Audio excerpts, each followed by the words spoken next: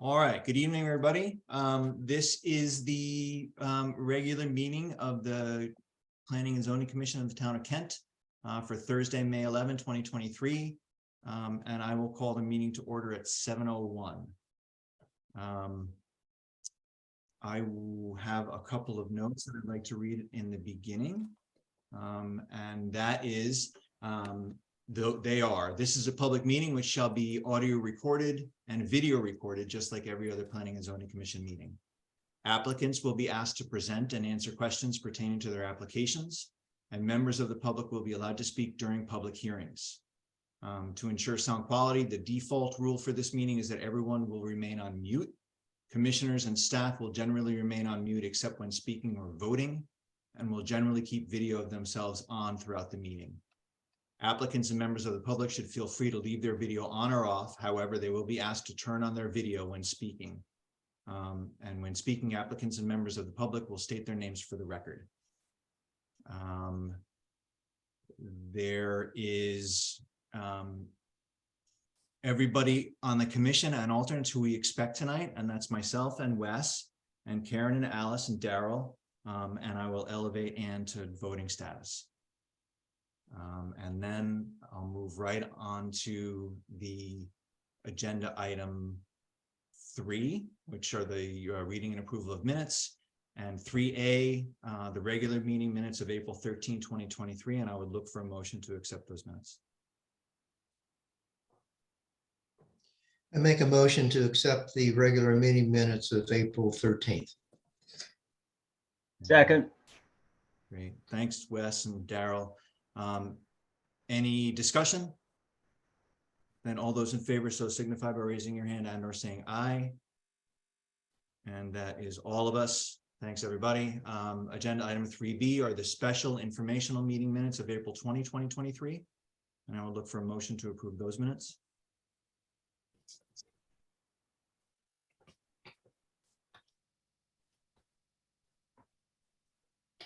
So I was not there and Adam's not here, so somebody's got to. I make a motion that we accept the special information meeting minutes of April 20th, 2023. I'll second that. Okay, thanks, Alice and Karen. Any discussion? Then all those in favor so signify by raising your hand and or saying aye. And that motion carries with all of us, all 6 of us. And as Wes said, Adam's not here, he's generally the motion maker in the beginning of the meeting. So That's right, the man in motion. motion. That's right. Okay, so agenda item 3C, special meeting minutes of April 21, 2023. I'd look for a motion to accept those minutes. I'll make a motion to, Go ahead. I'll make that motion to accept. And a second. I'll second. Great. Thanks, Wes and Alice. Any discussion? Then all those in favor so signify by raising your hand and or saying aye. Aye. And that is all of us again. Thanks very much. Agenda item 3D, the special meeting minutes of April 26, 2023. I look for a motion to accept those minutes. I'll make that motion to accept. I'll second the motion. Great. Thanks, Wes and Karen. Any discussion? All those in favor so signify by raising your hand and or saying aye. Great. And that motion carries with all of us. And the last minutes to review are the special meeting minutes of May 3, 2023. And I would look for a motion to accept those minutes. I'll make that motion as well to accept. And second. Second. Second. Great. Thanks, Wes and Daryl. And any discussion? Then all those in favor so signify by raising your hand and or saying aye. And that again is all of us, right, Wes? That's an aye from you. Okay, great. Okay, so that is the administrative portion of the meeting. Is there anybody in attendance who has something to talk to that is not on the agenda for this evening? Matt, I think we need to add to the agenda the appointment of an alternate. Right, Yes, Ty? Alice. I don't know where you want to add it, but we need to do that. Okay. Yeah, under 9 would be good if you could accept the resignation and then possible appointment. Or a recommendation for an appointment. So let's drop back from the public communications for a moment, and I look for a motion to approve to add agenda item 9C to the agenda. I make a motion that we add agenda item 9C to tonight's agenda. Appointment of alternative commissioner. Is that, I don't quite sure how to say it. That's great. Alternate, I guess. I'll second that. Okay, thanks, Alice and Wes. Then any discussion? And all those in favor then so signified by raising your hand and or saying aye. And that motion carries with all 6 of us. Then I'll ask for, is there anybody in attendance tonight who has business before the commission that is not on the agenda? Okay, and seeing none, I've got a couple of pages of attendees, so I still see none. So we'll move on to agenda item number 5, old business, and 5B, discussion and possible decision, 5B1. This is a pre-subdivision review, 25 Carter Road, 3-lot subdivision. And I would ask Ty if she's got any comments to make before we ask Glenn. Yeah, no, I think Glenn has done his review of the pre-application, so just hand it over to him. That's great. Then Glenn Chalder from Planometrics is here. We've asked him to help us review the subdivision, the application, or not the application, but the idea of a subdivision up on Carter Road. And he understands our subdivision regulations. So Glenn, I'll let you tell us what you think about it. You're mute. Sorry about that. I heard Matt's warning and decided I better mute myself, and then look what happens. So thank you very much for this opportunity. I have had a chance to take a look at the preliminary plans. We'll look through the commission's regulations, and I'm happy to be here tonight to answer questions and other things that you may have.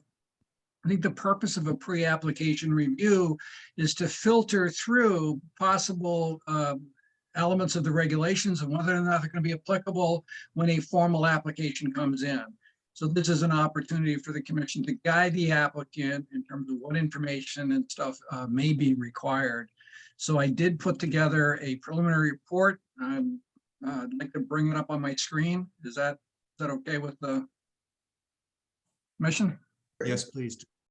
So it's just it's a little 3-page memo, if you will, a preliminary report of the 3-lot subdivision, and the general overview here of the conceptual plan is on the front of the report in case there's any questions or anything else that may come up later.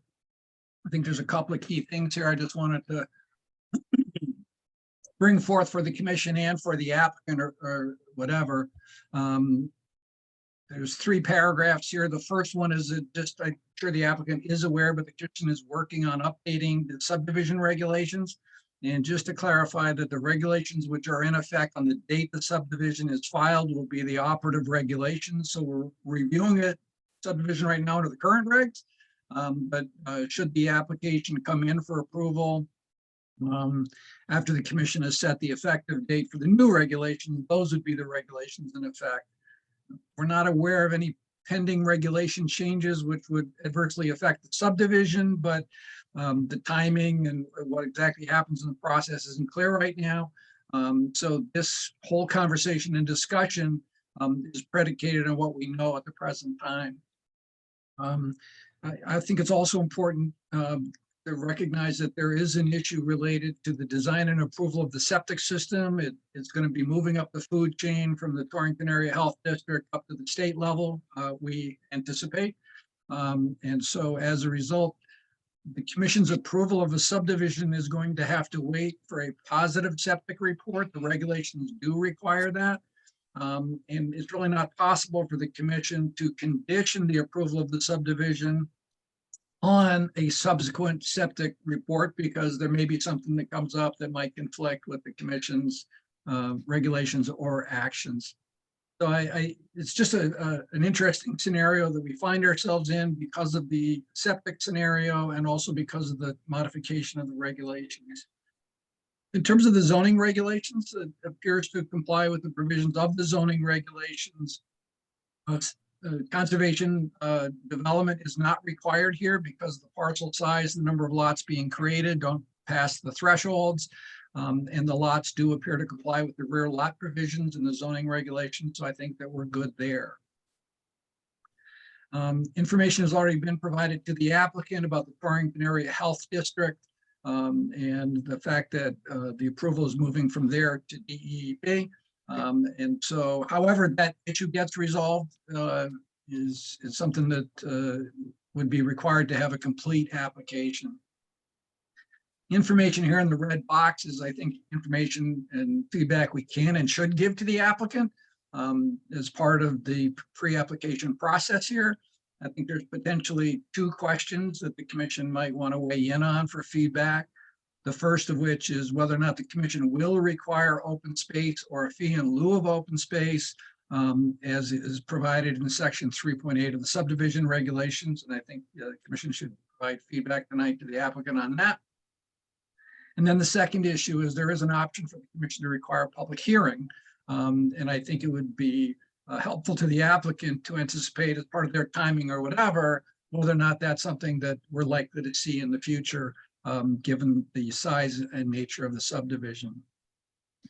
Before we come back to the red box, I'd just like to move on a little bit and say that look through some provisions in the subdivision regulations related to possible additional application materials, which the commission could require or not require, given the size and scale of the subdivision and the property, et cetera. I'm not convinced yet that these elements are required. This relates to character of the land, soils evaluation report, soil conservation report, excuse me, detailed soil survey, environmental or hydrologic study assessment. I think if we were dealing with a larger scale subdivision on different parcels of land, these elements might be required. So my suggestion for the commission is I think we have enough information on this application that information may not be required unless you think it could or should be.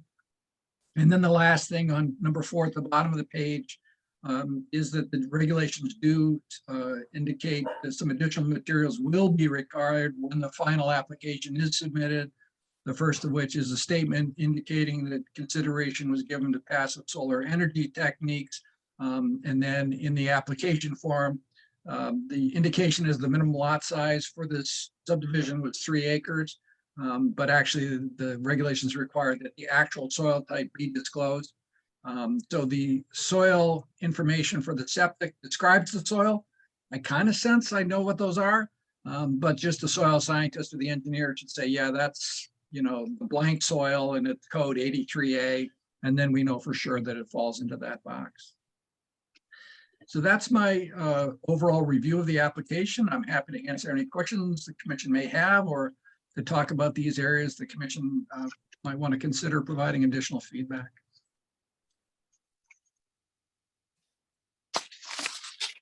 My first question is regarding the soils. Yeah. And how can we tell if the resultant lots will conform to the minimum lot area described in 3420 without a soils report? Well, I think the soils information is what I've mentioned down here in the second bullet in 4, is that they have done the soil testing on the property for the design of the septic system. The soil type can be named and described. And that's going to tie into the chart in the zoning regulations. So I think we just need the engineer or soil scientist to indicate to us what that soil type is, and then we know it fits into that box. So I think there's soils work that's been done out there, Matt, both in terms of the wetlands delineation work that was done for the wetlands approval and that was done by the engineer for the septic design and monitored and overseen by the health district. So Where are you going? I don't know that we need a separate report to document what's already been done. They can summarize what's already been done and tell us the soil type. And on their professional certification, then I think we know the applicable lot size requirement. And the lot size requirement based on the soils really is limited to the area where the subsurface sewage detention system is going to be located. Is that correct? My understanding, yep. Fine. Okay. So we would like that information. If that information is not on the horizon for the applicant, we would like that information to be shown on the drawing so we can understand that the lot sizes are correct. Yeah, I think I wouldn't use the word desire, Matt. I think we would require that Great.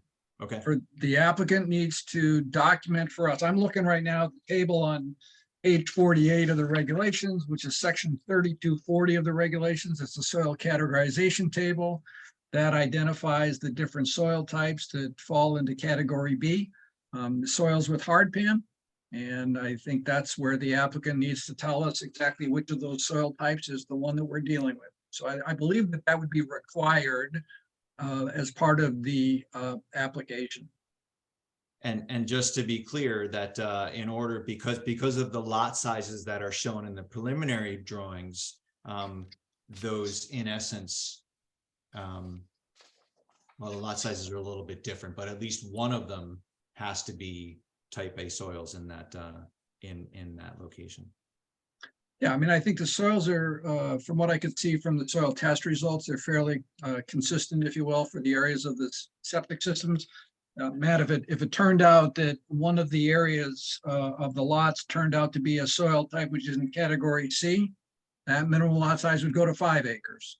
So that's why we need the applicant to say to us, no, these soils are this type and fall into this category.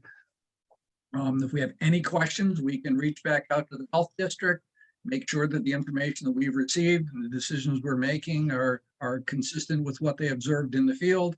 And then I think the situation, the scenario is clear that these lots, the minimum lot size is either 2, 3, or 5 acres. So that's information that would be required. Great. Thanks, Glenn.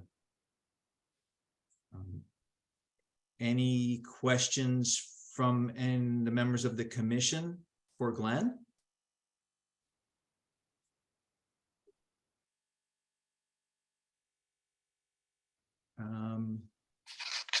Glenn, would you suggest that we try to answer, do we have these discussions with regard to number 2 on your page 3 now? I would, Matt. I think that the benefit for the commission and for the applicant in a pre-application situation is to be able to identify key issues which they should be aware of and prepare for as part of their application. So at the bottom, for example, again, the issue about passive solar and designating the actual soil type is, we're just telling them, you know, the application is not going to be complete without that. So please make sure that that's included in the application.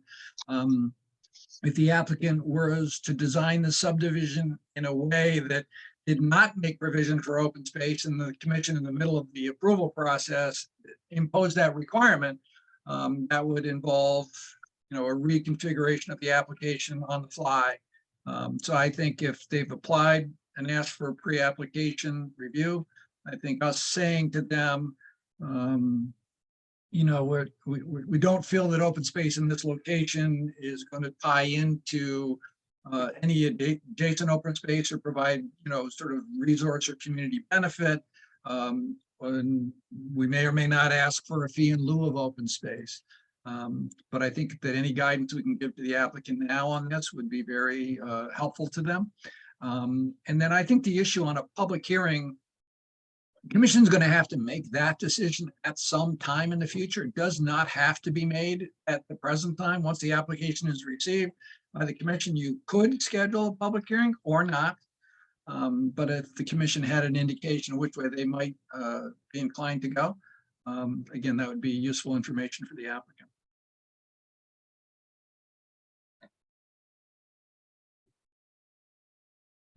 Does the commission have any thoughts regarding requirement for open space?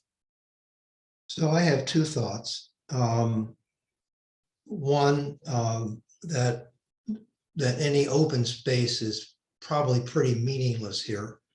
That we can require a fee in lieu, and since we can, I suggest that we do. I don't think open space is meaningful. In terms of a public hearing, it's we can or cannot. It's a small subdivision. I would opt to not require a public hearing.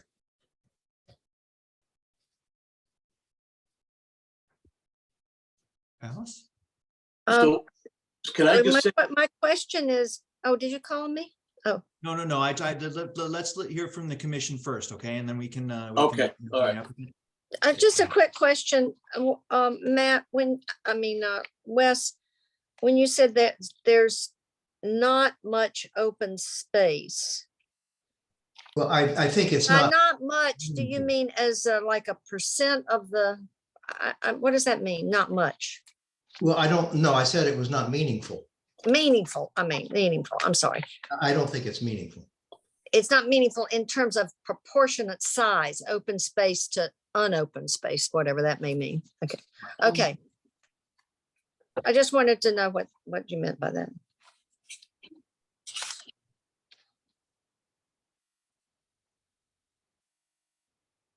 Karen or Daryl?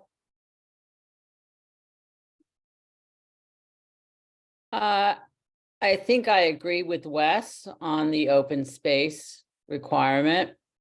However, I disagree with them on the public hearing. This is a sensitive neighborhood, shall we say? And I think we should have a public hearing.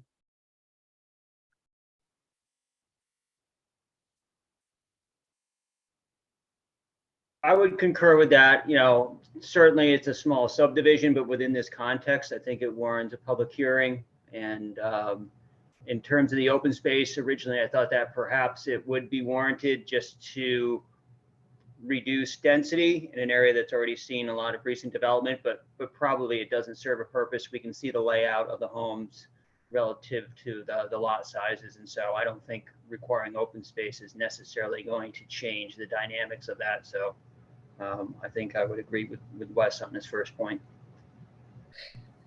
So how do you calculate? It says the fee, if you take a fee instead of requiring open space, is that meaningful? Well, I think that's an issue for the commission to ponder. I think the statutes are set up and the regulations are set up to require a percentage of the property as open space.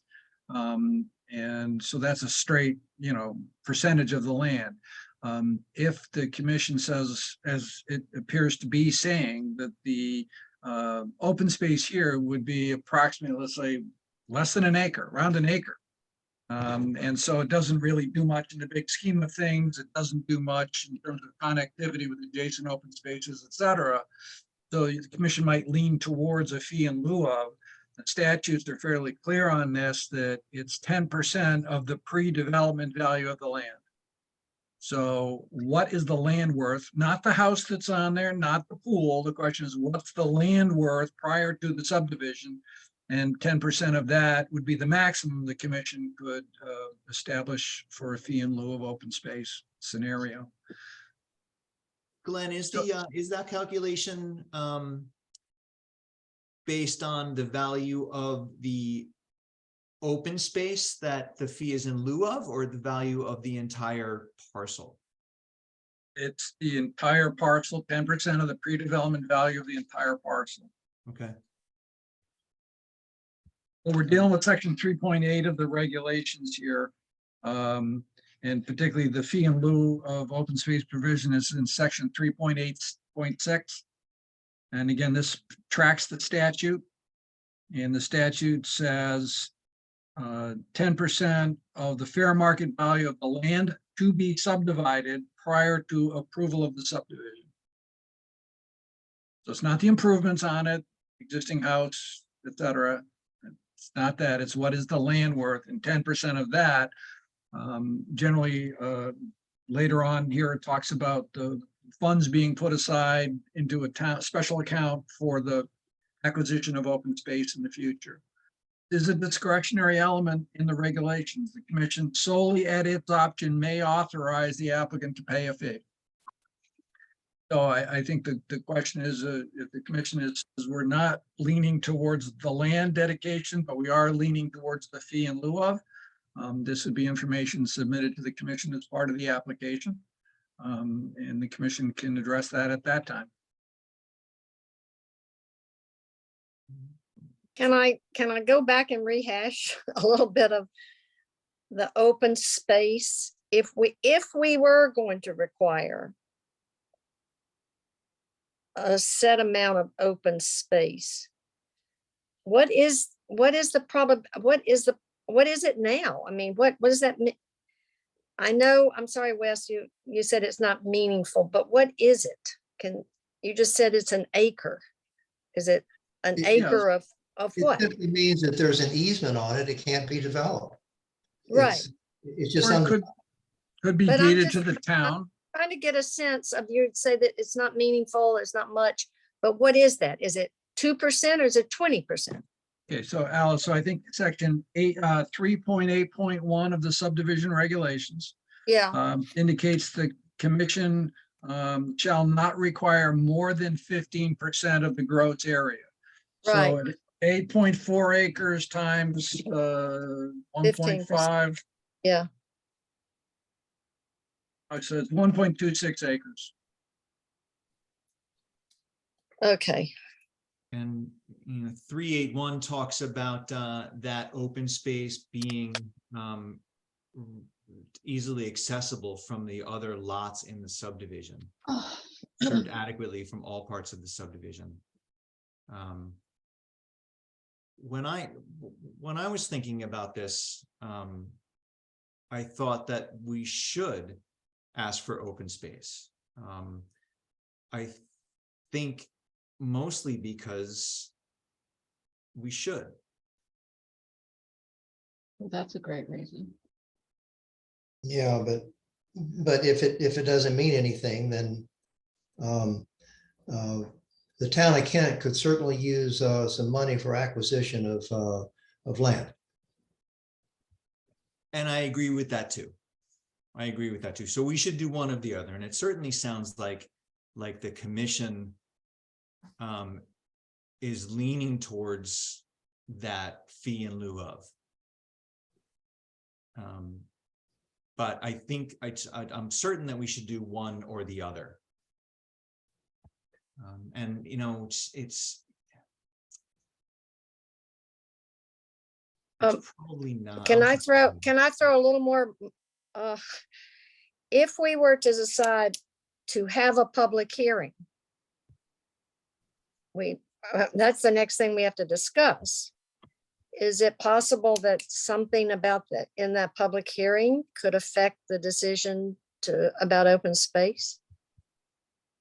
I can jump in, Matt, just for a second. I don't think the commission necessarily has to make this decision today. We're in a pre-application give and take with the applicants, and they're going to get a chance to chat with us in a moment.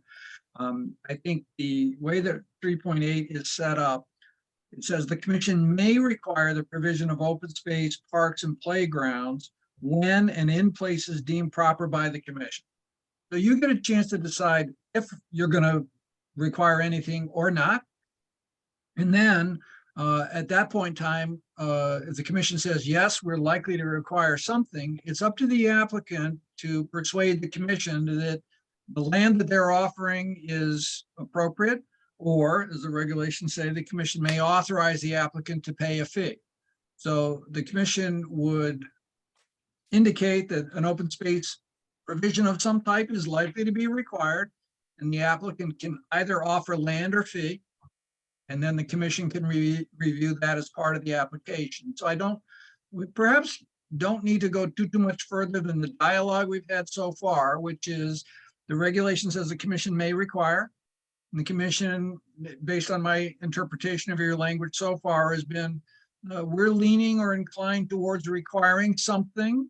Some people say, well, maybe not the land.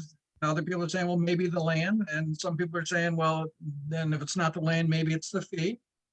I think the applicant gets to come in with a proposal and show you what they're proposing. And now the commission can say, you know what, no, that land doesn't do anything for us, we'll take the fee, or otherwise. So I think my sense for your consideration is that you've given the applicant the first indication of which way you're likely to go on this. And now the ball is in their court to come back to the commission with a proposal or two. Yeah, Glenn, that's well stated. I mean, we don't have to now dwell. I think that's right. I think, Matt, that again, if the commission is comfortable with that, I think certainly give the applicant an opportunity to comment as part of the preliminary, application request, et cetera. But I think that these are the major aspects of the value and purpose of a pre-application review. Okay, great. Then I'll chime in and say that I think a public hearing is warranted, as my own opinion. And It might also be, Matt, beneficial if the commission has not processed the subdivision in a number of years. The commission's a little rusty on this. And so I think a little cautious approach saying that we're inclined to have a public hearing. Nothing may come up or anything significant, but now we have an opportunity to consider what might come up as part of that application. Okay. So Annie, anything to add? I don't, just wanted to say hi to Jason Perillo. I've known Jason for a while. So Jason, how are you? Nice to see you. Okay, so any questions then from the applicant? Mr. Chairman, Jason Perillo on behalf of Highwatch Recovery Center. Glenn, it is good to see you too. Mr. Chairman, I have no questions. I thank the commission and I thank Mr. Chalder for giving us some guidance on this, much of which we knew, some of which we did not. So all of this is helpful. And we can get you whatever you require. That none of this should be a problem at all. I understand that there is a deep approval process. We're familiar with that. So I don't think I have any questions at this time. I have a couple questions. My name is Tom Willis, and I am also associated with Highwatch. The septic report, it is my understanding that the septic report, Kathy Weber came out and took some soil samples, and the lot sizes were based on, where we positioned the houses, how we divided the lots were based on the soil. So it was my understanding that that's already kind of been approved, but we can get some, we can get a scientist if we need to explain Tom, that. I don't think you need to get a soil scientist. I think you've had all the research done. It's the only thing that happened is that nobody said to us, this is soil type blankety blank, which now clearly falls into this category. So you have everything, just nobody declared it as part of the application. So if you talk to your engineer about that, it's pretty straightforward. Okay. All right. And can I ask a question about open space? If it was open space, if we needed to give you guys, open space, that would be so people can walk on the property on, like they can walk around the houses and, it's not like it's a big piece of property or anything that, that we have there. So No, I would love to be able to donate it to the land trust, but, it doesn't really fit in this application. I don't think so. I think that we might be getting a little far afield at this point in time. I think all I mean by that is that I can understand why you guys might have some suggestions that you would prefer not to do the land dedication, and as a result, you would propose the fee in lieu of, or otherwise. The regulations also allow the commission to work with you on the disposition of the land. It could be deeded to the town, deeded to the land trust, deeded to another conservation organization, or perhaps it could be a conservation easement.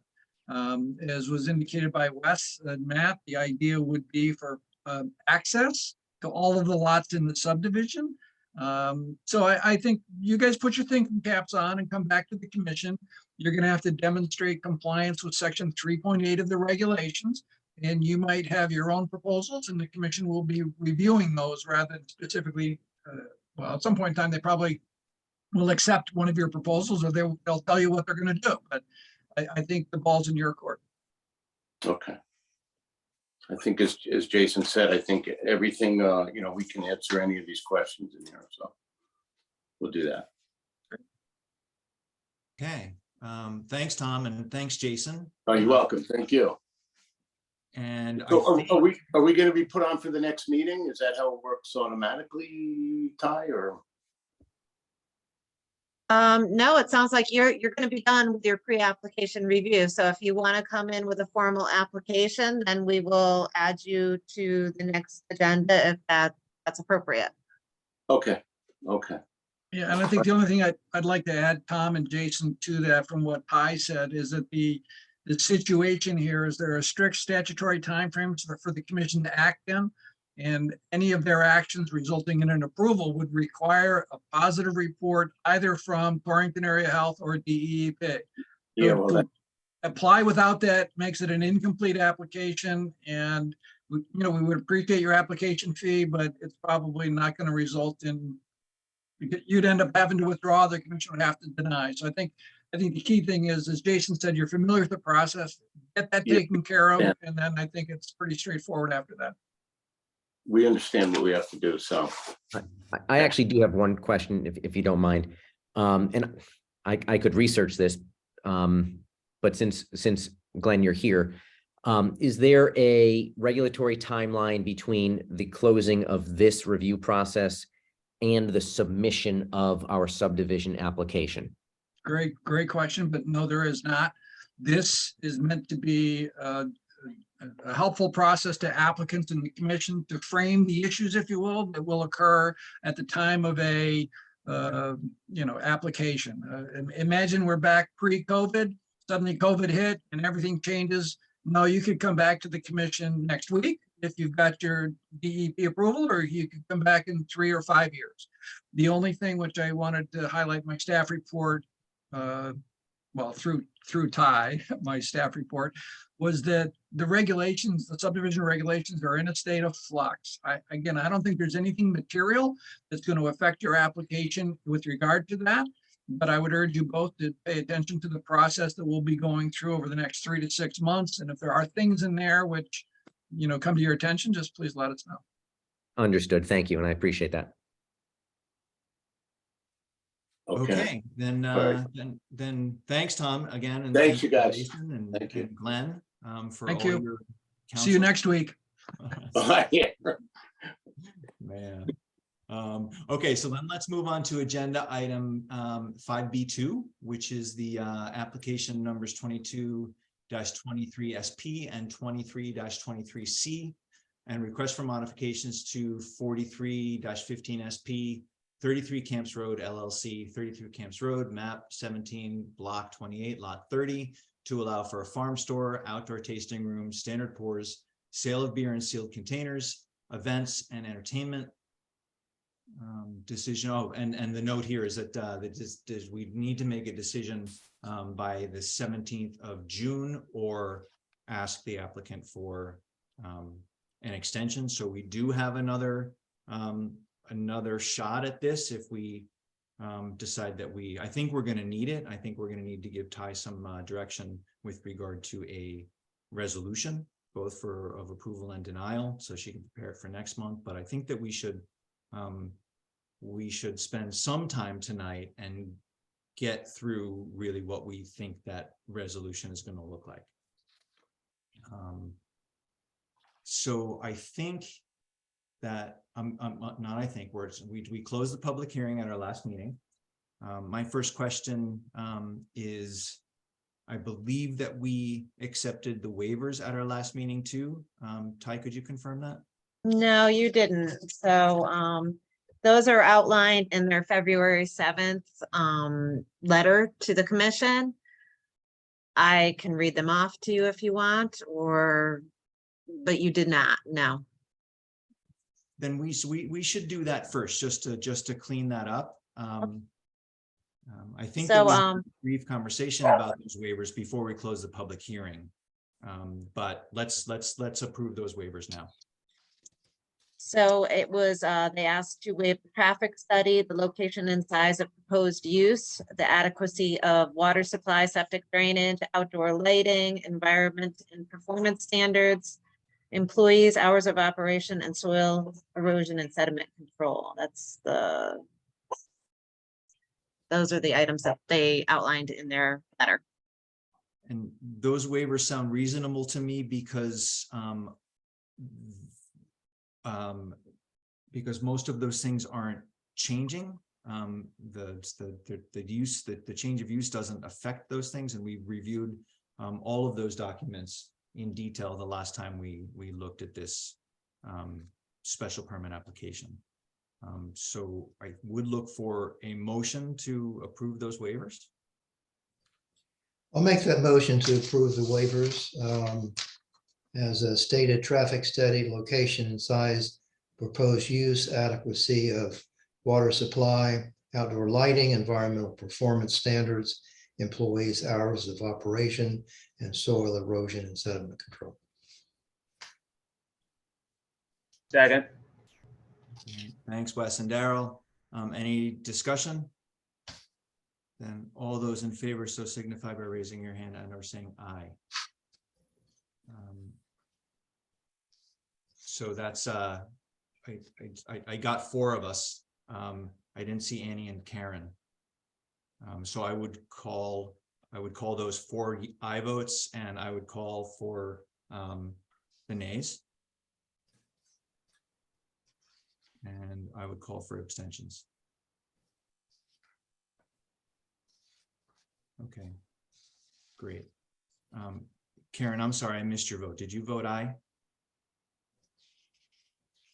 No, I'm concerned about the traffic study. The traffic was brought up many times in the public hearings. And I know you guys went through all that the previous time. I don't know how many years ago that was. So that was one of my concerns. The rest of it, I'm okay with. So I don't really quite know how I should be voting. Maybe you can guide me. I think that I would, if it were me, I would vote against. If I had that. Okay, that's what I shall do then. Okay, thanks. So we have 4 ayes, 1 nay, and 1 abstention. So that motion carries. As you know, just as a point of reminder, the abstention vote doesn't count. Even it doesn't make a difference in this vote, but the abstention vote doesn't count as a vote. We would look for a majority of the voters of the votes. Matt, I voted the same as Karen. Oh, sorry. So That's all right. For For the record. Let me change the tally then. That's 3 ayes and 2 nays and 1 abstention. And by my count, that's 3 votes out of the 5, and that's a majority. So the motion still carries. Ty, that makes sense to you? Matt, In accordance with the bylaws? I didn't know an abstention was just a non-vote and that you had to, I'm sorry, maybe I need to know what an abstention means since I voted it. Yes, to abstain is to not vote either for or against, and in accordance with certainly Robert's rules, and I believe our Yeah. bylaws, that an abstention counts as a no vote. It counts as a Yeah. not a vote. Well, I've changed my abstention then. I mean, I'll change it to a nay vote because there's too many issues in the waivers that have to do with the issues we're going to be discussing. And I don't see how we can waive them if they're issues we're going to be discussing. That's Okay, mainly well, what I was just confused. I don't understand how the waivers address things that are in the application now. Is that true or not true? Ty, well- somebody explain to me if I'm wrong. Let me tell you. Yeah, tell me. The split vote means that the motion does not carry, which means that we can't move forward with discussing the application. We cannot approve the application without approving the waivers. I was careful to ask before the public hearing was closed, whether the commission felt that we had all the information that we needed from the applicant and whether the applicant was asking for the waivers. yeah. So, Well, the point is, I understand that we think we have information. I'm just a little confused if a waiver that addresses issues that we are going to be discussing, how that you can it says we're waiving, that means we're not going to discuss it. I'm somewhat conflicted. okay, that's not what that means. It means the waiver, we're waiving the requirement for submission of those things by the applicant. So there's the application requires 13 numbered items. Yeah, maybe right. 15 numbered items plus some sub items that are required for the application. And in some applications, we don't need those things because either the use that's being requested is those items are not germane to that request, or Okay. because in this case, we believed that that information had been presented to us in a different format, maybe at a different time. Okay. So it's not that we can't talk about it, it's just that we can't ask for any more additional information from. Okay. So do you mind if I just? my No, two go cents? ahead, Ty. So, I mean, you have your special permit application, which triggered the public hearing, and then you have your site plan application that traditionally doesn't necessarily require a public hearing. So if you didn't have a special permit application associated with this, you could ask for that additional, if the applicants wanted to, they could come forward with the traffic study or whatever else that you might require as part of that site plan application. Does that make sense? Mhm. It does. I mean, except- I could check with Mike, obviously, Mhm. if we're not all confident on that, but to me, say this was a Horizon Line application that doesn't require a special permit or a public hearing, and you needed more information on that site plan, you would just ask for it. But that's not the case here. I mean, you can ask Mike, but Okay. I think that based on where we are now, I think we have to table this discussion and move on to the next agenda item.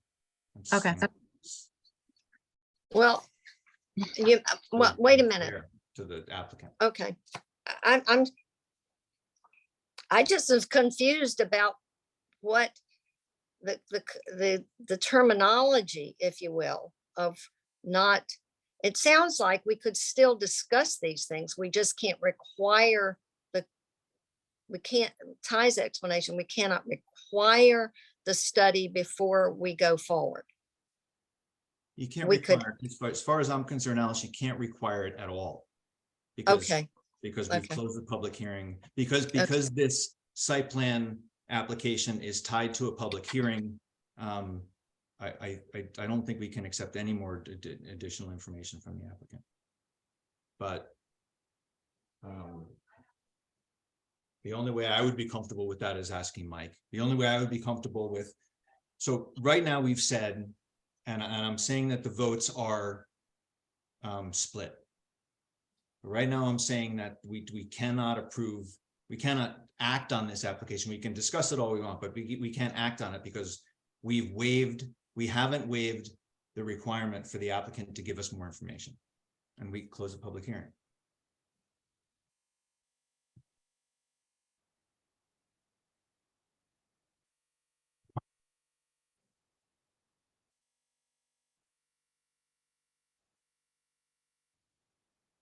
Any thoughts, Wes?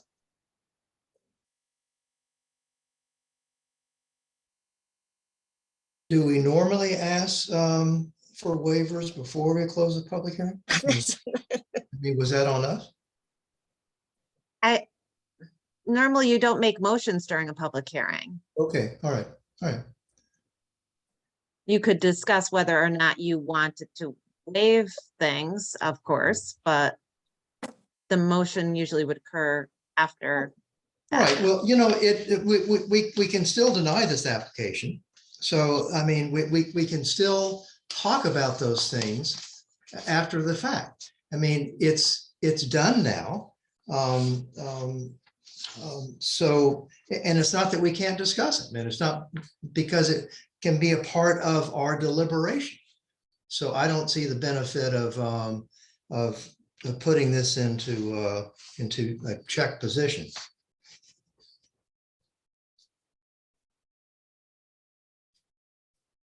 Yeah, I agree that I agree that we can discuss all of those things. Okay. It just that, we have to remember that we can't ask the applicant for anything anymore. And Okay. if we're not accepting the waivers, then we're, in essence, we can't approve the application. So we'll ask Ty to go back and talk with Mike Ziska and find out what he thinks. I think Wes is right that we should continue along with the discussion. So could we ask, having had this conversation, for a revote on this? If somebody wants to make that motion again, that would be fine. I don't know that it's going to change much, but I mean, we were in discussion. We probably should have discussed it. I'd make a motion that we approve the waivers as submitted. Second. Thanks, Wes, and thanks, Daryl. Is there any further discussion? Now's the time for discussion before we vote. Does anybody have anything else to say?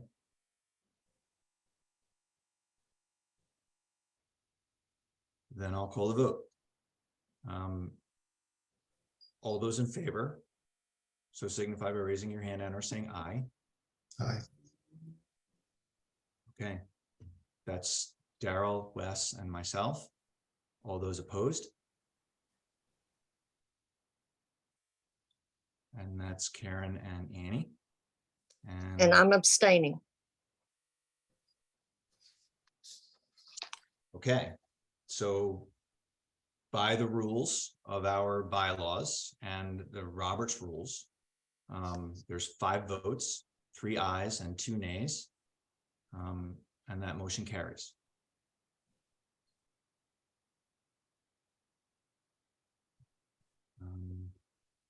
So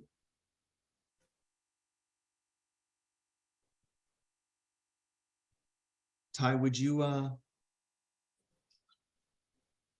know this is becoming a habit. Well, would you double check that conversation with Mike? Yeah, I'd like to do that. Okay, great. Thank you.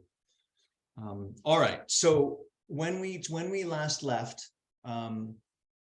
we were talking about what the request is, and I had framed it that the applicant is looking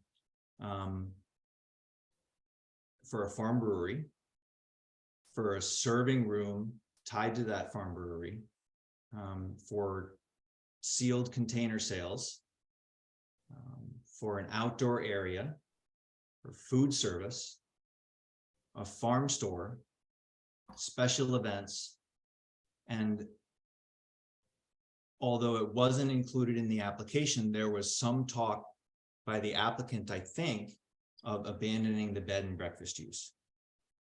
That's Um, correct. So if we could take each of these in turn and look at the application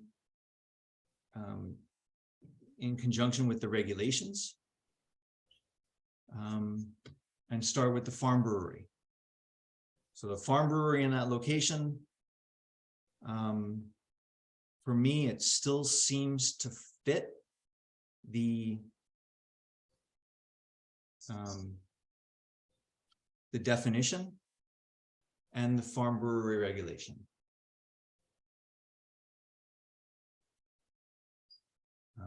In those, in the definition, when we talk about a small scale and 20% of weight of ingredients, not including the water, produced within 50 miles. I think the applicant has, well, before I say that. So those are the couple of things in the definition that I think are important.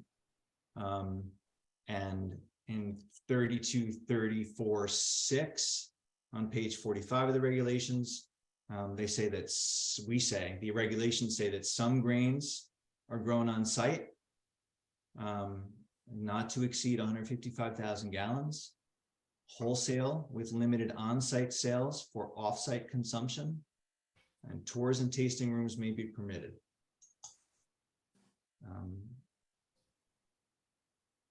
So does anybody in the commission have any thoughts about the farm brewery?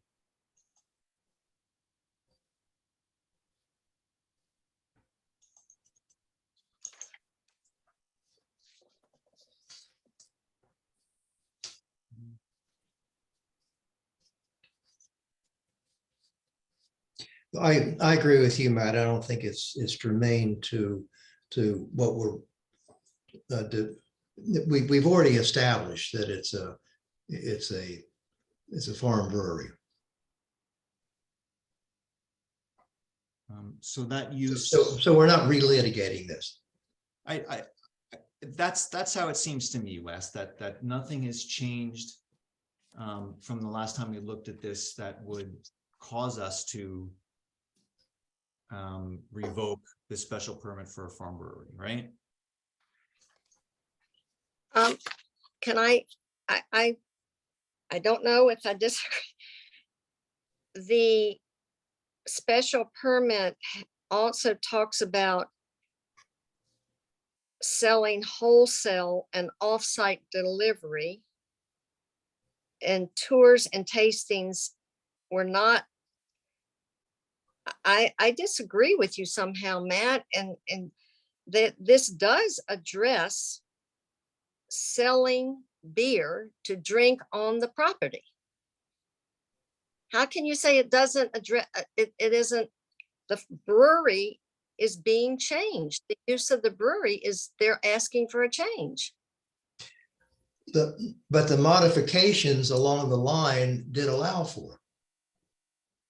I mean, we had the initial special permit, then we had several modifications after that. But they're asking for even more modifications now, Wes. Well, what I'm saying is that we did approve that at one point. Now, it may be a matter of scale in your mind, but the actual tasting, we did approve.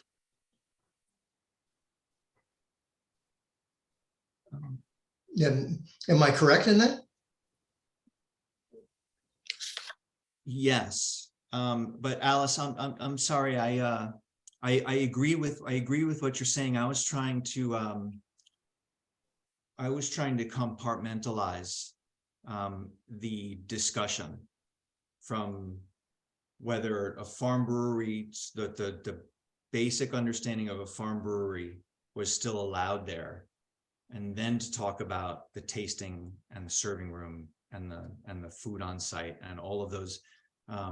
So I started out by talking about the farm brewery, the serving room, the sealed container sales, the outdoor area, the food service, the farm store, the special events, and the bed and breakfast. All right. So in my mind, it's just easier to think about those incrementally. So just the basic understanding of a farm brewery where we're talking 3234-6. In order to preserve and encourage agricultural activities in the town of Kent, a farm brewery provided that, and this is permitted by special permit. Some of the grains used are grown on site. The quantity of finished products shall not exceed 155,000 US gallons per year. The finished product shall generally be sold at wholesale, except that limited on-site sales for off-site consumption may be allowed, if specifically approved by the commission. And D, tours and tasting rooms may be allowed if specifically approved by the commission.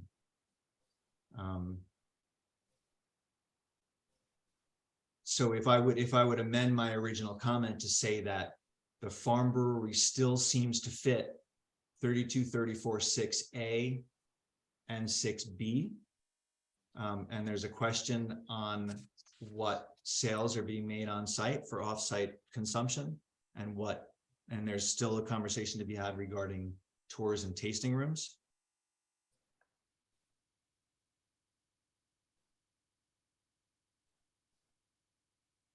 Matt, I could be remembering incorrectly, but didn't they say that they weren't growing grains anymore on site?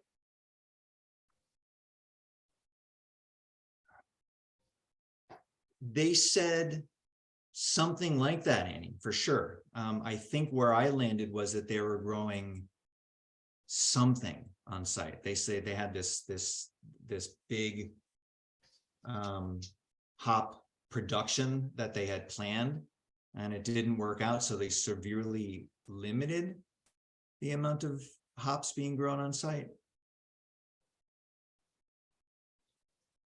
But the spirit of that has not really changed. You know, they're not growing hops because they couldn't, that they wanted to, but they couldn't.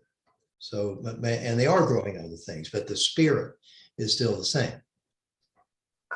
What do you mean they can't grow hops? I think they said that it didn't work well there. Right? Wasn't that their?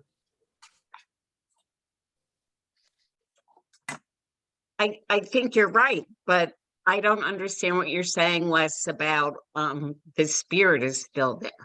Well, it's still a farm-based, they still are in the spirit of what they wanted to do, which is a farm-based brewery. But that, and again, I could be wrong. Doesn't a certain percentage have to be grown on premise? Yes. No. No. Some. I asked the question about their supply chain. They have to get 50%, 20% within 50 miles, and they submitted to us their little chart, which states that 60% is obtained in terms of dry ingredients from within 50 miles. That was sort of the bigger criteria I was looking at to make sure they still fit within the farm brewery definition. When you say that some grain is grown on site, that could be a single stalk or it could be a whole meadow. I think that's why Wes is referring to its spirit. I'm not sure that they're not growing any hops there. It's just the larger scale production that they had envisioned didn't quite work out. There may still be hops on site. I doubt they could totally eradicate it if they wanted to at this point. So the criteria of growing grains on site is much less stringent than tying the actual percentage to a supply chain, and they've met that. That's why I asked the question. Thank you for the clarification.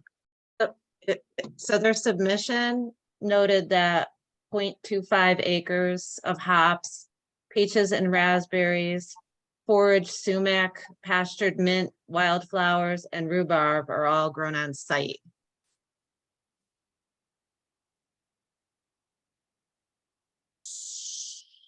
Great, so there are hops still being grown there. That's what they submitted. They lied, liars. So, yeah, I would really prefer not to hear any outbreaks like that. The public hearing is closed and you're welcome to listen. But public hearing was, we had a series of public hearings and I think that's disrespectful to us on the commission.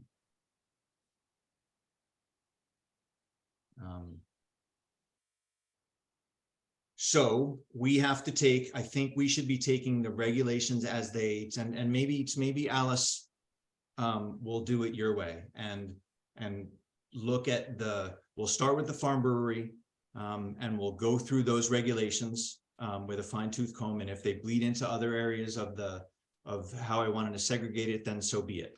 So let's go back to starting with the farm brewery. Let's go back to the definition, 2200 on page 8.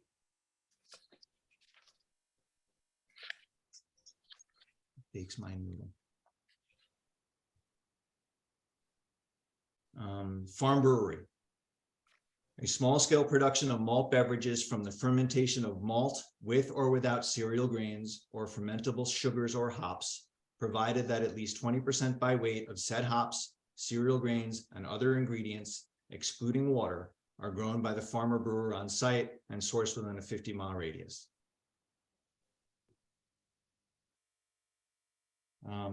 So looks like 20% by weight of said hops are grown within a 50-mile radius. Said hops, cereal grains, and other ingredients. The testimony from the applicant was that they are, I think Daryl just pointed out that they said 50% within 50 miles. 60. And there was some question as to whether that distance was valid. And of course, if someone wanted to put it into their Google Maps, that would give you a road route. If you wanted to draw a straight line from the farm to one of the fields of this agricultural production area in Windsor, it would meet the 50 miles. So if you want to get technical, it still meets that criteria as well. Yeah, and I think it's clearly radius. It's a 50-mile radius. All right, so notwithstanding, this doesn't have anything to do with what's being grown on site, but 20% by weight within a 50-mile radius, according to the testimony, which I think we accept.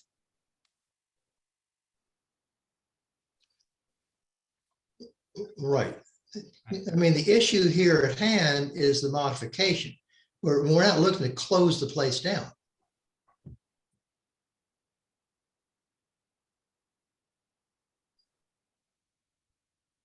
If we get past that definition, and if we get past that definition, we can all decide what we think about that definition, whether they're conform, whether the farm brewery is conforming with that definition.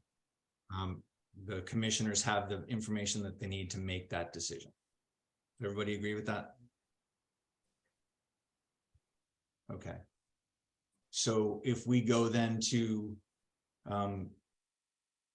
regulation section 3234.6, which is on page 45.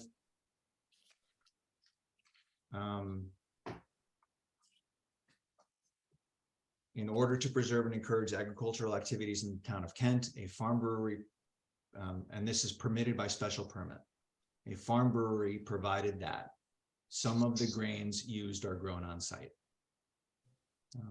Testimony from the applicant is that grains are being grown on site, along with other vegetables and other ingredients. I think the operable term here is grains.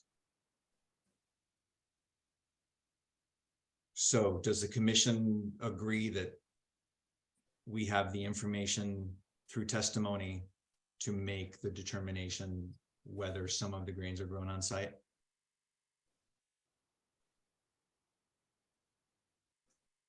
Okay, then. 6B, the quantity of finished product shall not exceed 155,000 US gallons per calendar year.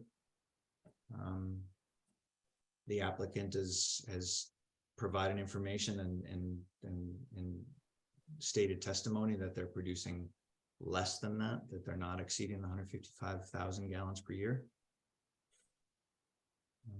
And then does the commission believe that they have the information necessary to decide whether that regulation is being met? I think we should accept that. Then 6C, the finished product shall generally be sold at wholesale, except that limited on-site sales for off-site consumption may be allowed if specifically approved by the commission. So what's been specifically approved by the commission is the retail sale of growlers at that point that they called it, they called those containers growlers. They've testified that that the difference today in the market is that less people are buying growlers, which are, it's a jug of beer, for lack of a better, quantity explanation, versus a bottle of beer or a 6-pack of cans. Currently, they have permission to sell. They have permission to sell wholesale, and they have permission to sell on a limited basis for offsite consumption. So the question here is, does the commission believe that cans and bottles are the same thing as growlers? Are there sealed containers, which is what they're asking for? Does it make a difference whether they're selling their beer in a can or a bottle or a glass jug? Don't they currently sell cans? Yes, and they're not allowed to. Thank you for the clarification. Isn't that true? We issued a notice of possible violation Right. when these things came to light, and as far as I know, the brewery has stopped. I don't go there. I don't know whether they're selling beer in cans. They're not allowed to per our regulations. The idea is now we're going to codify what they're allowed to do, and I'm sure the neighbors are going to be all over them. Well, Matt, it's not just the neighbors. It's the control of this is really non-existent. And I have been told they sell beer there, and I haven't done it, but I will tell you, I do not believe a growler where they issued 100 growlers and people would come back and refill their growlers is the same thing as buying a can of beer. I do not think it's the same thing. I think the growler was very symbolic of the type of farm brewery this was going to be. And if you take your growler up there now, they won't clean it. They won't, it's a different thing. So I'm sorry, but I do not believe it's that the change is insignificant. Yeah, and I don't mean to say that I think the change is insignificant either, Alice. So that's for the commission to deliberate. So Alice thinks that sealed containers, I think, if I'm not putting words in your mouth, Alice, that a sealed container that they've been approved for is a growler. It's not quite sealed, but that sealed container should not include bottles and cans. Just Annie or Karen, any thoughts on that piece? Well, I tend to agree with Alice because I think in my mind, growlers kind of go hand in hand with the farm theme. And when you start selling cans and bottles, I think it changes the tone of what they've been approved for. I'm not a beer drinker, so I really don't know what else to say, but I kind of feel that they should keep it farm-like, that they've been approved for, and they should increase their wholesale production instead of making this a place where you can go and pick up a 6-pack of beer. And I also wonder, I'm just thinking out loud now, I also wonder how that fits in with liquor licensing laws. I don't know. Maybe it doesn't. Maybe you guys can answer that. But my opinion is that they should stick to the farm-like production, and in my mind, that's a growler. So to stick to my spirit of things, I think I agree with it. I agree with Karen and Alice.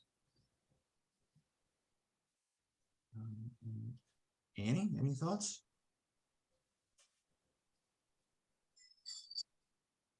Daryl? You know, I thought the original concept when we granted permission for the tastings was for people to come, taste a selection of beers, figure out which one they liked, buy a sealed container and leave the premises. So it somewhat goes with my philosophy concerning, you know, the full pours and hanging out, you know, in more of a bar atmosphere as opposed to a tasting room.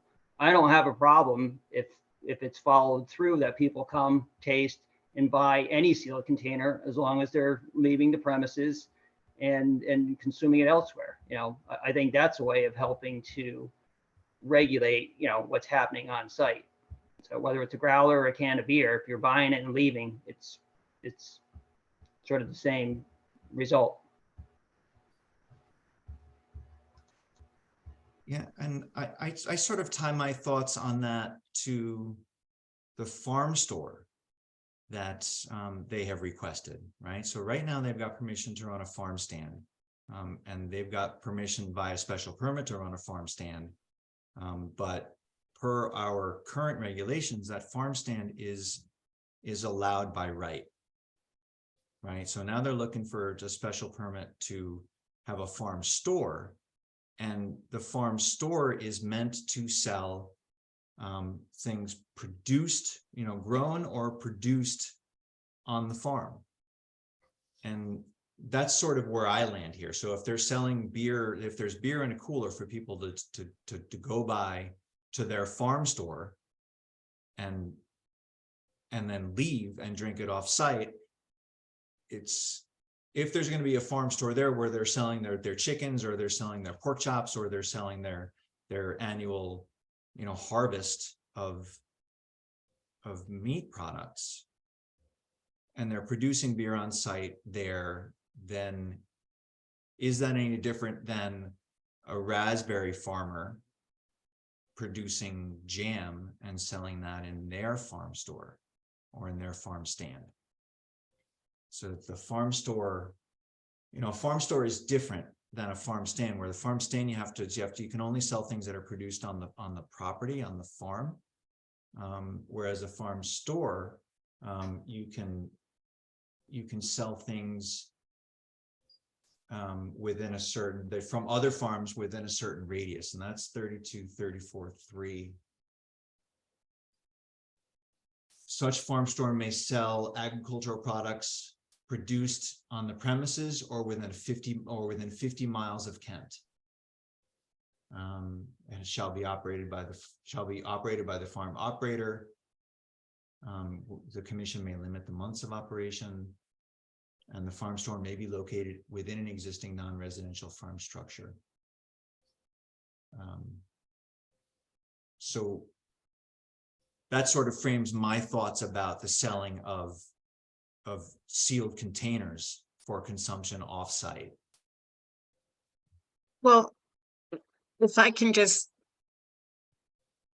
go back to one thing that Karen said, and maybe we have this information, I'm not sure, about liquor licensing, because you know, they're not selling raspberries and they're not selling ground beef, they're selling liquor. And I think we better be quite sure that we're operating within the legal framework. So Do we have that info? so I did talk to the Liquor Commission or Department of Liquor regarding the pours. There you go. And the difference between the 2 ounce and the full pours, and they don't have any issue with that. That's all under the same license. I didn't go as far as to discuss retail, like, you know, as in like a package store kind of retail, selling cans of beer and bottles of beer. So I would have to follow up with them to find out if that's all part of the same license as well, or if they could get a different license to do that. But I'd have to check with them on that. If that's something that you think that you're going to allow, so. I think I'm hearing that you may be considering selling, you know, the sale of beer and cans and bottles and kegs as retail as a possibility.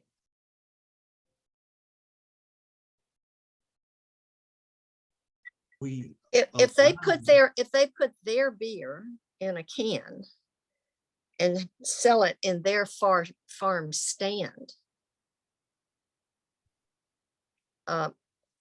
that's very different than importing somebody else's beer to sell there. I mean, but I don't know how we control all this. And if it's their stuff, that's one thing, but if they're bringing stuff in from other people, it's not their farm. It maybe not even be farm stuff. You know, who knows what it is they're selling in a store. So I, And I think we would also have to go ahead, Andy. think about,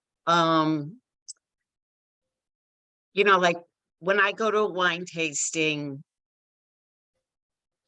you can leave with a bottle of wine, you can leave with a case of wine. But will they be open for selling beer when the tasting room is not open?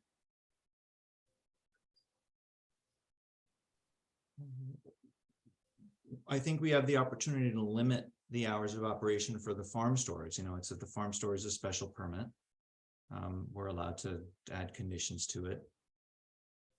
I was going to say that I would submit that the regulating of liquor sales is not our purview. Never has been. That the liquor license is not something that the applicant gets from the Planning and Zoning Commission. No, but if we're giving them permission to sell, but we have to be sure that they are legally allowed to. No, I think the onus is on them. The onus is not on us. And that's what Matt was saying.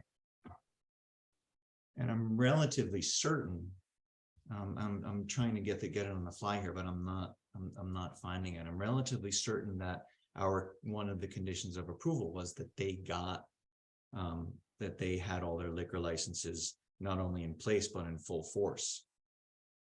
That they were required to get it and maintain it in good standing with the authorities having jurisdiction. We can go back and look at that.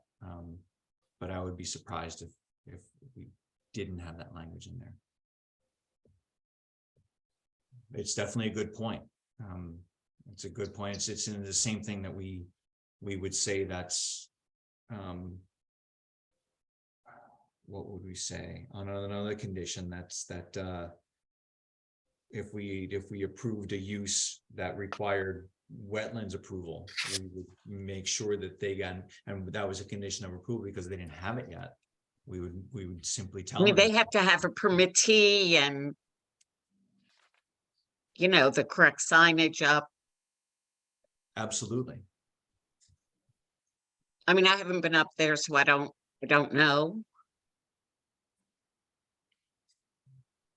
But I think I think that could be, depending on what the commission decided to do or what direction that the commission wanted to go. It's certainly a reasonable condition. That in order to sell beer either in a glass or in a can or in a growler or in a bottle or in a keg, that they would have to maintain the approval, the state approvals. And we were talking about alcohol, tobacco, and firearms, right? And it's something that we could condition that they would have to maintain, and we do that all the time as a commission. But I think I'm hearing, or it's and correct me if I'm wrong, but I'm hearing that the commission is drawing a distinction between a refillable growler, a refillable glass jug, and cans and bottles and kegs. I'm not seeing any dissent. Well, I gave my opinion on it, which is not that.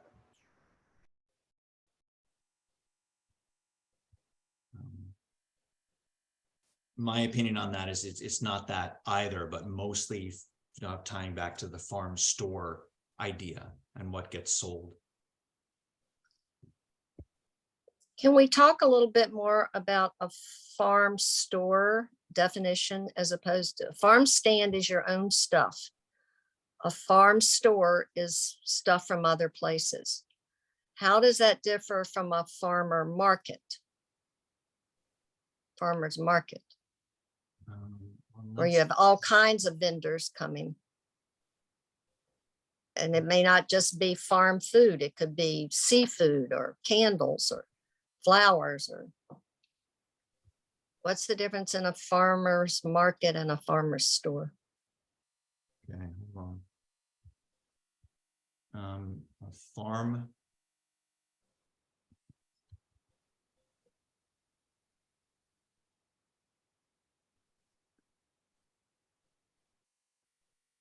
So we didn't just change this. So it's a farmer's market is allowed by site plan approval in the village commercial district. And Well, that's what happens on, in town. That's a farmer's market. yeah, and a farmer's market is, I don't think we have a definition of a farmer's market. We don't. The only place in our regulations where we talk about farmer's market is when we say that a farmer's market is allowed by site plan approval in the village commercial district. And a farmer's market Is not allowed in the rural district. It's a farmer's market is not allowed in the rural district. But they are asking for a farm store very specifically.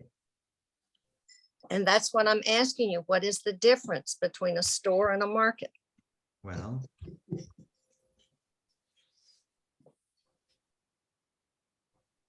so a farm store is allowed when accessory to a farm, right? Provided that such farm store may sell agricultural products produced on the premises or within 50 miles of Kent.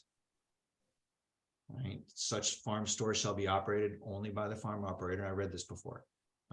The commission may limit the months of operation of the farm store, and the farm store may be located within an existing building, non-residential farm structure, for example, a barn.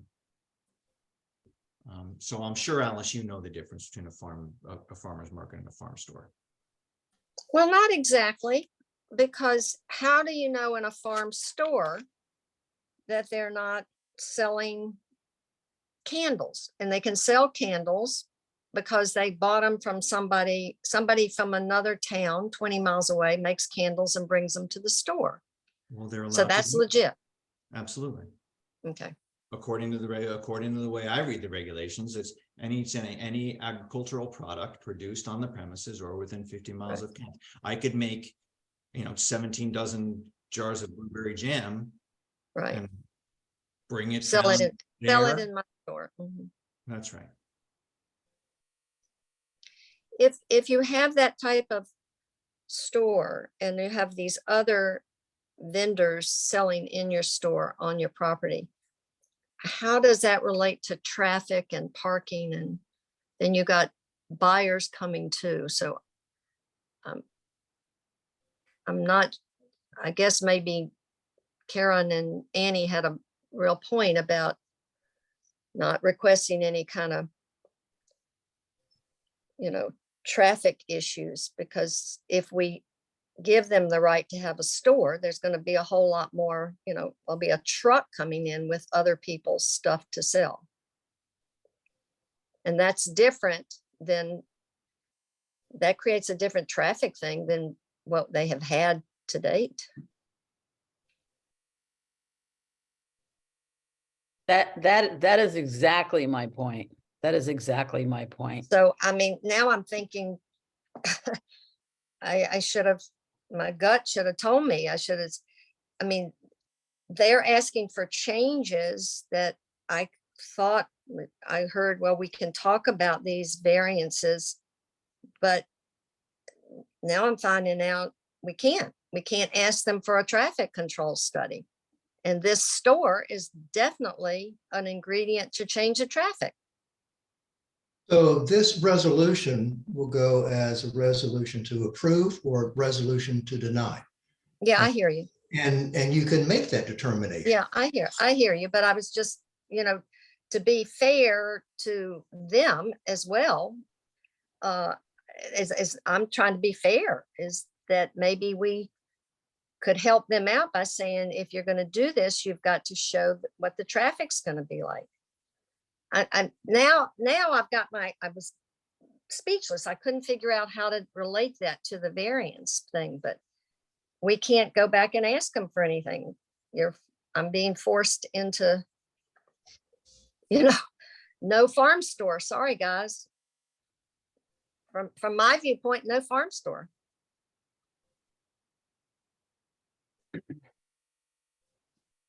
To that, I will say that this commission has been talking about this. This is the third month, right?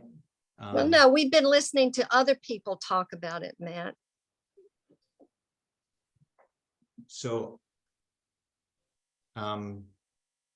that's fine, Alice. I vehemently, I don't like to say that word too often, but Okay. I absolutely disagree that this commission had the opportunity to ask the questions that we're asking tonight while the public hearing was open. And I don't want to diminish the questions or the concerns that are being raised. I'm just trying to figure out where we go from here, and I'm almost at the point, if we need more, if half of the commission, right, half of the commissioners present think we need additional information, then it seems to me that the only way is to ask the applicant to withdraw the application and have them resubmit the application, and we start the public hearing over again.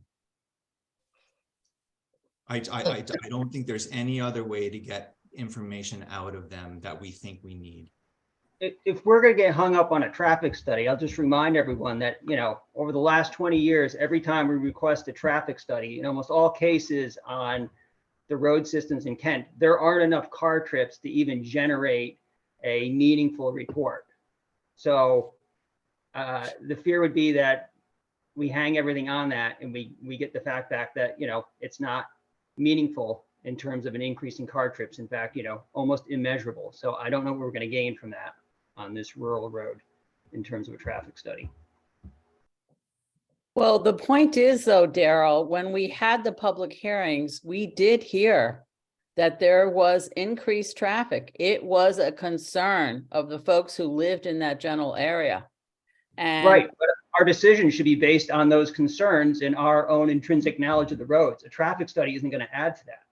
Okay, but I think the way to go, instead of destroying the whole application back out, is to simply come to a conclusion and make these some conditions here. I don't know how you control the traffic. So you probably have to limit the activities, all right? Let them stay with their farm operation the way it is. I think that's probably key. And stop and maybe deny events and entertainment and sale of beer. Because those are the items that are going to increase the concern of traffic. And I don't see how, as a commission, or I can just sit here and ignore that when there was so much brought to our attention about it. I don't know what the answer is. I don't know, but I don't think we can just pretend it doesn't exist and that we can't get a decent traffic report. I asked for the traffic report in the public hearings and I was told it was based on receipts of sales, which I didn't really follow. So I'm not in favor of throwing out the application and having them start over. Why torture everyone? I think we have to take a look more closely at what they're asking for and make conditions on an approval. Well, I think that's key too, conditions of approval, right?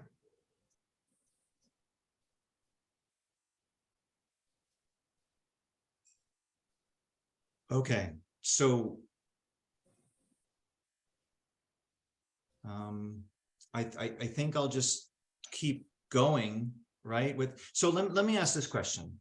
It is 25 till 9, and we have a pretty full agenda. How much time would you all like to commit to this discussion? You want to give it until 9? And then move on. I think I think we're going to be here all night. Right, that's what's going to happen. Right. And I don't mean to say that the conversation is not absolutely valid and important and essential. We have to be moving towards something here. Well, why don't we move on and come back to this? How about that? Let's take everybody else that's lined up and tackle them, and we can have another discussion about this at the end of the meeting. How about that? I don't know how you do it, Robert, rules wise, but that would be my suggestion. That sounds like a motion to table. Until the end of the meeting. Yes. So that's a motion, I think, right, Karen? Yes, I will make that motion to table this discussion until the tail end of the meeting and let the other applicants that we have on the agenda come forward now. And second? I'll second that. Any discussion? Hearing none. All those in favor, so signify by raising your hand and or saying aye. Okay, great. That's the 6 of us. Okay, so agenda item 5B3, the Landrigan Family Trust, 160 Ore Hill Road. This is a request for discussion. This was on the agenda from last month. And it's regarding a subdivision. This is a subdivision where Bill Manassi had those 2 questions for us that we turned into 3. Ty, do you have anything to add before we jump in? No, I think you kind of got it. You asked that we go to Mike Ziska to verify the answers of those opinions that Attorney Manassi asked of the commission. So I was able to get those answers and I passed them on to you. Did you want to go over them, or I can either way? I think that I've got them here. Hold on one second.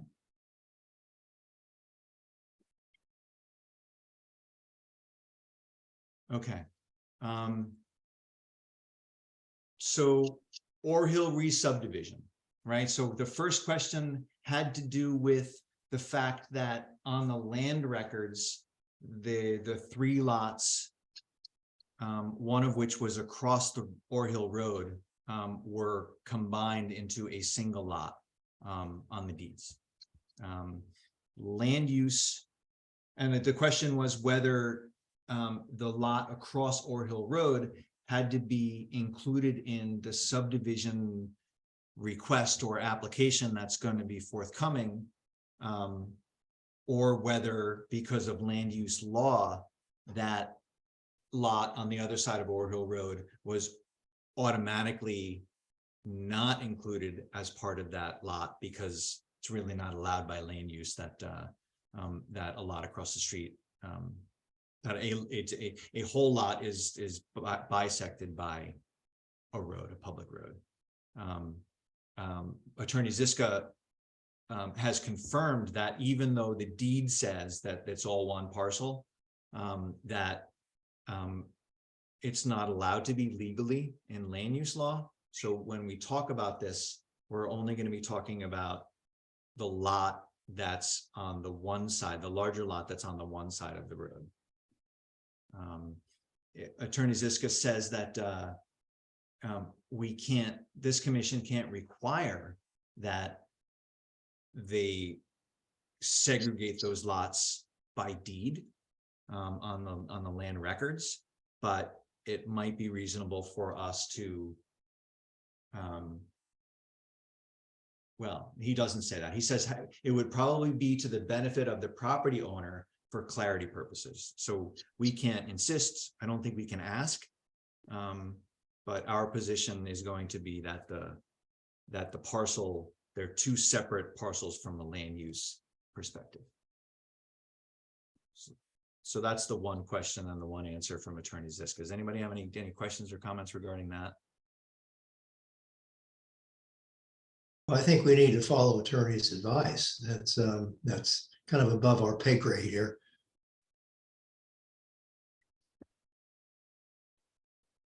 I agree. Anybody else? Okay, so the second question had to do with that open space is not a requirement or would not be a requirement for this proposed two-lot subdivision.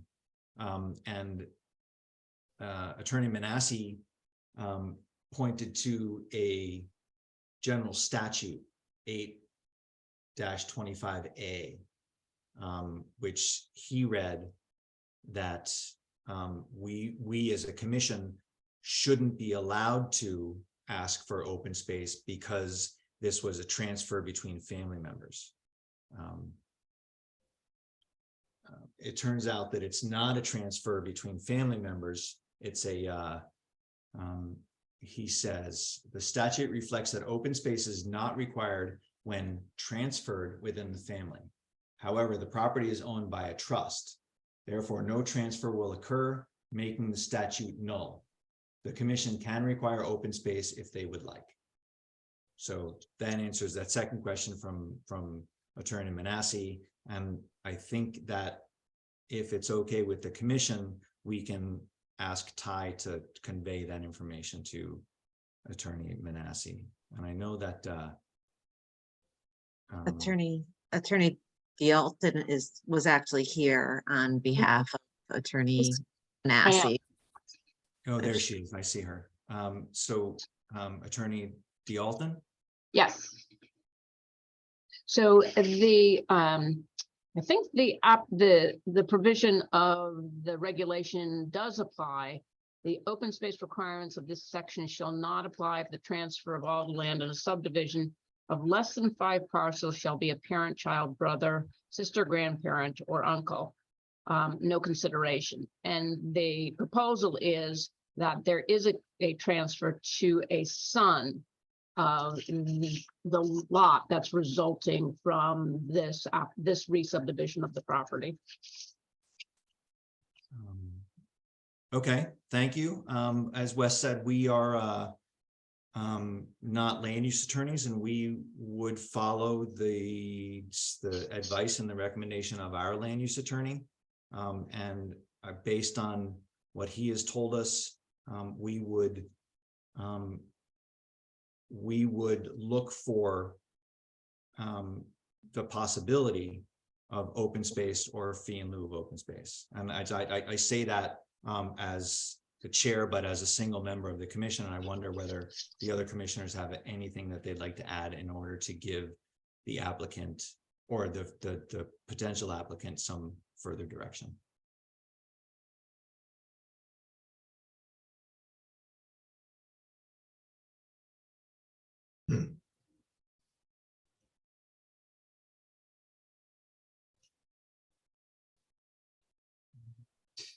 So the testimony was that the transfer would be to a son. So that would be a family member.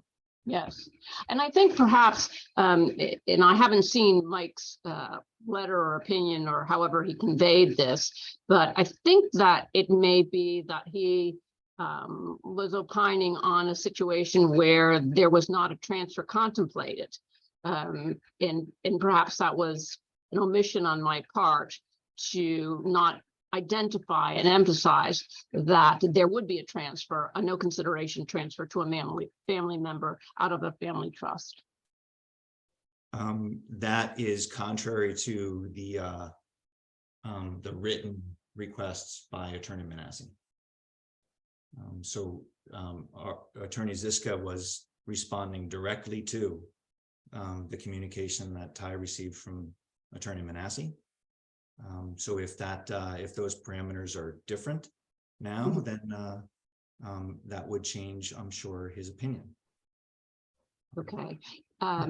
Yeah, I perhaps that was not the case when Bill asked the first, when he initially asked the questions.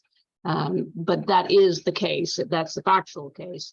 And that's why it seems that the open space provision in that portion of the regulation is spot on. Okay, so I will say that we have responded to this commission through its attorney, or our attorney through this commission has responded to the initial request from Attorney Manassi on Tuesday, March 28, 2023 at 5:50 p.m. So perhaps the clarification of the intent of the application can be made in the pre-application meeting. Since this is a request for information, then the next step would be for the applicant to have the pre-application meeting, just as was done with the Carter Road property. And then that the specifics of the request could then be detailed in that particular proceeding, so that when the application does come in its formal, in its final format, then that issue can be clarified. Sure, absolutely. Yes, Okay. we have answered the initial question, and I Right. think the ball is now in your court. Sure. So if we can clarify that further, and then we can have a further discussion about that at the pre-application proceeding before the commission. Terrific. Perfect. Good idea. It's a plan. It's a plan. That's all we can ask for. And I think those were the two questions that that Bill was looking for input on.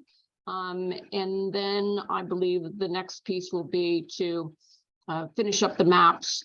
I think there is a Torrington area health approval already, and then come to the pre-application proceeding with this commission.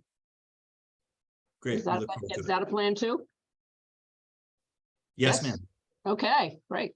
Thank you very much. And I appreciate your, the commission moving along for the other pieces of business that are on your agenda. Thank you very much. Thanks, Teresa. Good night. Okay, good night.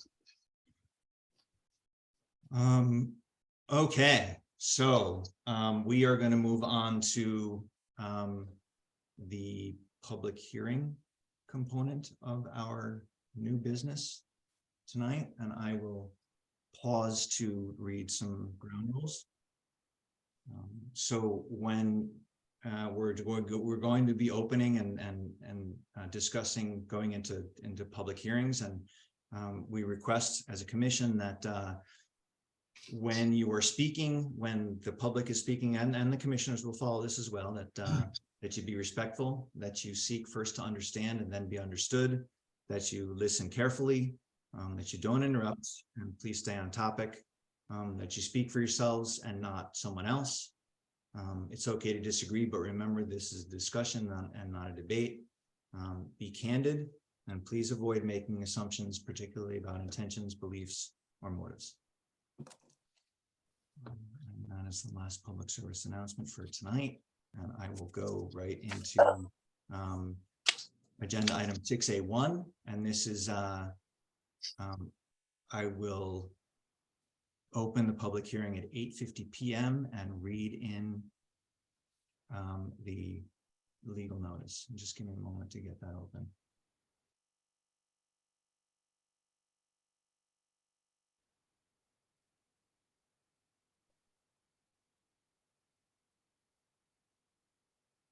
Okay. The Town of Kent Planning and Zoning Commission shall hold a public hearing via Zoom meeting on Thursday, May 11, 2023, beginning at 7 p.m. to discuss and possibly act on applications 35-23SP and 36-23C, Kent School, Artis Energy Solutions, Scotticoke Road Parking Lot, Map 4, Block 3, Lot 5, installation of 2 dual port EV stations. Any corresponding documentation will be attached to the agenda, which can be found at the town's website. At this meeting, persons may participate and be heard. The Zoom meeting number can be located on the official agenda that will be filed on the Town of Kent's website a minimum of 48 hours prior to the official Zoom meeting. That's by me, Matthew Winter, Chairman, April 28 and May 5th, 2023. And with that, I know that Ty put together a staff report that Ty, would you walk us through for a moment? Yeah, sure. So, this is, EV chargers, special permit, site plan application. There are waivers requested. They have already been to the Wetlands Commission and they were approved. First Light has been contacted and it's outside of their jurisdiction. There's no issue with that. The Housatonic River Commission has approved. The floodplain, they're not within the floodplain that's under your jurisdiction. That's a non-issue. I've reviewed the criteria of 82, 84 with the applicant, and it appears as if they meet all of that, all those criteria.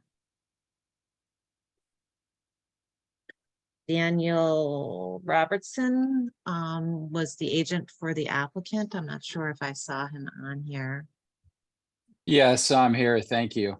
Yeah. Hold on one moment, Daniel. I just have a question for Ty. Ty, in your staff report,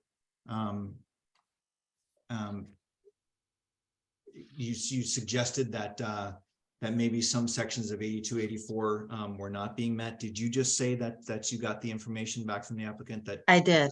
I satisfies? did. So since then, I reviewed all of those with them after I did my report and they responded and they appear to be complying. Okay, great. Sorry, there you are, Daniel. I'd say it's for the applicant, if you want to walk us through what you all are doing or proposing. Yeah, we're installing 2 EV charging stations. Each charging station has 2 ports and can charge 2 cars simultaneously, electric vehicles that are quiet or plug-in electric that, may have a motor. There's already power that was approved and already installed previously versus via previous permit by Kent School. So we've submitted all the information and we'd love to answer any questions and appreciate the time and the review. And Ty, thanks for your guidance too and the team.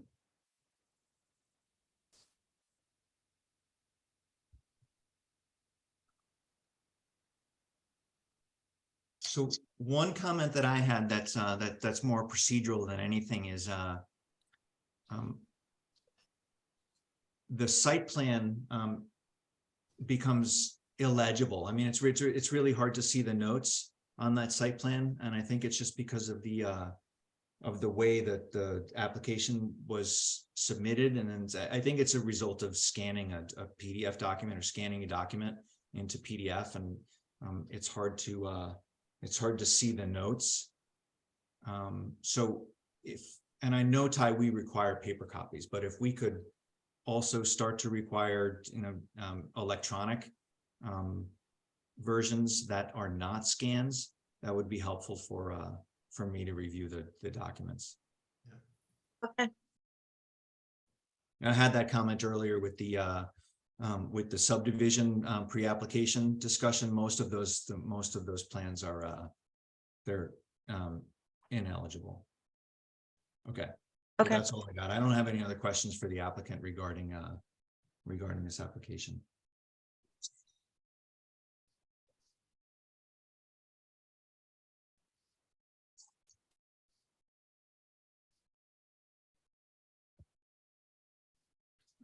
Anybody on the commission have any questions for the applicant? And this is a public hearing. Is there anybody in the public that would like to speak to the application in front of us?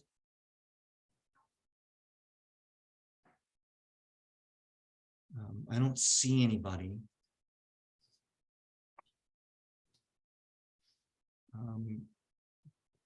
Before we close the public hearing, as Ty mentioned, the applicant is requesting waivers.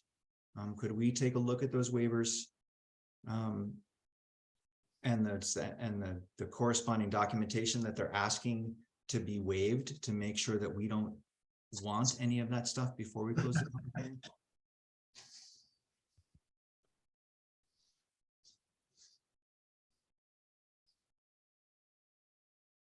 And the waivers are, let's those aren't in the staff report, right? Ty, those are in the application. They're circled on the application. Okay, so I'm gonna open those.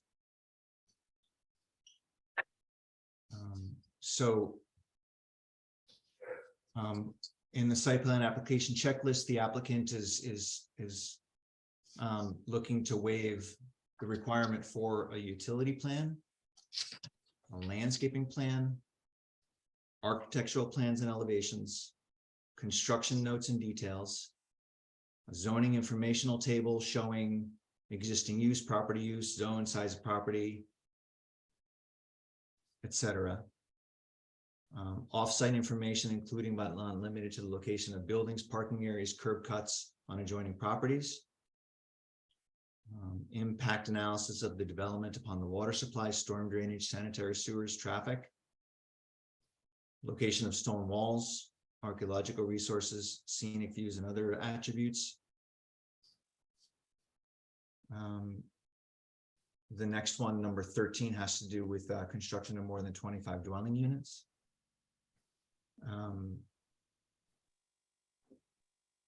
application proposing to utilize a septic system, a report from the town sanitarian, a storm or sanitary sewer system for an application proposing connection to existing or extension of storm or sanitary. Copies of erosion and sediment control plan in compliance with section 7300.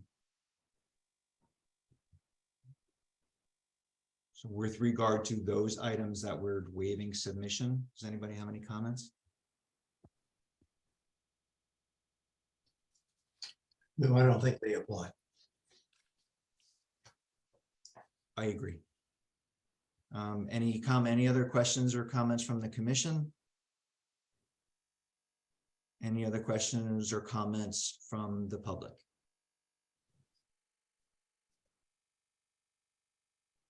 So seeing none and hearing none.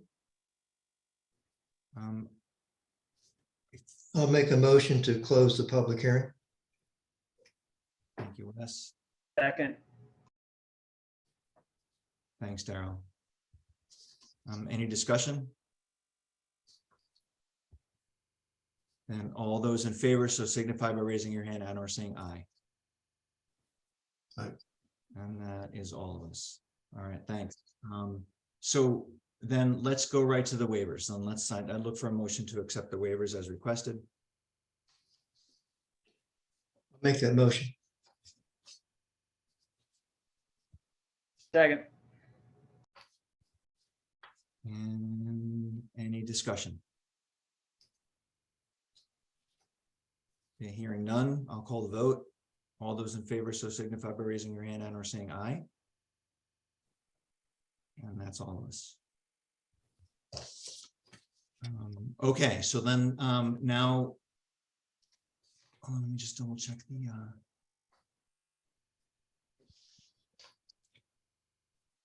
public hearings. I think we're going right into discussion and decision.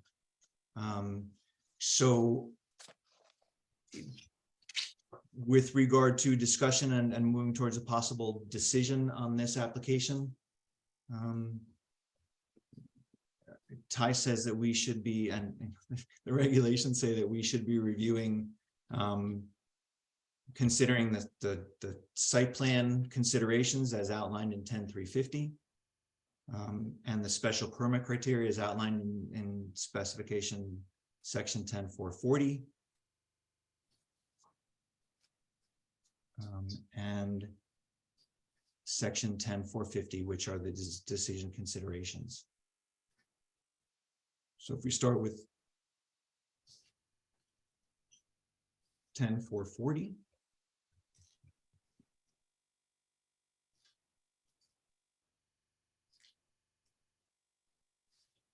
Well, let me do it this way. I've reviewed 10.440, 10.450, 10.350, and also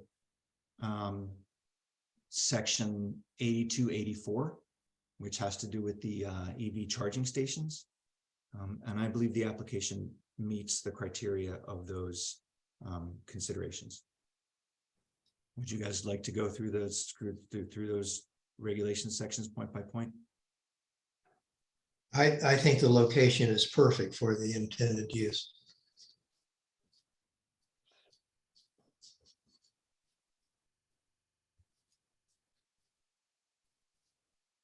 So I'm satisfied that we don't need to go through the regulations point by point.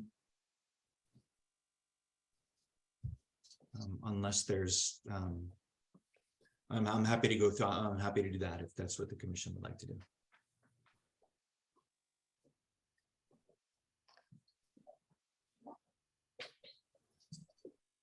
Okay, then, hearing none, right, I would look for some motion regarding this application. So I move that we approve application 35-23 SP and 36-23C Kent School on Scotticoke Road parking lot, map 4, block 3, lot 5, installation of 2 dual port EV stations.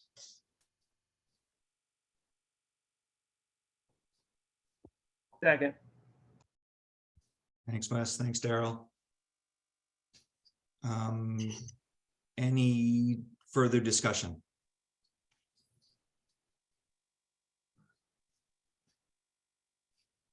Hearing none, I'll call the vote. All those in favor, so signify by raising your hand and or saying aye. And that is all 6 of us. Okay, that motion carries. And please let me know if I'm going too fast. No, you're not. No. Faster. Okay. All right, I'm gonna. Thank you. Yes, you're welcome. And Ty, Mr. Dismukes, if you get in touch with Ty, she'll let you know what the process is going forward. Appreciate it. Thank you for staying late and working hard and reviewing this. We appreciate the commission. Thank you.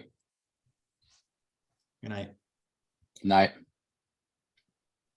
Okay, agenda item 6A2, this is application, I'm sorry, I'll just open the public hearing at 9:04 and I will read into the record the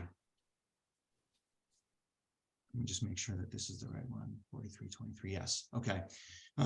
The Town of Kent Planning and Zoning Commission shall hold a public hearing via Zoom meeting on Thursday, May 11, 2023, beginning at 7 p.m. to discuss and possibly act on applications 43-23 SP and 44-23C, Cheryl Gould, Jason Dismukes. Oh, I'm sorry, I spoke with you. It wasn't you. You're jumping the line. 147 Treasure Hill Road, map 17, block 32, lot 23, construction of detached accessory dwelling unit. Any corresponding documentation will be attached to the agenda, which can be found on the town's website. At this hearing, persons may participate and be heard. The Zoom meeting number can be located on the official agenda that will be filed on the Town of Kent's website a minimum of 48 hours prior to the official Zoom meeting. And that's from me, Matthew Winter, Chairman, run April 28th and May 5th, 2023. And we have a staff report. Ty, you want to walk us through that? Sure. So this is for an accessory dwelling unit at 147 Treasure Hill. It's already been through the Wetlands Commission and approved. There is some horizon line on the site. However, the proposed area of construction is not within the horizon line area. But I did, make a little note at the end of my, it all appears to be in a meadow area, but I think that it does, you should definitely clarify that there will be no tree cutting or anything like that as part of this project. The only other thing that I kind of jumped out at me when I was doing my review is that there happened to be a discrepancy between whether there's some kind of, what's noted on the map submitted by the applicant is that it's a shed near the pool with like a covered porch, a covered deck and shed, I think it's called. And then when I pulled the assessor's card on, it was called a bathhouse cabin. And then when I looked in the file, actually, Tammy Zinnick of Permit Me Please at one point had proposed to Donna Hayes that that would be a pool house. So as you know, the regulations only allow for one, guest house or accessory dwelling unit. So some clarification as to whether that small structure that's alongside the pool is not actually a pool house or a guest house is probably in order. I did talk to the assessor who said that they never went in, and I should back up a bit. That structure was never properly permitted. It just ended up there. There's no applications in the file for it. So there's no record. It's been there for several years, and something that is allowed to exist several years can continue to exist. We just have to figure out what it is. So again, talking to the assessor, she said that quite honestly, because it had a covered porch and a deck, they probably recorded as a bathhouse cabin just for assessment purposes because it was a higher value than a shed. I talked to Gary Huck earlier today about it because he did the surveying on the property. And he said that it's used to house like flotation devices and stuff like that. And it's not a cabin, and it's not like a guest house or a pool house. So that was the only thing that kind of jumped out at me. And Jason Smukes is here as the agent. Fine, so let's hear from Mr. Dismukes. Good evening. Thank you, Mr. Chairman and Commissioners, for your time tonight. I'm here on behalf of the applicant, Mrs. Cheryl Gould.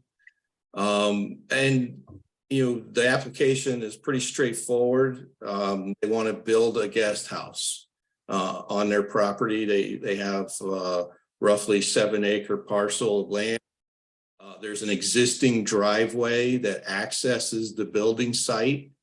And part of the plan is to improve that driveway to the building site. There's a septic system designed for the guest house that's been approved by Torrington Area Health. And there's some associated storm drainage improvements that we're proposing as well.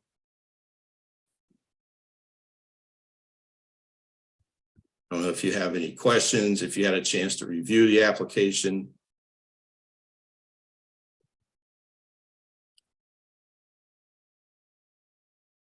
Members of the commission, is there anything that you'd like to ask or anything that jumps out at you? So Ty, this is not an application for approval in the Horizon line. This is an approval of a guest house. That's correct. All the activity is outside the horizon line on the plan. I just wanted to clarify that, you know, should it come to it, there probably should not be any tree cutting if things kind of Sure. move a little bit. And So that's certainly a question that I had too, is that, you know, that the plan shows, it appears to show at least some grading in the horizon line.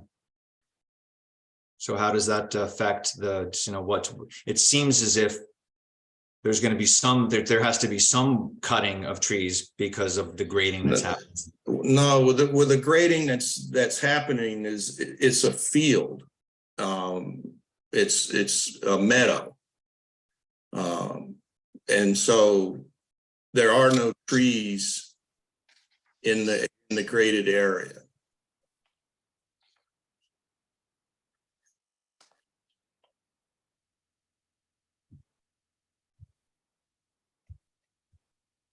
Let's see here.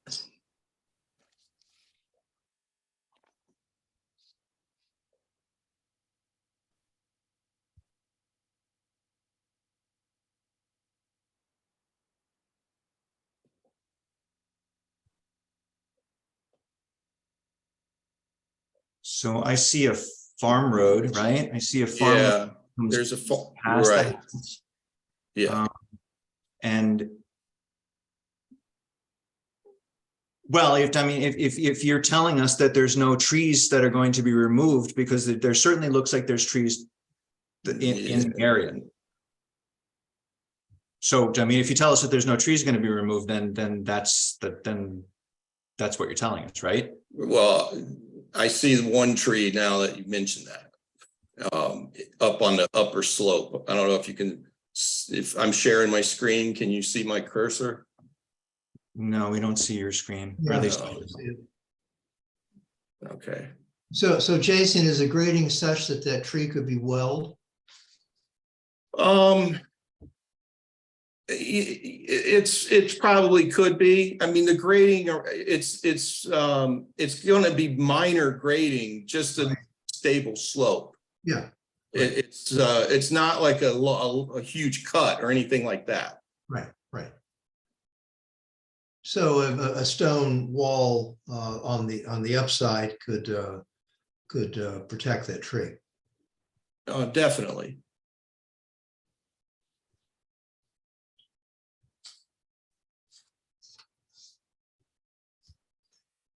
So it looks like there's one birch tree right close to the proposed building site. Yeah, that tree is outside of the horizon line.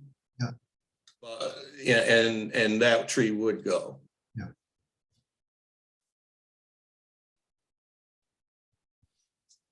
It's a black birch, right? Yes.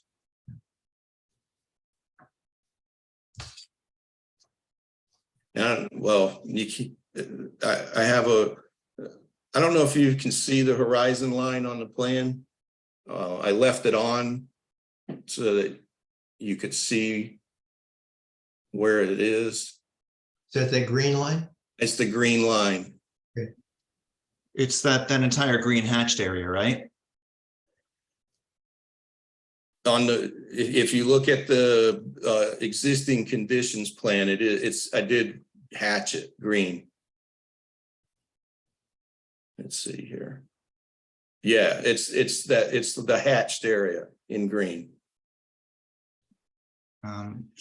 Okay, so there appears to be a 24-inch oak that you want to take down, but that's going to be affected by that grading?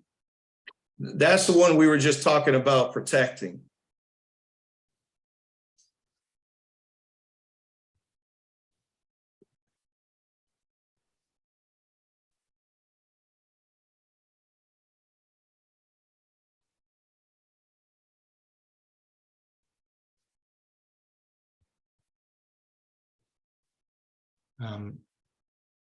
Okay, I'm not convinced that you're not going to be removing any more trees, or you're not going to need to remove any trees, but I'm taking your testimony here tonight that you're not removing any trees, right? That's what you're telling us tonight. That's what I'm telling you. Except for the one birch that's right by the building. Yeah, the birch tree by the proposed structure. But that's outside the horizon line. That's outside. That's correct. Anybody else on the commission have anything to talk about? Matt, I just have a question about the main house, and it has a stone patio, and then it says a shed and a deck. Is that a separate structure from the house, or is that, could that be considered a second home, a second house? No, there's a roof, like a breezeway to the house, and there's a shed area under the breezeway, under the roof of the house. I think that's where they store firewood and stuff. So the house is one, okay, the deck and all of that's part of the main house. Yes, That's not two separate structures. no.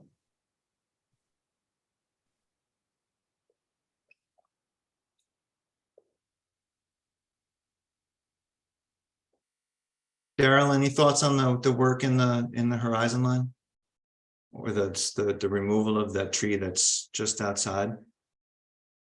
Well, the 12-inch black birch is probably never going to be a significant tree, so I'm not too concerned with that. Certainly, if the 24-inch oak can be accommodated, that would be great. In the horizon line zone, normally it's about not removing trees within a mass, whereas in this case, it's one tree within a meadow. So I think from a horizon line perspective, it's less significant, but certainly there's time, and it seems as if there's room and ability to save that tree. I think that would be a good idea. And as for the rest of it, I think it all looks pretty straightforward, especially since they've gotten their wetlands application approved. So we should probably try to codify it's not codify, but include in the approval at least some discussion about the structure that's on the site that Ty was talking about earlier. Ty, would you like to see some pictures of that in order to be comfortable with describing that in a resolution of approval? Yeah, that'd be good, like an interior picture, just to understand that it's just the shed.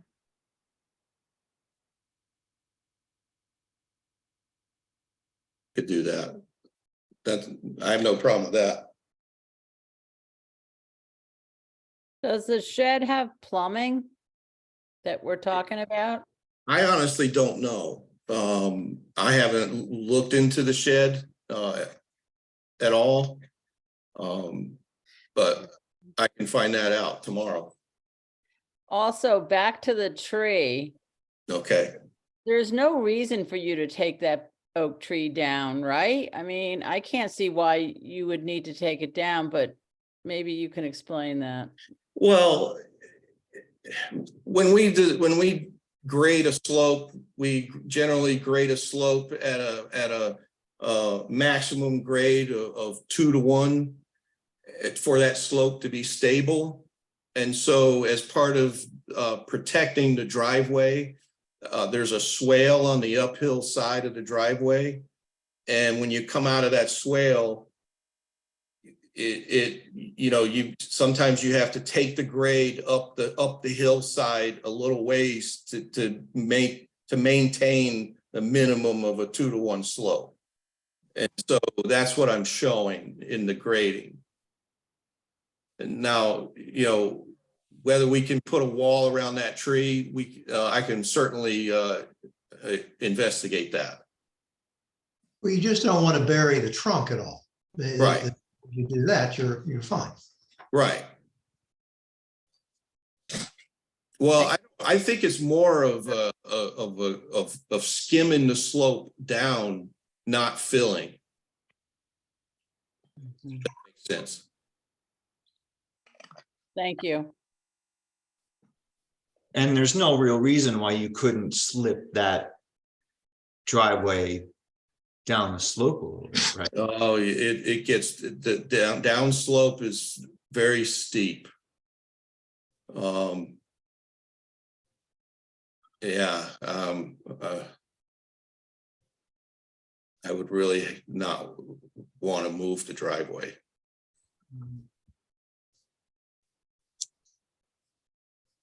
Okay, but what we've heard tonight is that you're not removing any trees. I guess what I would say is I want to do whatever we can do to try and save that tree.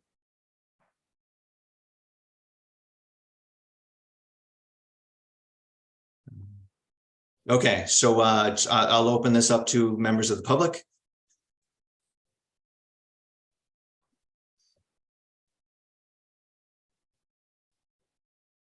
And I don't see anybody. I don't see anybody's hand up. Any other questions or comments from the commission, or Ty, do you have anything else you'd like to add before we maybe think about closing the public hearing? I'm good. The application doesn't ask for waivers.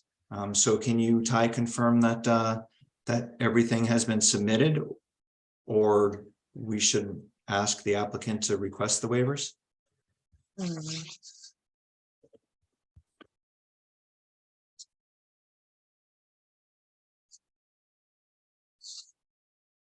Yeah, I mean, they've been through the wetlands process. I think the majority of. Can't really speak to it, whether everything has been fulfilled or not.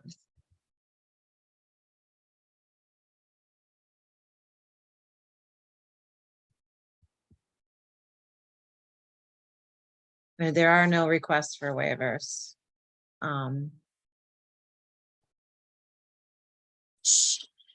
So why don't we, because we're going to want some pictures from the applicant for the shed to make sure that we get that included in the special permit. Why don't we continue the public hearing so that we have the ability to accept that information from the applicant. And then Mr. Dismukes, if you could go through that checklist of required items. And I will. Okay, great. I will. Thank you.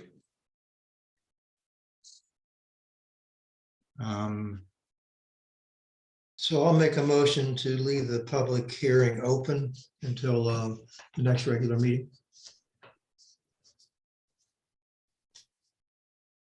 And a second. Second. Great. Thanks, Wes and Daryl. Any further discussion from the commission? Then I'll call the vote. All those in favor, so signify by raising your hand and or saying aye. Aye. And that is all of us. Thanks, Alice. Okay, thanks, Mr. Dismukes. We'll see you, Thank you. In a month. Thank you very much.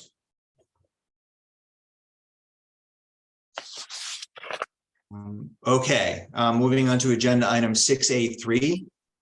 And I will read that legal notice. This is the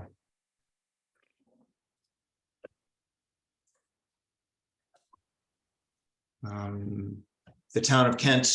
I'm sorry, I'll open up the public hearing at 9:24 p.m. The Town of Kent Planning and Zoning Commission shall hold a public hearing via Zoom meeting on Thursday, May 11, 2023, beginning at 7 p.m. to discuss and possibly act on modification request applications 114-03 CP and 135-02 SP, Kent 88 LLC, John McPhee, 88 North Main Street, map 19, block 42, lot 5, modification to a tourist home approval to allow for the use of former innkeeper's quarters as guest rooms, increasing rooms from 7 to 9. Any corresponding documentation will be attached to the agenda, which can be found on the town's website. At this hearing, persons may participate and be heard. The Zoom meeting number can be located in the official agenda that will be filed on the Town of Kent's website a minimum of 48 hours prior to the official Zoom meeting. And that's by me, Matthew Mitchell, Chairman, run April 28 and May 5th, 2023. And I know that I put together a staff report. Ty, if you'd like to walk us through that, that would be great. Yeah, sure. So this is a pre-existing non-conforming use, formerly known as a tourist home. So they're looking to increase the number of rooms from, was it 7 to 9? They previously at one time increased it from 5 to 7, and now it's being increased from 7 to 9 under the current owners, the request. And the area that would be increased would be the former innkeeper's flat area. I guess this is just pretty much a question of intensification versus expansion. And how the commission views this request. So Ty, would you talk to us about the difference between expansion and intensification? So, so I know you've dealt with this more than once. The intensification of a non-conforming use is permitted by, case law. It's kind of like they use always the baby elephant rule. If you allow somebody to have a baby elephant and the baby elephant grows up, you can't tell them that they can no longer have that elephant.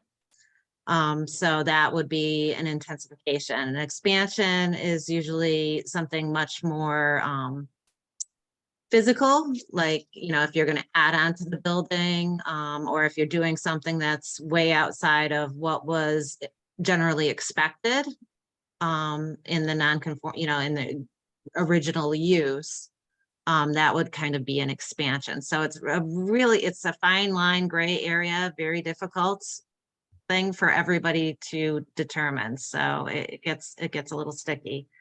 But that's kind of the crux of it. And just to be clear, we are talking about a property that's in the R2? That's correct. BR2. So it's outside of this property is outside of the commercial district. And the lodging, the permitted lodging uses are limited in not only in all of the rural districts, right? The RU, mostly the RU to R2 and the RU1. We don't have any more a regulation, as Ty said in her, just now and in her report. We did the use that this property received approval for is no longer permitted by our regulations, which makes this a pre-existing non-conforming. So I think with that report from Ty, let's hear from the applicant, and then we can go into questions from the commission. Great. Good evening. Nice to see everybody again. I'm John McPhee, my wife Laura, better known as Lulu. And anyway, we bought this property, and I think most of you know, we also bought the property across the street, and we bought some property on Railroad Street. And we've invested heavily in bringing it up to modern standards, bringing it up to code, everything being inspected by both Mr. Manley and the fire marshal. And we're not expanding the footprint of this property. We're on 2.5 acres, which is about 104,000 square feet. The requirement per bedroom, as we read it, is 4,000 square feet, which would mean that you actually could have somehow 26 bedrooms under what was allowed. We're talking about going from 7 to 9. This property is operated as a tourist home for probably, but we know for sure for 20 years under Peter Starbucks ownership. And before that, it was the Chaucer House. So maybe another at least 20 years before that. So it has a long history of being a hospitality property. Peter lived there.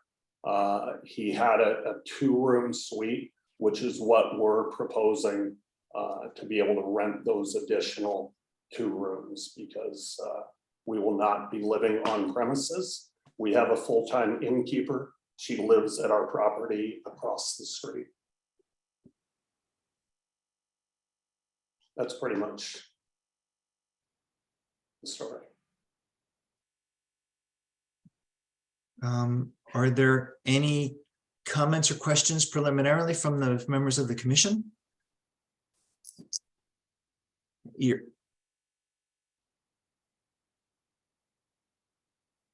Would the 2 rooms be rented out separately, or are you renting out as a suite? You know, Or does that matter? I don't think it matters. I mean, we're asking for the 2 rooms to be approved. The way the house is configured, you can actually, like many hospitality properties are, there's doors that will separate off. So if there's a family there and they, have young kids, they can have a 2-room suite, or those rooms could be rented individually depending on the composition. We of course expect to have a lot of Kent school parents or prospective parents traveling with their kids. So we've tried to set it up with, anticipating families staying there.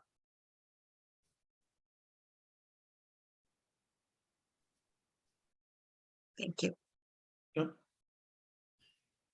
Ty, talk to us about the aforementioned 4,000 square feet per room.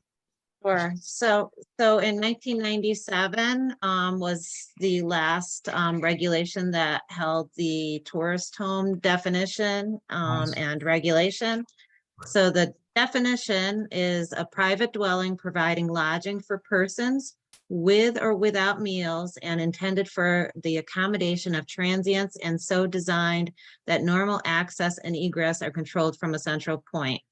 So there it kind of meets the definition except for a private dwelling. I don't know if you consider a private dwelling, if it's still meeting the definition, if nobody is living there who owns it. But then on to your actual question, 7.5.4 of the 1997 regulations state that tourist homes providing a minimum lot size shall be 1 acre and providing that there shall be at least 4,000 square feet of lot area for each bedroom. So that's where he's getting that breakdown.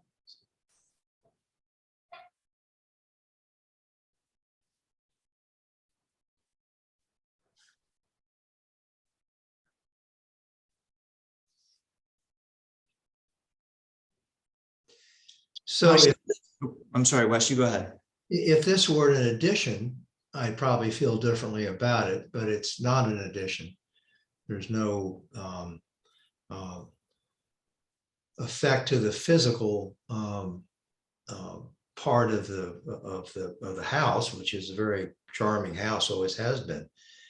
In terms of traffic, I mean, it's on Route 7. I don't know that that's an issue. I'm sure they have the off-street parking to handle this. So as part of our work, we've added on the south side of the property with, going through ARB, 12 additional parking spaces from what was there before we bought the property. Right. So it has adequate parking. There's handicap parking. It's a circular driveway. So that's all been taken care of. John, what's the total parking count? There are 12 marked spaces on the south side. And I don't know, they were running the inn before. We don't have it striped at this point, but there's at least 8 spaces on the north side of the property. But our real intent is for the guests to park on that south side and use the north as a service entrance. And again, our innkeeper lives across the street, so she's not parking there. Our housekeeper lives in town and doesn't drive. So, we don't have a big car impact. Once the construction's done, right now, there's quite a few trucks there. It was called an inn when you bought it? Was the Starbucks in? Yeah. Would you all agree that the term tourist home has evolved to be an inn? What is it? Does tourist home mean anything to anybody anymore? Or is that? That's a legal Well, it's a designation. legal term in 1997, I think you said, Ty, was what you read from. Is there anything about this that is uniquely different from an inn that we should be thinking about, or? Are you asking me that question? I don't Oh, even I know guess that. I'm asking you. Nobody else looks very interested. I don't know that in is actually even relevant at all. Right. So, you have your options now in the regulations of, a hotel or a bed and breakfast and that kind of thing. It's a tourist home. It's pre-existing, non-conforming. That's what Right. it was designated. They never gave up that designation, so they retain that definition from 1997. So as long as they continue to meet it. So, the only question with the tourist home would be is if you still consider it to be a private dwelling. Yeah. Based on the current use. Mhm. Otherwise, I don't think it's relevant. I mean, the idea that it was called an inn was just a title, a name, Yeah. it's not, it means nothing. Okay. And it's been called the Starbucks Inn since 2002. Yeah. Before that, it was called the Chaucer House, and the sign's still in the basement. Yeah, and I'm not sure. As Ty said, I'm not sure that that's germane, only because, that type of lodging now would not be allowed by our regulations. So we're Right, really talking right. about, Yeah. whether the use, as Ty said, the one question is it a private dwelling? Mhm. And it's certainly privately owned.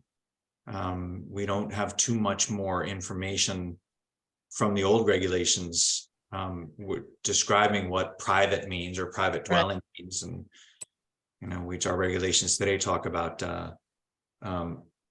owners living on the property or living in the house and renting rooms. But I think that's the current regulations are somewhat not germane, and our responsibility, or the question for us is the expansion, is the increase from 7 to 9 an expansion, or is it simply what's the other word, Ty? Intensification. Intensification. Right. So I think that's the question, and that's why it's one of the reasons why I was asking about the parking spaces. If you've got 9 rooms, then theoretically you aren't going to have more than 1 car per room, right? So there seems to be plenty of offsite parking And what's the difference between those two rooms being somebody who lives there as a housekeeper or as a house manager, and a tourist? Seems to me maybe a tourist using these definitions would be more impactful, sorry, less impactful than a permanent resident. You know, so if there's two rooms, there's two people living there, we'd likely have two cars. If we're residents, we would probably require two parking spaces for those two rooms, one each. So as I said, if there was an expansion of the envelope, I would say that there's an expansion, but this doesn't seem to be the case here.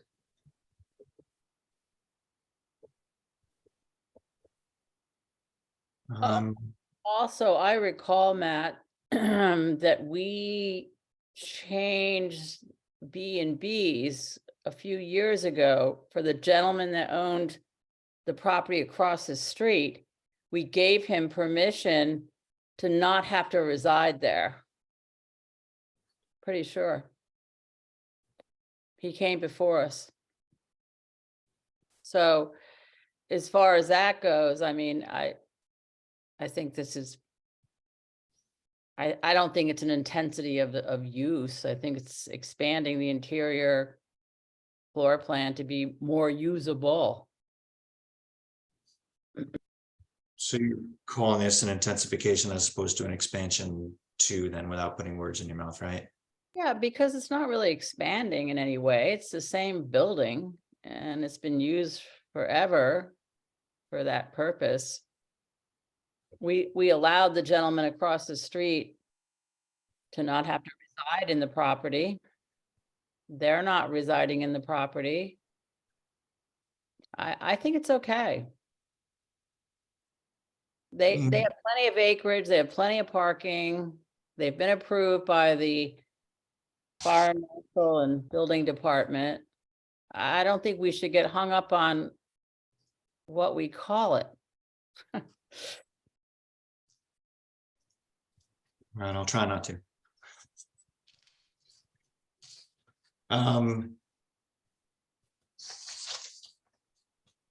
So why don't because this is a public hearing, why don't I open the discussion up to the public and see whether anybody who's in attendance has any comments to make.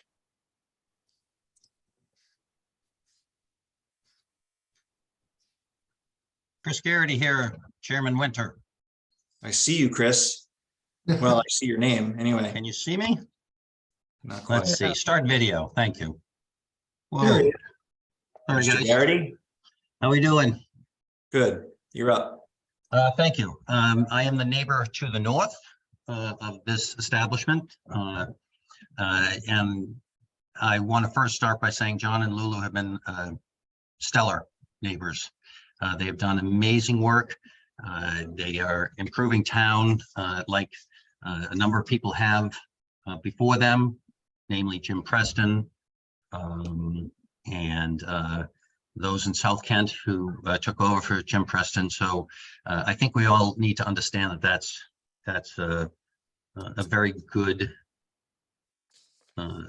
input for the town.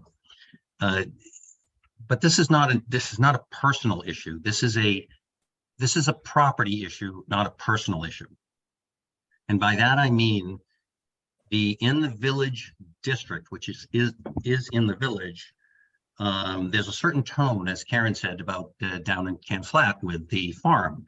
There's a tone in the village, and it's a New England village, which I believe is part of your regulations, is sort of the style.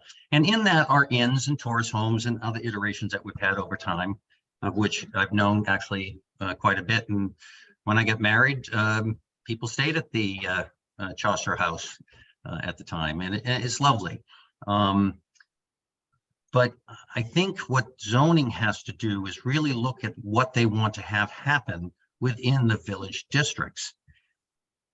It's clear to me that the tourist home, for which they are perfectly and by right allowed to use under a pre-existing non-conforming, and also the additional rooms which they were granted, is the use. If you go back to what Ty said about the concept of a baby elephant and expansion, the purchase of Starbuck Inn was not a baby elephant, it was the elephant.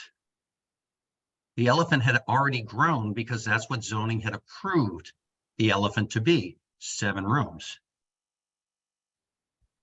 So logically, that's really, and if you look at the history of what zoning has done, and I have been quite fortunate to be here during that whole time, zoning purposefully went and said, look, out in the rural residential zone where we had places like the Country Goose, which had 6 or 7 rooms at the time, Mavis Shoals, which is now Cooper Botway's house, also had rooms. The zoning looked and said, maybe this is getting a little busy. So what we're looking for is to control it. So what they said, zoning said at the time, not you guys, but zoning said, let's bring it back to only 3. Let's bring it in the village to no more than 6. And let's define it as a bed and breakfast, which means owner occupied. And I guess, certainly that makes sense. If that was the philosophy and the process in which they got there and brought it in from a tourist house to a bed and breakfast, I think the obligation is for planning and zoning to hold true to that concept of why they did it. And the real question is, why did they do it?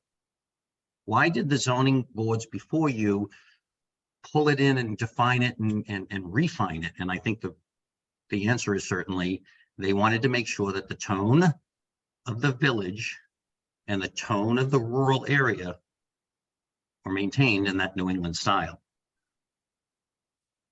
And I wonder if the plan of development, I don't know this, does the plan of development ask of P&Z to try to support or grow businesses? Is that the role, or is the role to really help define the shape of and the tone of the different neighborhoods or zones, if you will? And I would think it would be the latter. I think you struggled with this personally. I think you struggled with this with the brewery. Is your job really the zoning job to help a business along? I think you did a great job down at the brewery where you did a readaptive use and you were working with that. That makes sense, but that's the rub. And my concern is really not my present neighbors. They are more than lovely and they are more than genuine. My concern is, and I've lived here a very long time and I've seen a lot of changes, is when they move on and this board moves on and regulations, then we look back and we say, okay, well, we went from 5 to 7. Well, we went from 7 to 9. What's wrong with going from 9 to 11? And I really think that this is where we have to, as zoning, have to really look at that and make sure where are we holding that tone and that line. Lastly, I would say, I'm concerned as a neighbor about noise. I'm concerned as a neighbor about parties. I'm concerned about Bridesmaid, that movie Bridesmaid. They come and they rent the whole room and the whole place. Now I know John and Lulu are not looking for that, and I'm not worried about John and Lulu. I'm worried about whomever they sell to, who say, well, it's within the regulations, I can do what I need to do. Now, I may be speaking for myself, but I know that those in the condominiums, the older people there, they definitely have concerns. And I think that's a consideration that we have to look at. It's a pre-existing non-conforming use. We all accept that. I bought this property and I knew that. However, we're now expanding it. And I'll leave you with this analogy. Chris Garrity goes to the coffee shop without breakfast and he meets somebody and they talk and they have 1 cup of coffee. And I'm intense. But by extension, I get another cup of coffee and you should see me on 2 cups of coffee. That's expansion and intensification.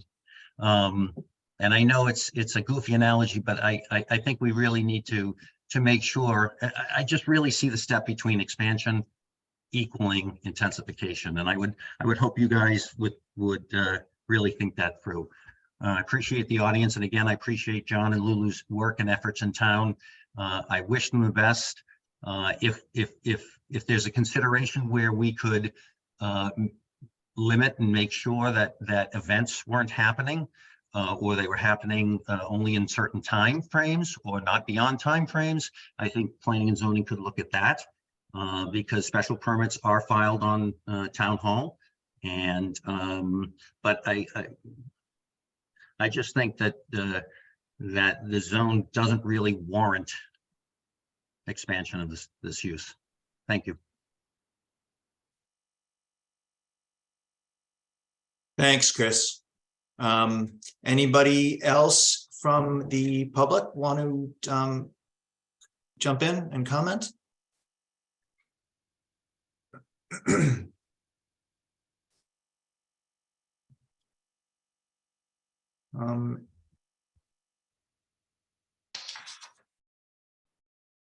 Well, yeah, never mind. So anybody from the commission have anything that any other information that they would like from the applicant in order to be able to manage our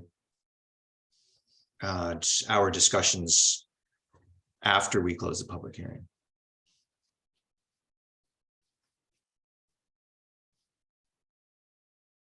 So we've got a couple of questions. We've got the expansion versus intensification question to answer. We have got the regulation sections that we should review, that we should have reviewed as a special permit. 10.440, 10.450, 10.350. And let me ask, while I'm talking about the application and the waivers, if there are any that are being requested. Let me get back to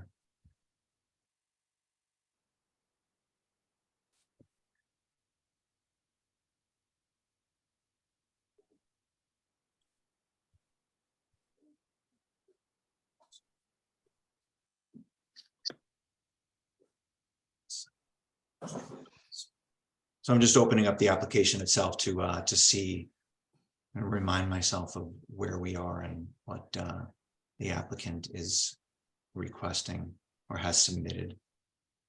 Okay, there are many waivers that the applicant is looking for.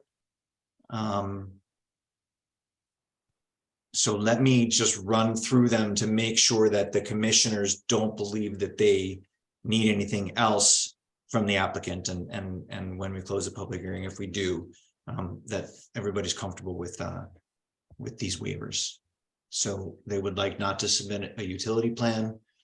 They would like not to submit a landscape plan, but I think that we've gotten some kind of which that's the ARB has certainly looked at the landscape and paving and parking plan. Isn't that right?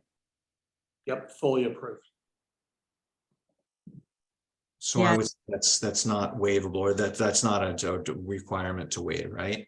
Well, it wasn't in conjunction with this application, but yes, that's correct. So Okay. the ARB, all of this went before the ARB quite some time ago.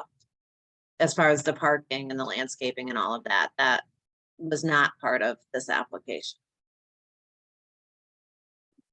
Yes, so that was all done through the ARB because this because the work that was being done didn't concern this commission, but it did concern the ARB, which is a piece of this commission, right?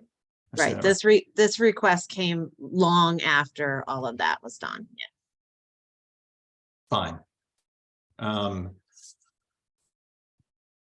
So architectural plans and elevations, they're looking to waive submission on construction notes and details.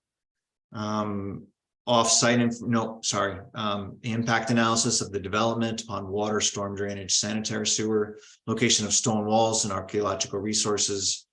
The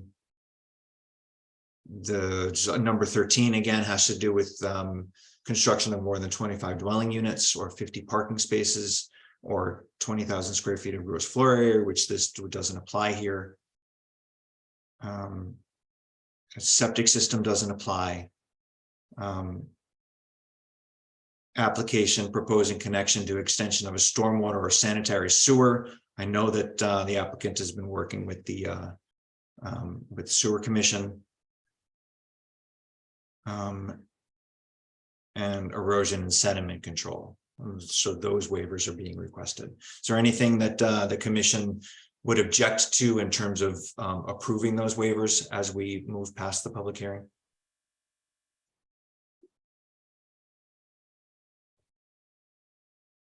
So there's nothing to the physical site plan or the physical nature that is being requested.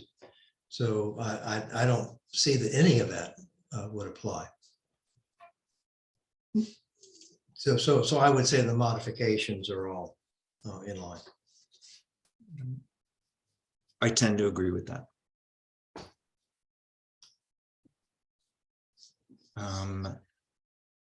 And then are there any questions from the commissioners regarding the regulation sections that we have to review, namely 10.440,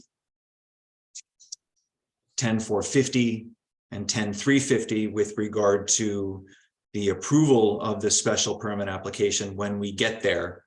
Just really asking if there's any information that that we would need in order to make our decisions directly related to those three sections of the regulations. I don't think there's anything they could submit. I tend to agree. So based on that, then I think we're at the point where we would look for a motion to close the public hearing. I'll make that motion.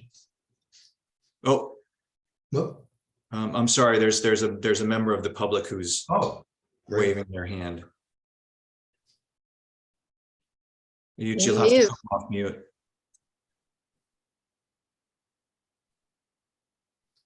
Still. Mr. Osborne, you're still on mute. I didn't hear you say that. Am I on now? Okay.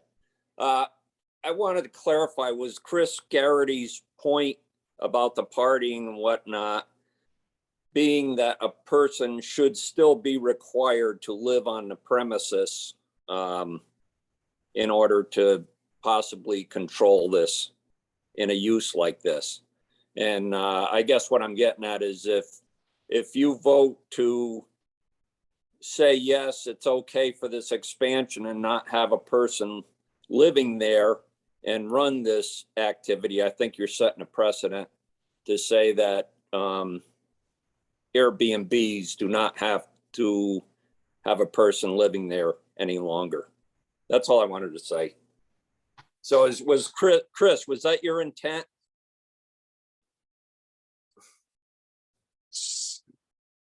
So why don't you ask the question of me, Mr. Osborne, and then I can ask Chris. Okay. Could you ask Chris if that was his intent on his comments to say that a person should still have to live in a building that is renting out rooms? So, yep.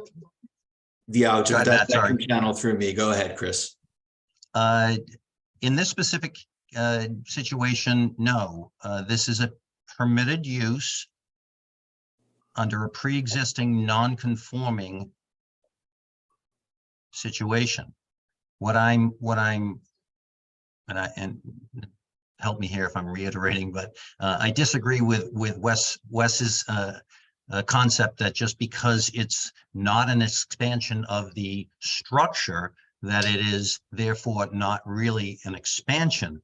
Because I would go this far: if one were to then, let's just say the present owners sell it. And then 2 years from now, somebody comes and puts an addition onto this building. And it's a living room or a room for other use. And then they sell it. And then somebody then takes that and comes to the commission and say, well, I have this space, like Wes Wyrick had always said, I have this existing structure and I would like to do not 9 bedrooms, but 11 bedrooms. And it's really not an expansion. It's merely just slightly adding rooms already on a footprint. And again, it's not the parties that are right now here in front of us. It's years from now. And the role of planning and zoning, and according, and I'm looking at it, one of the rules is to make sure that property values are maintained, to make sure that noise is controlled, and to let's see if I can read it. It says if there's any detrimental effects, and let's see what else it says. Long-term nuisance avoidance, whether the use, configuration, design, and/or hours of operation are appropriate in order to control noise, light, odors, parking, visibility, unsightly appearances, erosions, and such. And mitigation is another component of your under your charges. Whether it's adequate, provisions have been made to the number of people involved in the use, the number of events or activities proposed, and the hours of operation.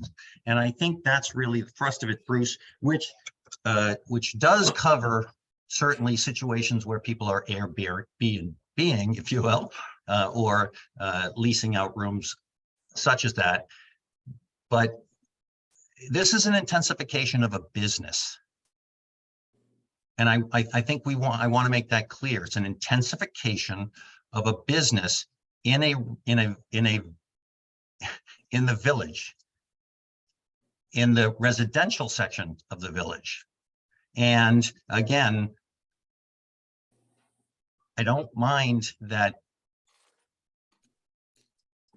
we add them, as long as we're not adding intensification of people outside. Look at it this way: you put a pool outside, you put a fire pit, you put a hot tub, you put, and it's not that the McPhees are doing this, but if someone were to do that, that's an intensification of noise and everything. So that's what I was getting at. Thank you. Thank you, Chris. John, go ahead, Mr. McPhee. So just to come back to something Chris said, right? What if you add a living room and then some new owner comes and says, well, I want to add those and change the living room to a bedroom? That would invalidate the non-conforming, being grandfathered in. And it's on this document that Ty prepared, right? If after the effective date of adoption or amendment of these regulations, a non-conforming use shall not be enlarged or increased, right? So if that was done, then it's not allowed, right? And it would have to come back and you'd have to have some other sort of approval. So I don't think you have to worry about that. If you're worried about noise, you should be worried about noise from 7 rooms. I don't think the difference in the amount of noise between 7 rooms or 9 rooms is significant. To Matt's point, Peter lived there full time, right? We're going to be lucky if we're occupied 50% of the time, right? That's our goal, is to get to 50%, which the town should be super happy about, because these people are going to eat in restaurants in town. They're going to shop in the stores in town. Right? The town needed this and we're doing it. It was a COVID project, which we love, right? We believe we're going to be very successful. We've owned properties for a very, very long time. We're incredibly good operators, right? We're going so far above and beyond what the building requirements were there to make the town better. Drive around, look at our landscaping. Right? See what we've done, right? We love Kent, right? We live in New Milford. We back up to Ann Bass's property. We really live in Kent. We just happen to pay taxes to New Milford, right? We're way closer for us to come to Kent, right? It's our town, and we've invested, you know, other than Jim Preston or the folks from the rehab place, right? We're one of the largest investors in town at this point, right? And we're not asking for anything that, you know, is out of the ordinary, right? We're just saying, let us rent these rooms. And there's a need. There is definitely a need for the rentals on certain weekends, right? And we actually, just to address Chris's point, we have in our policies, you know, good neighbor, you can't create noise, right? We're not an Airbnb, right? We have an innkeeper who lives directly across the street on our property that's contiguous, that one could argue, and I don't want to go there, but that it is on premises. So, you know, we're trying to do all the right things, and we're in this for a long time, right? We have kids that are in their late 20s and 30s that also love this project. So, you know, like it or not, you're stuck with the McPhees for quite a while, Chris. And, you know, that's where we're at, right? There is no immediate return on this money, right? Anyone who's in real estate is going to tell you that we sunk good money into something that will take a long, long time to recover. But we did it as a passion project, and we're still very, as you can tell, passionate about it. Would there ever be an opportunity you would rent it out to one person or one name? In other words, somebody might rent the entire house for all their friends and family to get together? Absolutely. We had across the street, right? We own the Victorian. We had a 90th birthday party there. I didn't hear any noise complaints, right? It was a pretty tame 90th party. So, you know, that's a good opportunity, right? We put in commercial kitchens in these places. We put fire sprinklers in this place, right? We didn't have to put in fire sprinklers, right? We did it because it was the right thing to do, right? It wasn't by code, right? So, you know, we try to do the right thing. So, Mr. Osborne, you got the floor. Okay, thank you. Mr. McPhee, I think it's great what you're doing. Wait. Oh, Please address the commission. okay. I All want to right, say thank you. to the commission that I think he's doing a good job. Good to restore buildings, keep them updated, and that's fine. I just don't want to see if this falls under Airbnb regulations, I just don't want to see the commission set a precedent by diminishing a regulation once again. I mean, they seem to be getting requested to drop an awful lot of regulations or make an awful lot of exceptions. And that's all I was getting at. I think a person living on a premises, say it isn't in town where you are and you don't have a keeper across the street, say it's a different building out of town, and you don't have a person living there. Well, who controls the situation? I guess it's up to the neighbors when it happens. So that's all I was getting at. I'm not trying to stop anybody from doing anything. I just don't want to see a precedent set here that says, well, you allowed him to say he doesn't need somebody living in his premises to rent rooms out. That's all. So maybe it doesn't even fall under the Airbnb. If it doesn't, I'm sorry it took up your time. I'm done. All right. Thanks. Chris, you look like you're ready. If I may, I want to express to the commission that this is not personal. This is property driven. This is zoning driven.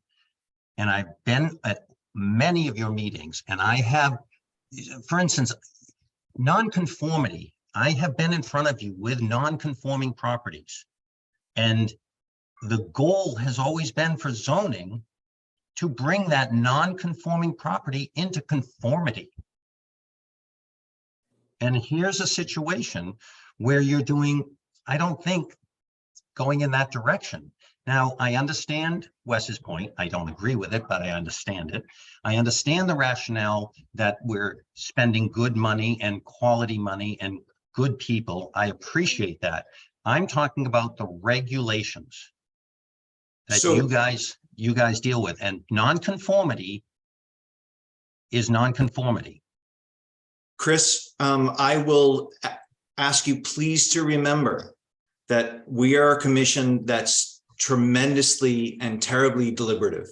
We all Yep. understand the regulations. We understand what the regulations say. We understand what our charge is. I'm happy to hear you remind us of our charge. But I want to remind you that we all know what our charge is. Matt, I'm not trying to be insultive. What I'm trying to No, do you're not. is- I'm not insulted. I just want. I'm I not, wanna I'm not confirm with trying you. to, excuse me, I'm sorry. I'm not trying to lecture. I'm just talking about my experience in what I believe, what I know is zoning's goal. And so I just see an incongruity here, and that's all I'm questioning. Thank you. Yeah, thank you, Chris. Thanks for your insight. Any other comments from the public? I just have one hopefully last comment. Am I on mute? No, you're good, Mr. McPhee. Okay. So I just want to clarify for the gentleman, right? This is a unique situation. Ty can clarify this. I don't think there are many, if any, other properties in town that have a tourist home grandfathered designation, right? So this wouldn't set precedent for somebody who wanted to come and buy a Victorian somewhere else in town and make it an Airbnb. You'd have different rules to follow, right? We're being held to the rules that were in place when this tourist home was approved, and that right runs with the land. It's one of the things that we bought when we invested in this property, was the designation that it's operating and has continued to operate as a tourist home, in a non-conforming use, but a legal non-conforming use.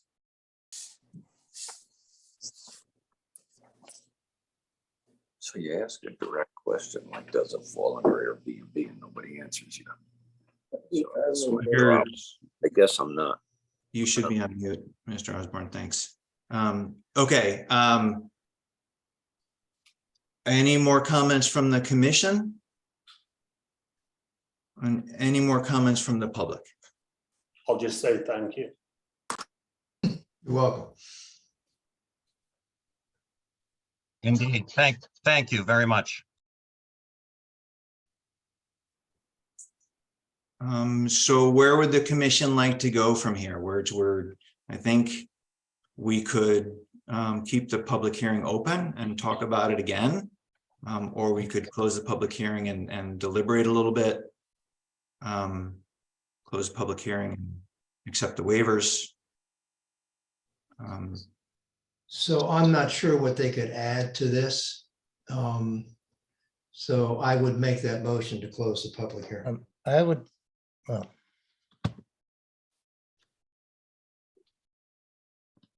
I don't know if I got in time before the buzzer. We're in the middle of a motion, so let me ask for a second and then we'll work you into the discussion. Is that reasonable? Sure. So there's a motion on the table to close the public hearing. And I'd look for a second so we can go into discussion. Second. Thanks, Wes and Daryl. Okay, so there's a member of the public who I will allow to speak, not allow, but but you'll have to tell us who you are. Very quickly, I'm Dan Frisch, and I had a little trouble finding my way into the meeting, but I've been listening to it all evening. And thank you for hearing me.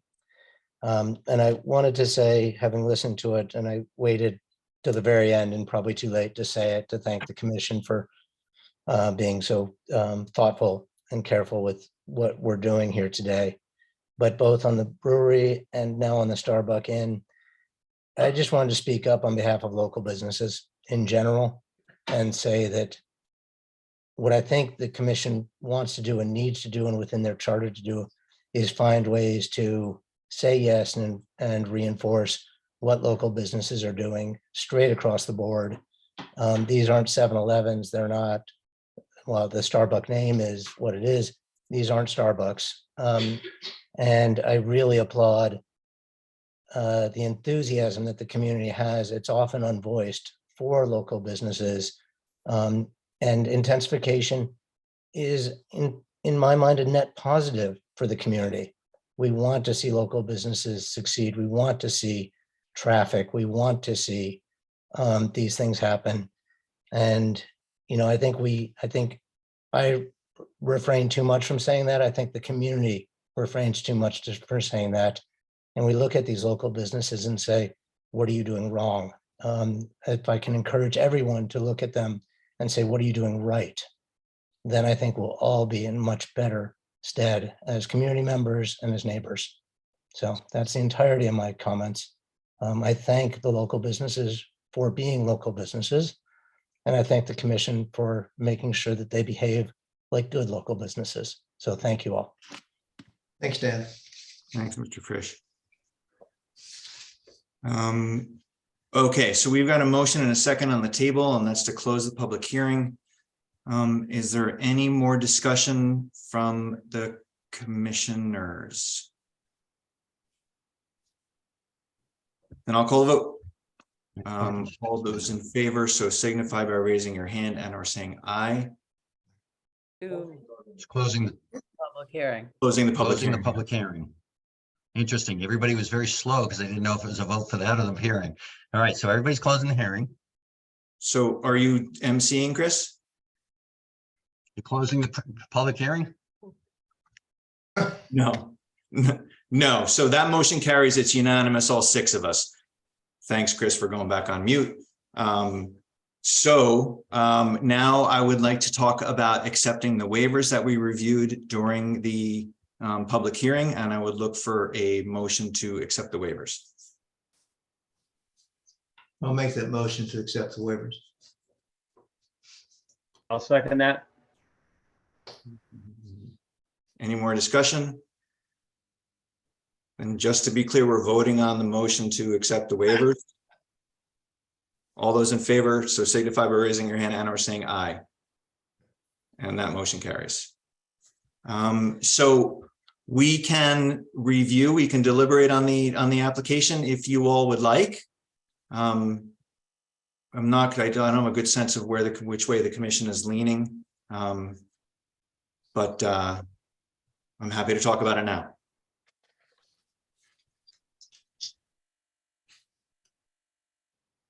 A couple of the comments that were brought up in within the public comments, the plan of conservation development does in fact talk about economic development, promotion of tourism, promotion of lodging for visitors and tourists, and our regulations do not talk about Airbnbs. I know that Airbnb and bed and breakfast may have been confused in the conversation or in some of the questions. We do regulate bed and breakfasts. Airbnbs are not something that is mentioned in our regulations. As a lodging related term, it doesn't exist.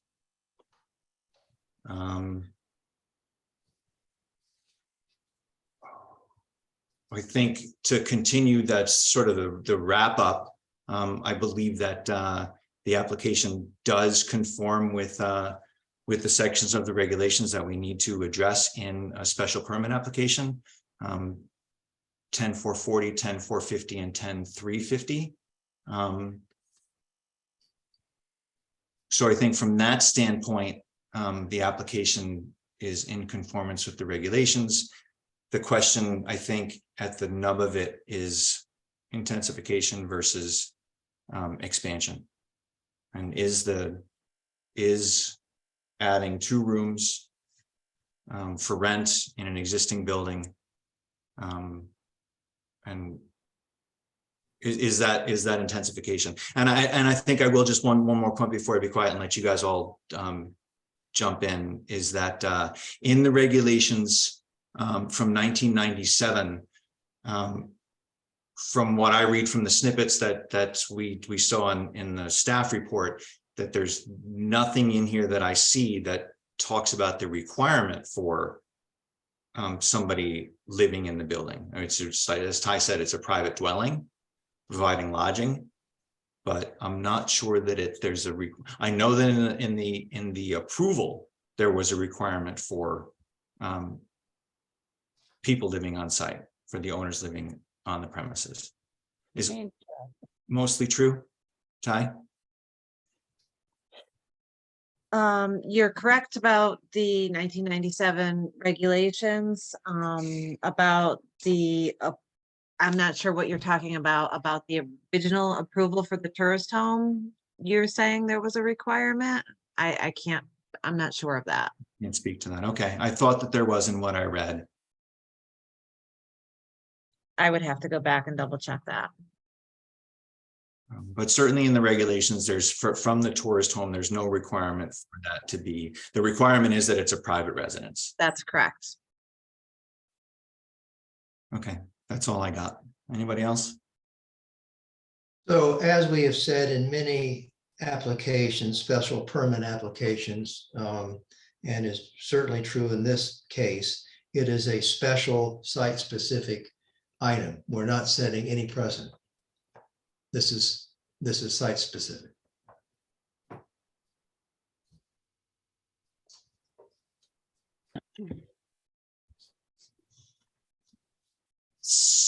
So yeah, just to jump back in, I got that, Ty, from the special permit application dated 10 October 2002 in the handwritten notes in the statement of use. It suggests 2 new guest rooms with baths and innkeeper's quarters. And so that's where it's. Okay, that's- that makes sense. Yes. Alice, any thoughts? A lot of thoughts. We, of course, are in the business of regulating, if that's a word, land use. We're not in the business of economics. We are supposed to protect the community from things that are destructive and can ruin values and hurt businesses. But this seems to come up more and more and more, and we just need to be reminded we are land use, regulating land use, and that's all I have to say right now. I don't know that we need to rush to decision here. We got a little time if we need to sleep on it. I don't know what other information that I could think of we could need, but anyway. Yeah, and I certainly don't want to rush a decision either. If we want to table this, continue this until Yeah. the next regularly scheduled meeting, that would be fine with me.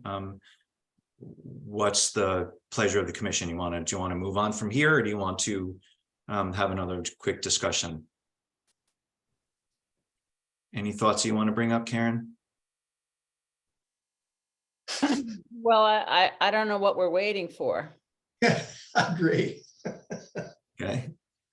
I don't know what it is. I think it's pretty clear, the application, where it is, its history, what they're doing.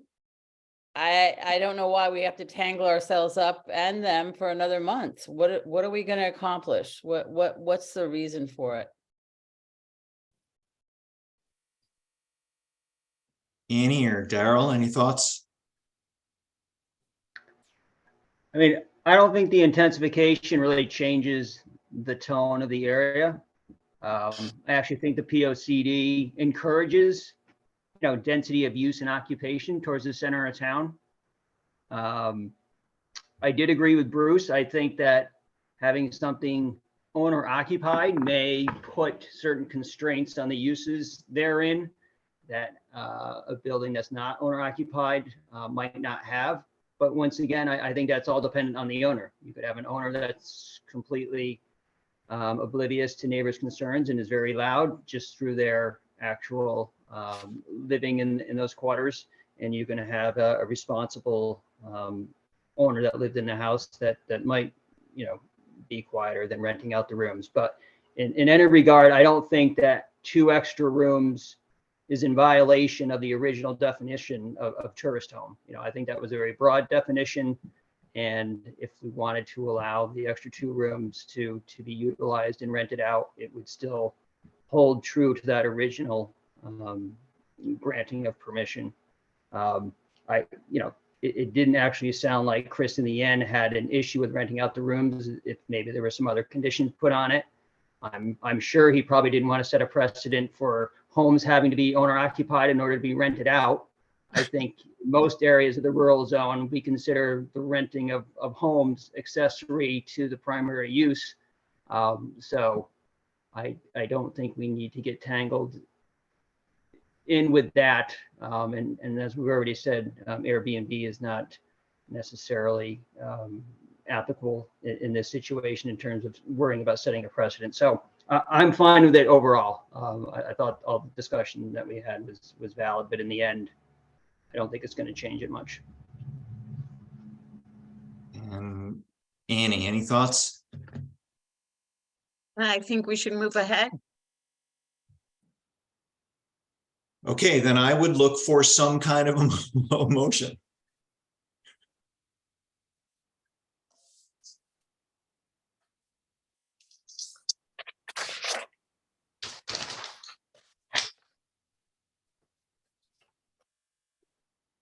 All right, so I'll make a motion that we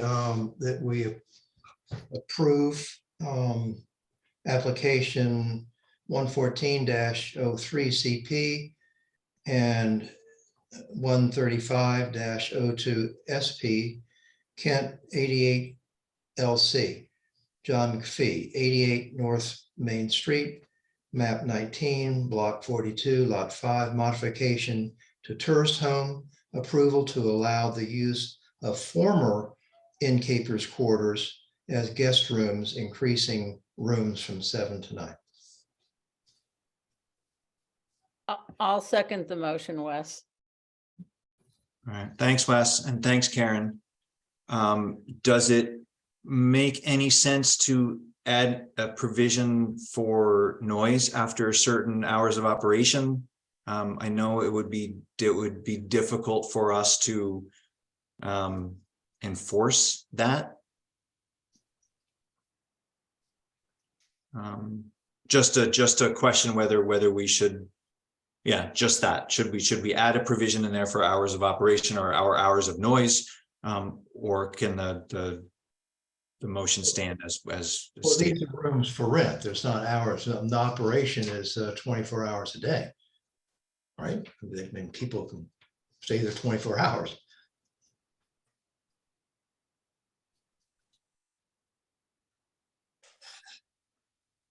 Yeah, I was maybe trying to address the loud noise late at night. But I don't know that that's. Yeah, okay, that's just a thought. If nobody's got any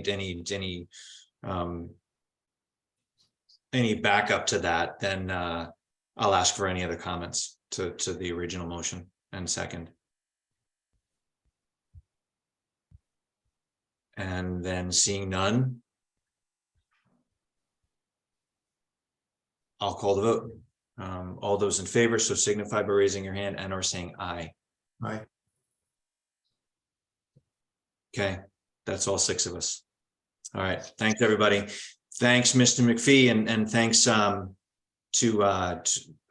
Mr. Garrity and Mr. Osborne for your comments. Thank you, everybody. Thank you.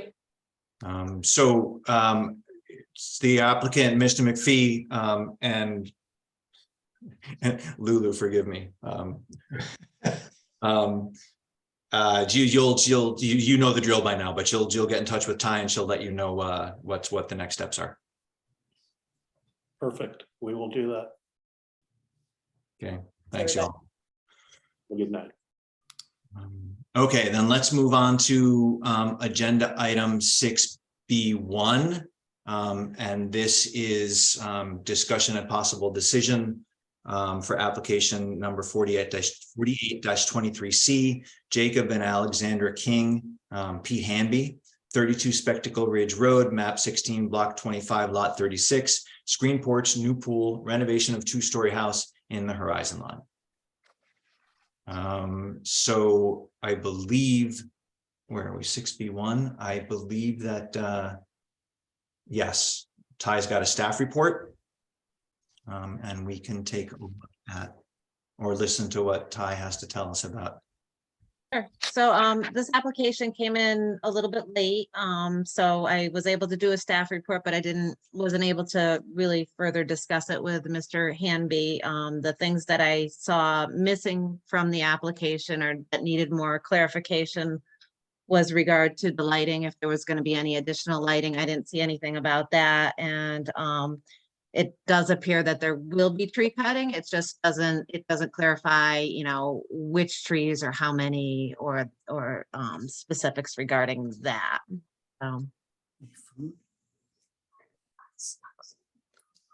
Well, that would be important in our decision making, right? Yeah, I would say so. I mean, like I said, it just came in this week, so there wasn't a lot of time to have that back and forth. So this is before us as it's a horizon line application. site plan application because it's in the horizon line. And the things that we would look for in a horizon line application would be disturbance within the horizon line district, tree cutting, specifically trees over 24 inches DBH, lighting. So Mr. Hamby is present, I believe, so maybe he can speak to some of that information. Hi, everybody, and thank you to the commission for your time, especially as the night goes on. I appreciate you being heard. Yes, there's a couple parts to the proposal. Existing pool removed, gut renovation of the existing residence, bedroom count moving from 4 to 5, and a new pool and a new screen porch addition. We have not conducted a tree survey yet of the area to be impacted. I did provide photos, but that is something that can be done. I've only done a loose, my own, walking through and taking pictures. As for the lighting, yes, there will be additional lighting in the screen porch and around the pool. There would be no uplighting, shielded sconces, lighting downward, lighting the ground plane. I have that as a note, but we haven't selected the actual light specs yet.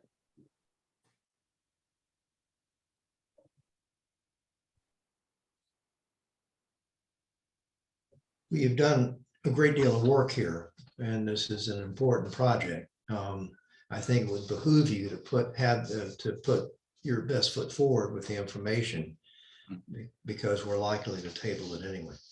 Okay. Yep. Yeah. Thank you. And to speak candidly, and I appreciate kind of this. I understand this is the first of what will probably be a couple reviews, and understanding the balance of how far to go. To do the tree survey, is it necessary? Only because it's just because of the cost, but happy to provide, and we'd like to provide as much information as needed for the commission to understand the proposal. So if we walk through the plans, Pete, Mhm. I'm looking at the property and topographic survey. That's existing conditions, right?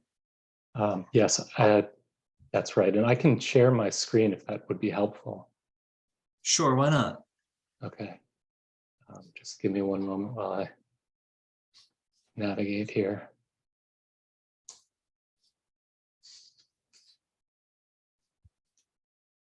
Okay, how's that?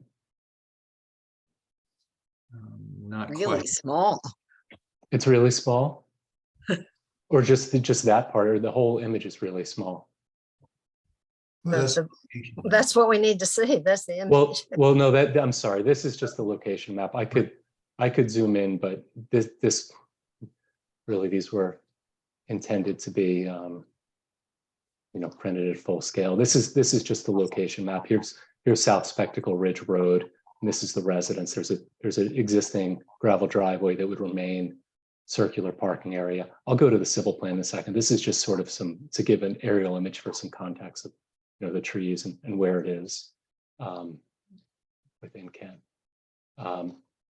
Okay, so this is the existing civil plan with the existing topography lines. This is the existing pool. This is the footprint of the existing house. Drops off precipitously right here. This is all cleared right now. It's low bush, just shrub really. It's very rocky and very steep. I don't think you could grow much else there if you tried. It gets more densely wooded over here, down the slope, this whole area. It's not large trees, but this is all wooded. And I can, just for reference, here's an aerial. And this is the existing pool again. North is up, drops off precipitously here. This is all, it's hard to discern from the aerial, but this is all low brush. And then these are taller trees over here. This is the area that would be impacted. And to give you an idea of the nature of the trees here, this is the character of the trees in the area that would be impacted. I'll go back to the plants. Here's a zoomed in civil plan, existing pool, existing wood deck. This is a little conversation pit. This would all be removed. The wood deck, the pool would be removed. This retaining wall would remain at the edge of the pool. Here's the proposed addition. So we have a connector, a screen porch connector, a new screen porch. And there's a section that I'll show you that shows the relationship of the screen porch to the pool. And then this is the pool down here. So this top corner of the pool feathers into the existing grade. There is some berming up at the edge of the pool to manage the, so there isn't too much of a drop off. I have a drawing that'll explain that a little better. Civil details. All right, and these are architectural plans that might give a little bit more information or better describe the project architecturally. So the hatched area is all the existing building. The footprint of the building is not going to change, even though we're adding a bedroom. The bedroom is being added to attic space that's currently sheetrocked and conditioned, but it's just storage and it's being converted into a bed. But all of this is new. This is going to be all wood deck on piers, screened in, unconditioned space, wood burning fireplace. And these are the demo plans, which I think are not as relevant to this conversation at this point. This is the existing house showing the newly rendered interior. This is the screen porch connector. You can see it's 25 feet and a half, big rectangle by 17 feet. We've got a roughly 20-foot connector, 20 feet long, screened in. 6 feet wide. And then a final drawing, which I think is important, is a section through that connector. So the existing house is here, but it shows you that that screen connector in the background comes to the proposed screen porch.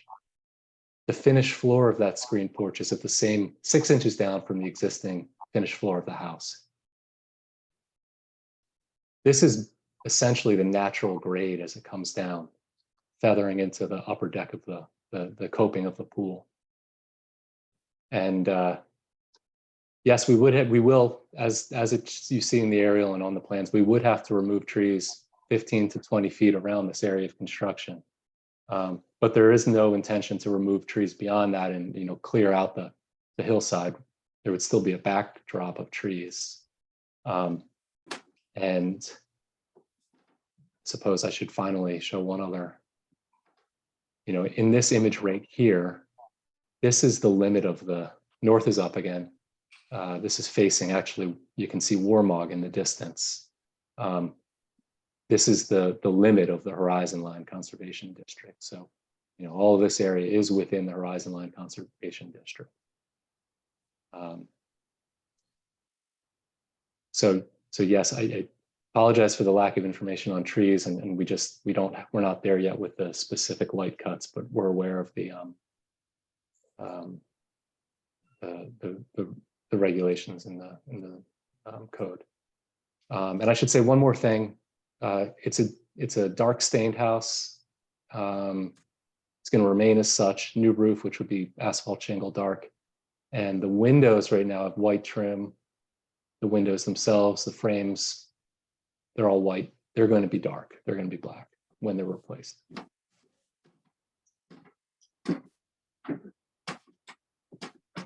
So the point being that it wouldn't show up on the horizon? It's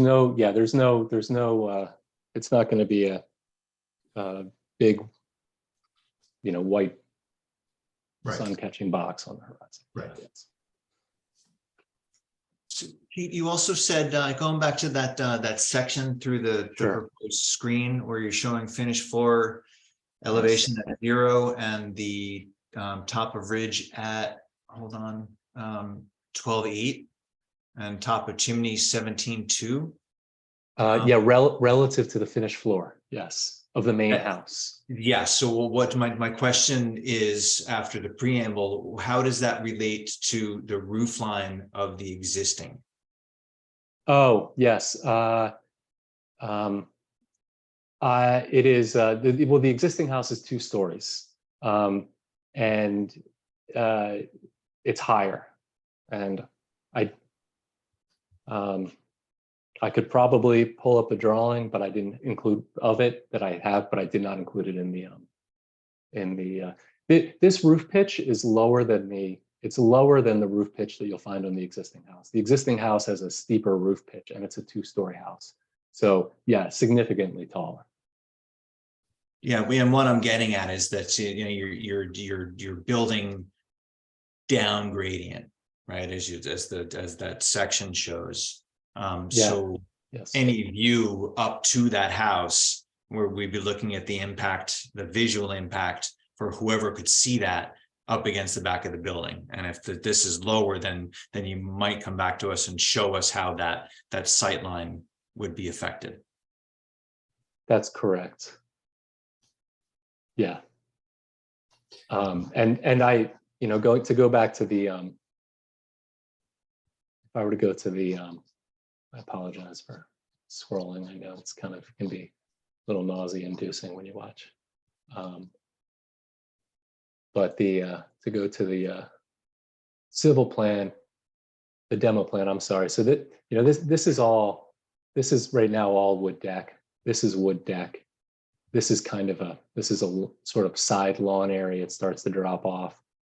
This is where our screen porch comes out. So that the screen porch isn't going to necessitate the removal of trees. It's the pool. So that would be something that we'd like you to come back with us to, Pete, and just, I don't think, and you know, the balance of the commission should weigh in, but for me, I think that the tree survey is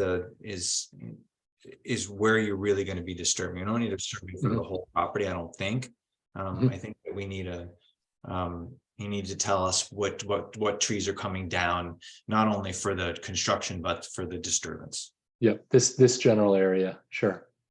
Because there will be, there'll be overdig and et cetera. Sure. So sure, we can get that surveyed. Is there, you might not be able to answer this. Is there a minimum caliper DBH that we should be including in the survey? Should a 6-inch diameter tree be included, a 3-inch? I'd have to remind myself of the regulations. Daryl, do you remember what we're concerned about, what size tree we're concerned about on that? Well, obviously we highlight, 24-inch caliper trees, not being able to take more than a certain amount done. In terms of the tree survey being useful, probably 8-inch caliper and up, Okay. might suffice. Okay, thank you.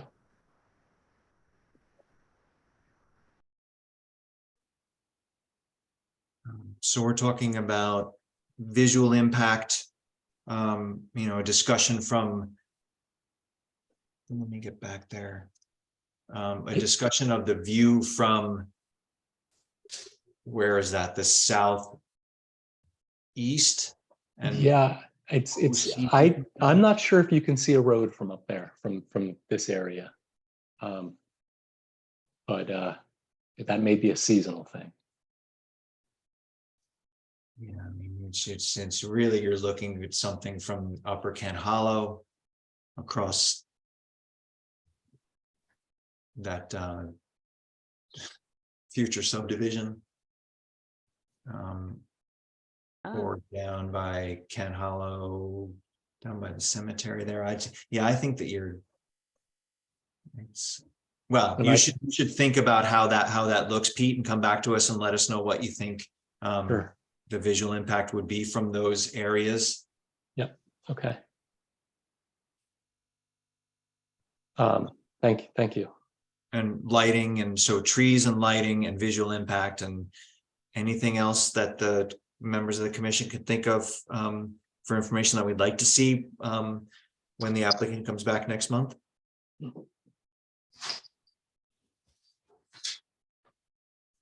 I just wanted to ask a question. Why is the existing pool being demoed? I mean, this is an interesting application because, one of the reasons why the Horizon Line regulations were envisioned and put into place was because of the development on Spectacle Ridge. So currently there's, a decent sized home with a pool up there that was built prior to the regulations. It just seems ironic that now there's sort of a second bite coming to us while the regulations are enforced, looking for another pool. So it just seems to be adding insult to injury to a certain degree, that, there's going to be further impact than what we were already trying to prevent when we didn't have the tools. And I think that this was actually a situation where when they came before us for a barn application, we applauded the applicant because they put the barn in an existing meadow as opposed to clearing more on that ridge. And so there was some, regard for developing responsibly up there. So, It just seems strange to have to put in a second pool in a pretty critical area as designated by our zoning. Yeah, so that's this barn, previous owner. The reason for the pool, I kind of was anticipating this question. The pool it's a statement. When you're in the house and you're looking out across the deck, there's a pool right there, and then you see the horizon, and you see the long view. But this is a house that's used throughout the year, and for a good part of the year, it's not, the pool is only open for a couple months, and also young children having it right there where people are coming in and out, and there's a safety concern playing in that general area. Doors open in the summertime. I think those are all totally valid reasons. I think it's crazy to build pools adjacent to the living space. But, obviously that, might have come into play when selecting a home in the horizon line zone is to not pick one that has a pool next to the house if that's not what you want.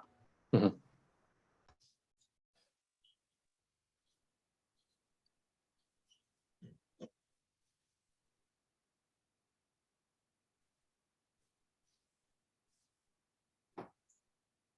Any other comments from the commission?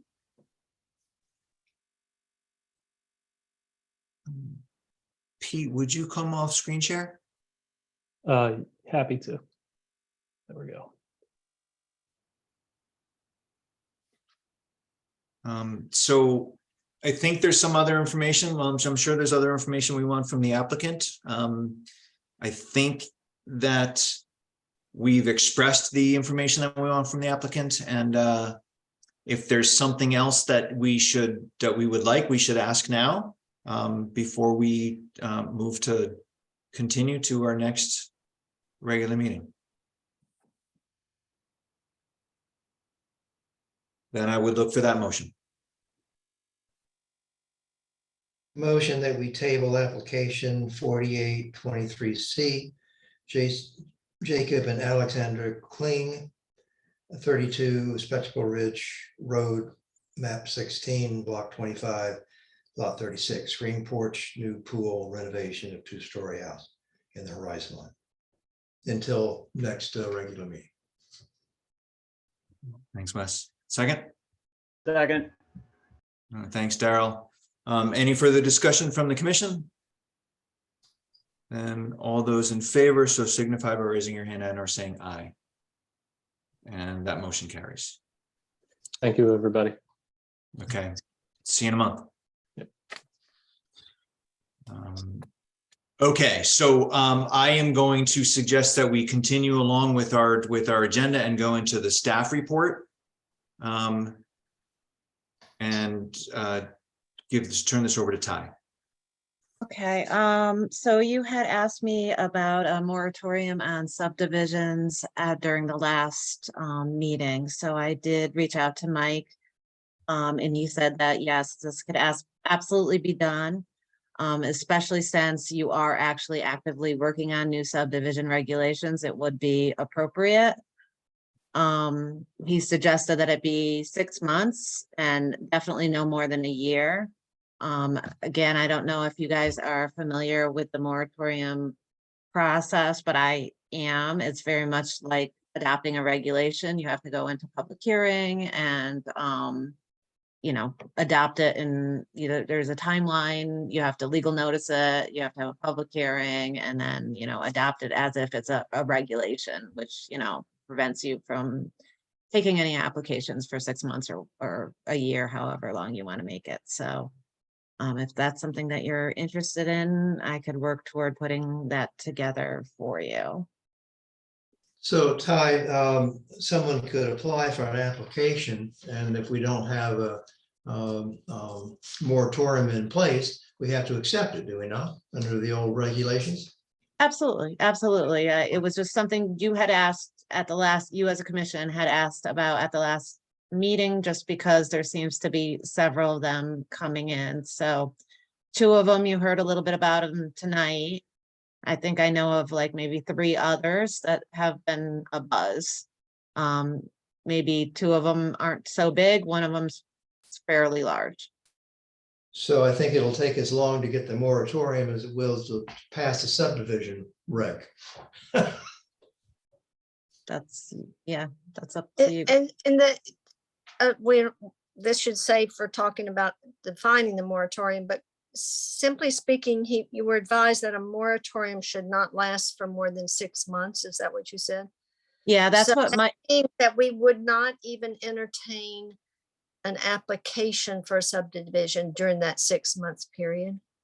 Right, Is that- that's basically how it works, is that the moratorium kind of puts a stay on accepting applications until you can get done what you need to get done. And like I said, Mike suggested 6 months. I've read case law similar. It's like 6 months or a year, but if you go further than that, it seems like a stretch and you're holding up people. Yeah, yeah. unduly. Well, I wonder if we have to have a public hearing about this, even to pass a moratorium or. right? Absolutely. Yep. Well, that's going to get pushed back. Right? Right, or you could Yeah. get a huge, I mean, because until it's in place, everybody can apply. So anybody Yeah. who's thinking about it you could get thrown, 6 subdivisions at you. It might Yeah. trigger something that Yeah. was unintended, or it might be helpful for you to get your new regulations in place. So it's Well, however- Yeah. Ty, I think you said the operative word, it'll trigger. So I think we ought to carry on with getting our subdivision regs in place. That's up to you guys. That's my opinion. Wes, instead of using moratorium. Correct, because it'll Okay. take months to get that in place. And Yeah, it might just incentivize people to apply for their, yeah, So- I hear you. Yeah, I hear you. So the timeline for the moratorium would be, we could recommend to go to a public hearing tonight. We would go to public hearing in, Yeah, It's so I would have to 35 days. note it. I'm sorry, I would have to notice it. I would have to refer it to the COGS, the 2 COGS. I have to allow for 35 days for both COGS to respond. The public notices have to happen, the filings with all the local clerks, the surrounding town clerks would have to know about it. Those are all the things that have to happen when you change a regulation. It's the same as a moratorium. So it's a stretch to say that I don't think it could be done for the next meeting. It would be more like a month and a half before you could have that public hearing. If I was to work on it immediately tomorrow. More like, and then once you have the public hearing and it was approved, you still have that appeal period, so you have like that 15 days before it's actually in place. So you are talking a couple months, definitely. Could be 3. yeah, the earliest it could happen, if you started working on it tomorrow and put everything else down and pick this Right. up, then you're talking about, and if we didn't schedule a special meeting, then we're talking about July. And then we're talking about July 15th, right? So we're from now, if it's best, maybe not best case scenario, but a reasonable case, if we don't go to, if we don't have a special meeting, we're talking about mid-July. And, Wes, that's to Wes's point that we're in the beginning of May. Well, we're in mid-May, so it's, 2 months. And how many applications would we get in those 2 months? Certainly won't change the applications, I don't think, that are in the pipeline that we've done our preliminary review on and our pre-preliminary review on, as it were. Yeah, we'll be doing both things at once. It depends on how many regulations or how many applications we think we might get in, and if you think Wes is right that we might trigger some additional. But am I hearing you right, that you think in 2 months, if we did a special meeting, we could pass this regulation about a moratorium in 2 months? Is that what you just said? That's what I said. Time, I think that's too fast, but that's best case scenario. If we could have a regulation designed in 2 months, I don't see any reason not to. Well, it's just the moratorium, right? It's not a regulation. No, I get it. That same It's process. the regulation of a moratorium. Yeah, I understand what you mean. Thanks, Alice. Well, thank you. But it's sometime between 2 and 3 months. And It doesn't seem like with the constraints in the building industry in terms of surveys and having to throw together I a know. complex engineered plan, that a developer is going to hear about this tomorrow and suddenly be able to submit a full application in 2 months. The ones that are in the pipeline might speed things up, but it doesn't seem like it's going to be able to trigger legitimate applications if we could get it done in 2 months. And, again, that 2 months is my timeline, so it's, I can't say tied, biting your tongue. It could I happen. could get it I done mean, you may tomorrow. have. That's right. Thank you, Alice. But it's, let's not prolong this conversation. I don't think we should, decide, quickly if we want to do it. And if we don't want to do it, then we just carry along. And as Wes said, we just work diligently to revise Right. the Right. regulations for the subdivision. So, I personally think it'd be a great idea to have a moratorium on it. And I think it would take the pressure off of writing new regulations. Either way, you're going to be under a race, apparently. Or we are. I don't know for sure. Maybe Donna or someone, maybe Ty could research this, but I think this was done in the late 80s when there was a huge amount of subdivisions that came forward. So our town has done it in the past. I think it might be a good idea.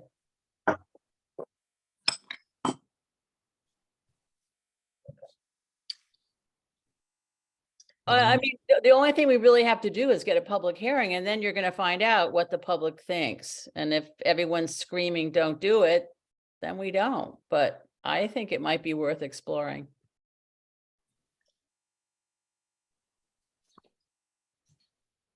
So that's sort of leaning one way. Well,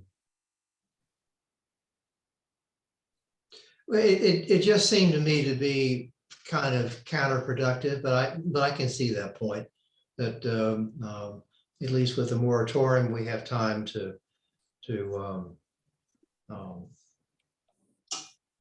think better about the subdivision regulations.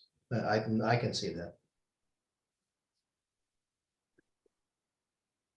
Yeah, so 6 months is not a tremendous amount of time too. So we're going to have to be we're going to have to be diligent in the review and the creation, the updating of those subdivision regulations. And I think we should get cracking on that. I mean, like, seriously.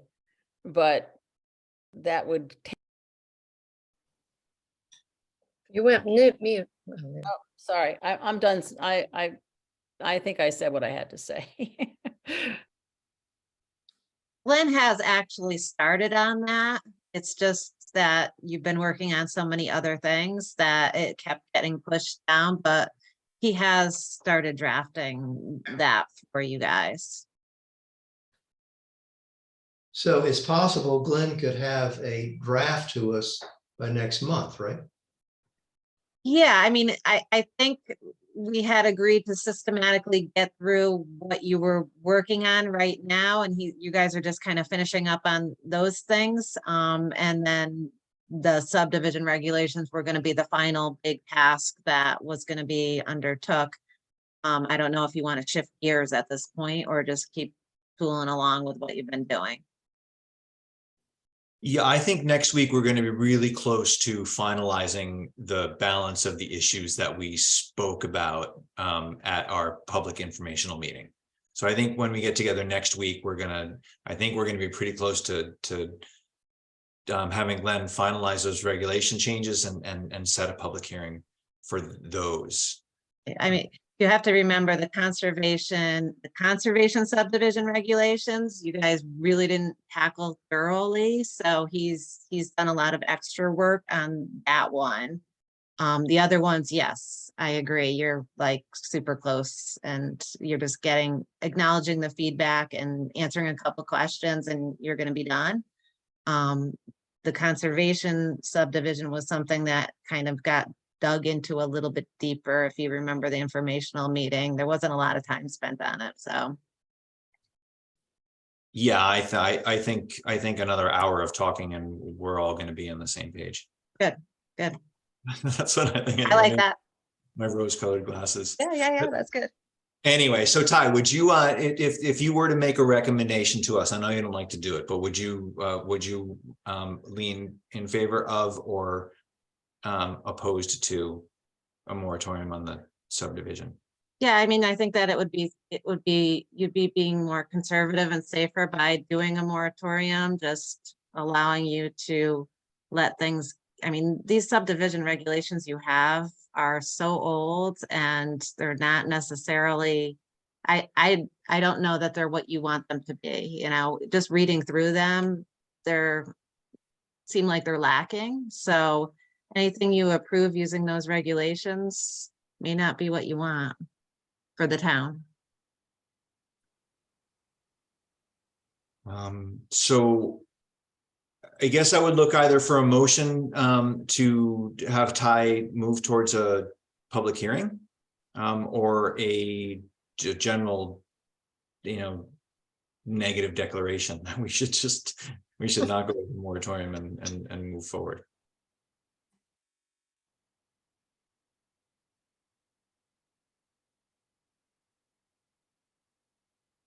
Karen, I'll second it.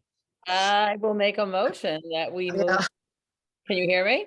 Yes, I would make a motion that we move towards a moratorium. I can't talk at this hour. With Ty's help in the next month. I don't know if I said everything I need to say, so hopefully you can second it. We'll second that. Okay, any more discussion? Then I'll call the vote. All those in favor, so signify by raising your hand and or saying aye. And that carries. Okay, and that's all of us, Ty. Okay. All right, great. The next item on the staff report, Ty? All right, so the cannabis regulation. So I've gotten more than one request for clarification on the commission or the regulations in general regarding cannabis and what is allowed and what is not allowed. And I've read through it a couple times, and then Glenn was nice enough to read through it as well. And then I actually asked Matt about it also. I think we're all in agreement that it definitely does not allow the retail sales, but it's not clear with regard to like manufacturing or cultivation, that kind of stuff. So what's happening is there's, entities that are going around and surveying towns, and they're putting together lists of who allows what by regulation. So I keep getting hit up, will you allow manufacturing? Will you allow cultivation? Will you allow, the drivers that drive around? And none of that is really covered by what you had put in place. It just seems like it needs to be more thorough, and maybe it should be added to the list of things that, unless of course you're fine, it was my understanding that none of that currently would be allowed, but the regulation really doesn't read that way specifically. I have it here in front of me if you want me to read it to you, or maybe you guys are familiar with it, or maybe you guys can tell me that I just, you're fine with everything but retail. Ty, why don't you why don't you forward the email? I'm sorry, Alice, which oh, never mind. I know, It's getting late, guys. I'm just I know. Totally All get right. it. So in order to move this forward, Ty, why don't you forward to the balance of the commission the discussion that you and I had, and then maybe Glenn's response to that discussion, Yep. and then we can talk about it. Maybe add it to the agenda for next week for the regulation review. Sure, meeting. yeah. That makes Okay. sense. That does make sense. All right. We'll good. do that. So other than that, I did receive our first application for a nonprofit series of events for the farmers market and associated concerts that are run by the town. And that went really well. So, it was approved in the office because obviously it's something that you guys have tested and tried, and it's worked out well. went through the fire marshal, went through the health department, just tried to make sure that, everything was done safely. There were no objections. I think you got a good process in place. So for the first one, I just want to let you know it went really well. And that's all set. And then, the only other thing I was gonna let you guys know about is, the first week of July, the 3rd, the 5th, the 6th, the 7th, I was gonna take that week off, and Donna is going to fill in that week. And then when I get back, she's taking off 2 weeks. So, that's the way July is gonna be. Wow. Right. Well, enjoy yourselves. Yeah, All work and no play. that's right. That's right. So I think that's it for me, unless you have any questions. Yeah, where are you going? I'm going to the Cape. Sweet. All right, and hearing no other comments, then the report of officers and committees, and we thought that this is the right time. No, that's not where we put it. No. Report of No, we officers- put it in the next 9C. Yeah, okay. Any report of officers and committees? Other communication then, agenda item number 9, administrative permits and certificates of compliance. Any comments or questions? And 9B, the Connecticut Confederation of Planning and Zoning, spring newsletter. Any thoughts, Ty, anything you wanted to point out to us? There is a good, the very first article, case law article is on Airbnbs. So that's a really good one to read. Yeah. There's been a lot of different case law opinion on that. I know that your regulations are silent on that. But it's getting to a point where, there's starting to be opinions and Right. figure out which way you want to go. In this particular case, they determined that that the rental, obviously the rental of any property long-term is kind of an as of right, single family home you can rent. And they also agreed that a short-term rental would be something that would be afforded to a property owner as long as it was to a family. So interestingly, if it's to like an entity, like say you're going to do it for a bridal shower or a stag or something like that, and it's not necessarily a family use, then it wouldn't be allowed. So I don't know how something like that would be enforced, but it's just an interesting case. So you might want to read it. Hey, Ty, I didn't see that in the drive. Oh, It's really? for agenda Okay. items. Yeah. And B, I will scan it and get it in there. I could send it to you guys Yeah. separately as well. And 9A too. So 9A and B were missing. Oh, okay. I'm sorry. So I saw administrative permits. Did you? saw- Yeah. On the 5/11/23? Yeah. Is it? Oh, all right. I see administrative permits there. Yep. It's just not, Right. it's not, it's not exactly where it's supposed to be. Okay. It's late. Sorry, yeah, I have Okay. it's not right in front of me. I can't see it. All right, so then agenda item 9C, which is the added agenda item, which is the resignation of our alternate and one of our alternates.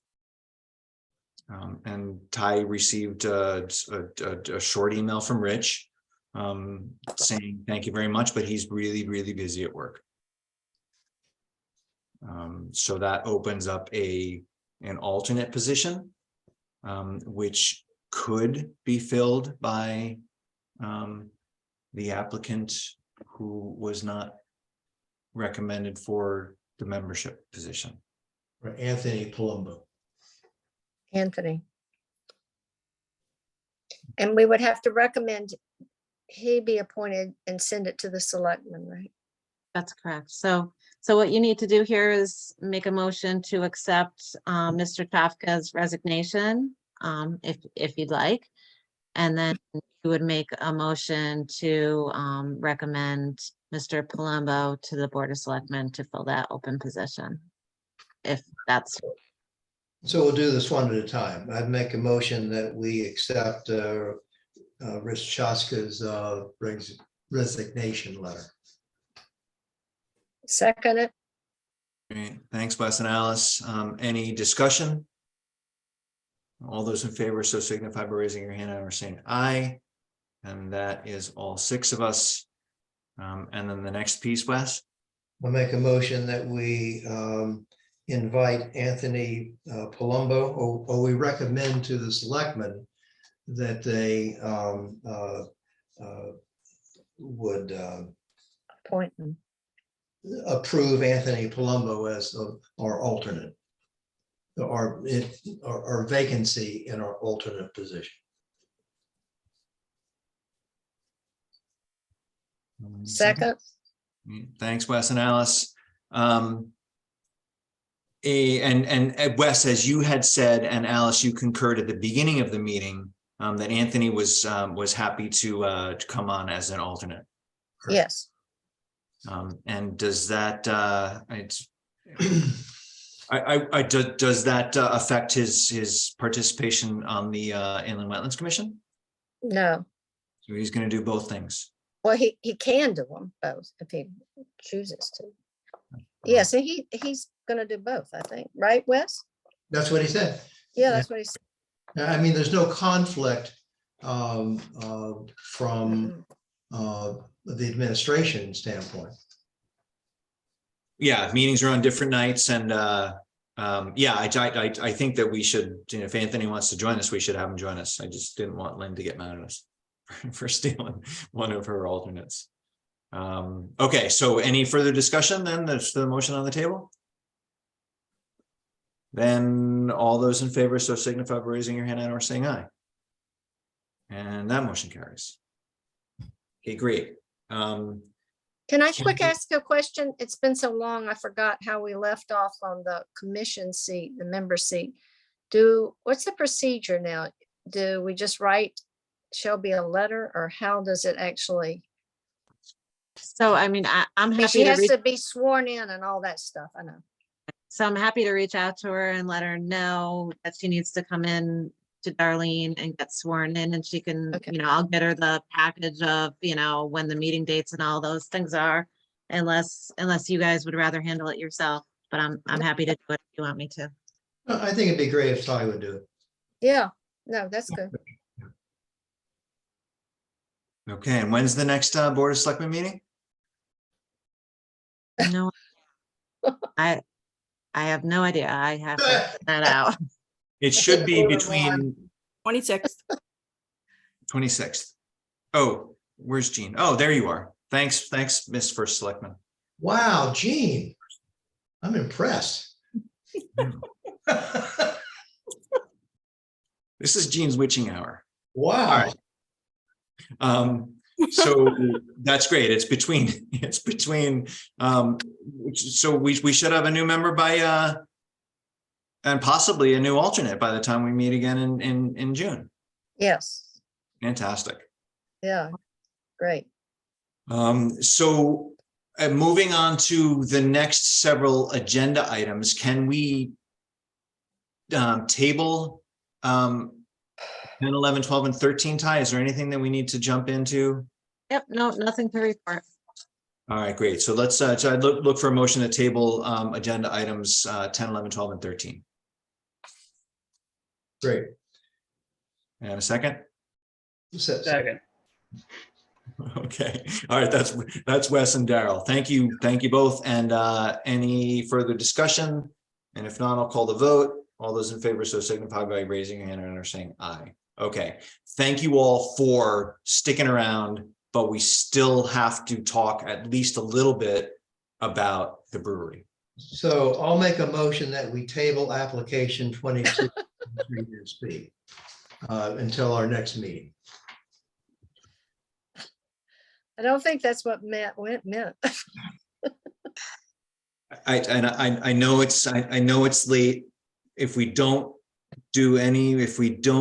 deliberate more tonight, then Ty won't have she won't have the information that she needs to create a motion, a resolution.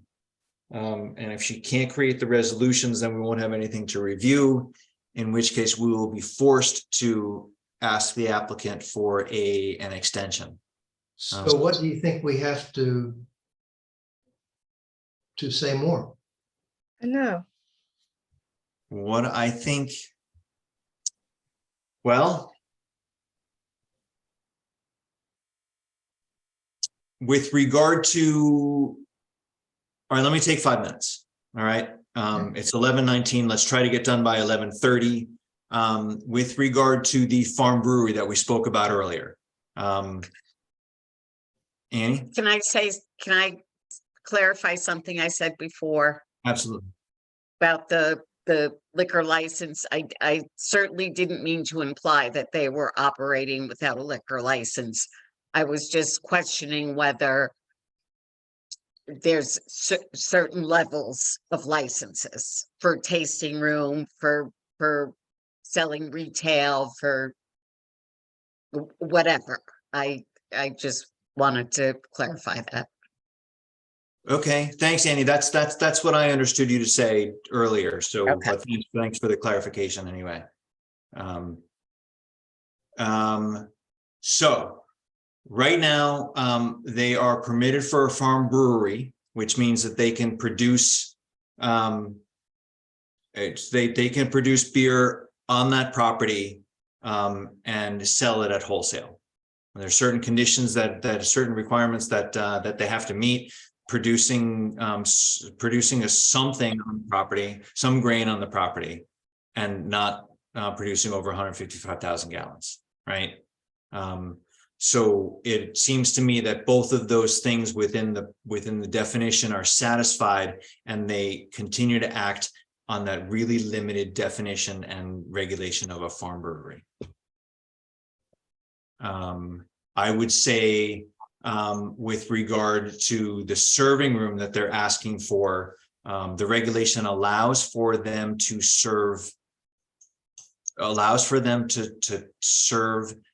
in a tasting capacity. And in our first pass through and our second pass through, that tasting capacity was really to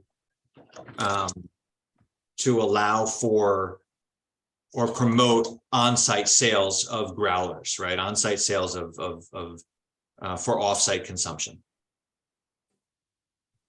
The sealed container sales, for me, I'm thinking that sealed container sales could fit within the regulation if we allow a farm store. And the farm store allows production, sales of things that are produced on-site and within 50 miles, I think it is. So that seems to be the way, I mean, that's the way that I'm leaning. I don't think that if we're just talking about tasting to promote sales for offsite consumption, I don't think they need an outdoor area. If we're talking about tastings for sales for offsite consumption, I don't think you need food service. I agree. Right. I think farm store seems to fit within the nature and the spirit of what we had originally allowed for. It's a farm. They've got a place to sell the produce that's produced there and in surrounding areas. So it's a brick and mortar. Go in. It's not a farmer's market where people are allowed to come in. But they can sell other people's products within the store, but it's not like a festival or a Saturday activity like you would think as a farmer's market. Special events. I think that because the hop harvest has been scaled down to the extent that it has, And we had originally talked about the original approval for their Harvest Festival was a Harvest Festival, where they would be asking people to come in and participate in the harvest. And I think that Harvest Festival doesn't quite apply anymore, but they as a group could apply for a special permit once a year in accordance with our regulations. And then the abandoning the bed and breakfast use, I'm not sure. I mean, they said that they weren't going to use it as a bed and breakfast. But because the application doesn't specifically state that they want to abandon the bed and breakfast, I'm not sure that should be something that we include in our conditions of approval. And so those are my thoughts. And based on that, we could craft, I think, a resolution of approval within those parameters. So that's really, I'm one person, and those are my thoughts based on the conversations that we've all had. I know that that some members of the commission are maybe have different thoughts. So I took 4 of our 9 minutes. So Ty, you could craft a resolution of approval based on that, I think, and all the other subsequent discussions. But we haven't talked about a resolution of denial. So just to clarify, I may have missed that. Standard pours, are we, no, just the 2-ounce tastings? That's where I'm leaning, because, you know, Which way are you leaning? I'm sorry, which way are you leaning? I'm leaning towards the smaller pours in Okay, the smaller pours to allow for tasting in hopes of on-site sales for off-site consumption. The reason that we had tastings was so that people can come and taste the beer, decide which beer they want to buy, and then go home and go down. yeah, But that was more than in the spirit of what they originally applied for. yeah. That's what I think. Now, again, I'm just one person. That's the direction that I want, that I would be comfortable going in. I think Wes is on the right track, that if we craft conditions of approval, resolution of approval with those things, then we can sort of nitpick them in a month. So, Matt, I know we all want to stop this, but I keep harping on the farm store concept. You know, the market that is held on Friday afternoons in town, on the land trust property. Mhm. I understand they have had that same group of vendors at the brewery. That's not a farm store. I'm sorry, but that is far more than a farm store. There's a lot of other things being sold there and activities. I don't know if that's what they mean, but that's what I have been told. Their interpretation of a farm store. I would tend to agree, Alice. A farm store is a tienda. It's Yeah. a place where you go into an enclosed space, and things are on racks, and you purchase them at a register. A farmer's market is Right. a series of booths where people come and set up their own individual selling areas, and they've got, you know, maybe somebody playing music, and maybe somebody, you know, making falafel, and somebody else doing something else. So I agree. That's why I just think we ought to be sure that definition is clear. What a farm store is. Okay, I think we can work that into the Yeah. conditions of approval. Yeah, I think so. All right. And what so- about hours of operation, Matt? Should Uh, that be I was- outlined? I was gonna bring that up also, because if you're going to increase the use or their permit, I'd like to know what the hours are going to be. I think the hours should be the same I that they think are. it should be the They- same as well. They said in their Yeah, presentation that they do about 20 hours a week. I think that's right. Don't quote me. I could be wrong. It's late. But I think that we should find out about the hours and it should be limited. And I also agree that any activities, including that include entertainment or events, should not be on the approval. It should be something they come after and get with a special permit. Yeah. I don't want to shut them down, but I'm very reluctant to see this grow in a bigger capacity. And where did we leave off about serving food? I don't think there should be food. I don't think that, I think what they're doing is probably, I don't know, I haven't even been there, but you know, if they're having little nibbles of cheese and crackers or nuts or something, I mean, that's okay, but I can't see them being allowed to have a food truck. It's a restaurant. Right. You know, we got to keep in mind, and I know you guys do, this is a residential zone. right. It's a rural zone. Right. And, you know, if they want to expand their business, they need to come into the commercial district. Is my feeling. Yeah, I definitely agree, Karen. So my position on the food and the outdoor seating and those requests really follow back to the individual, the 2-ounce pours and the tastings. So if people are going in and tasting in order to figure out what beer they want to buy, it's not a go in and hang out. It's not a place for people to congregate. It's not, you know, I know there was objections to calling it a bar or a speakeasy or, you know, but it's a place to congregate and hang out and socialize. And that's not what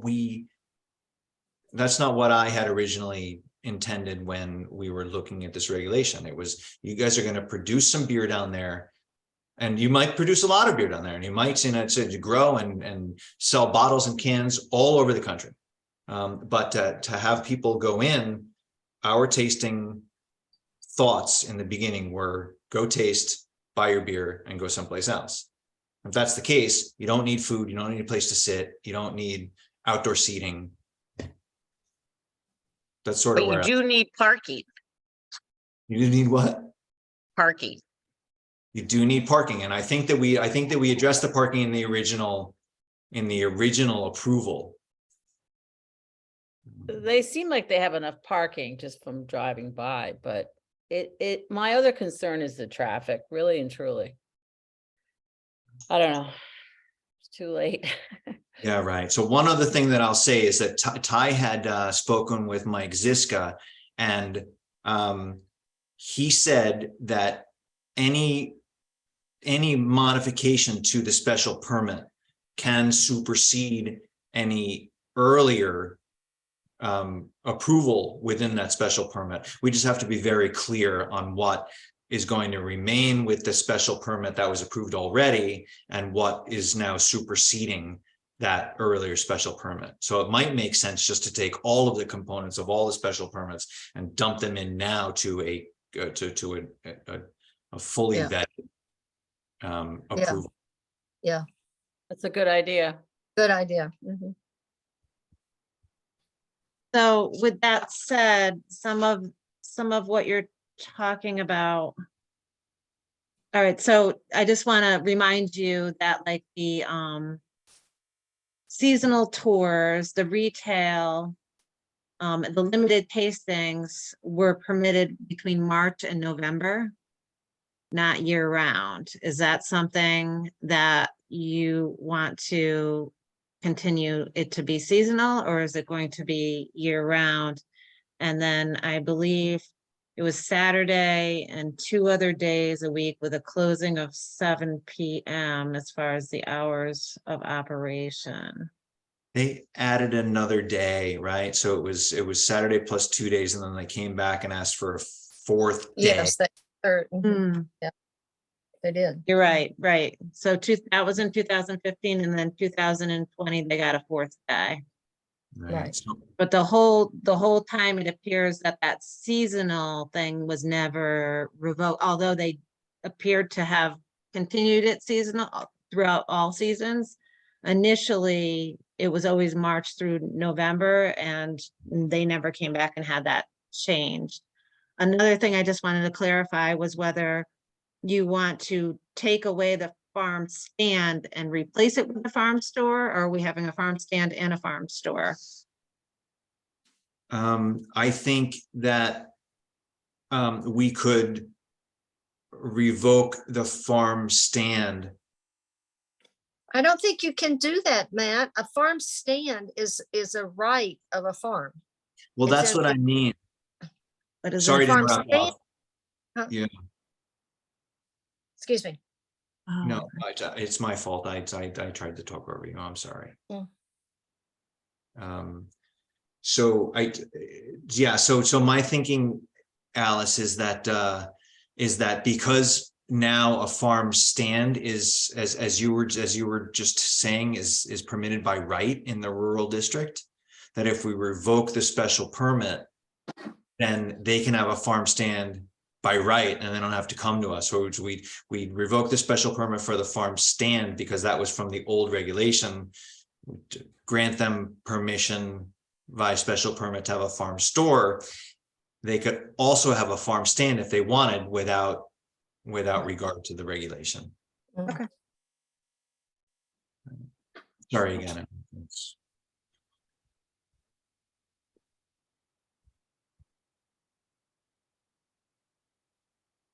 So where are you standing with the seasonal? Still seasonal? Yes. I don't know.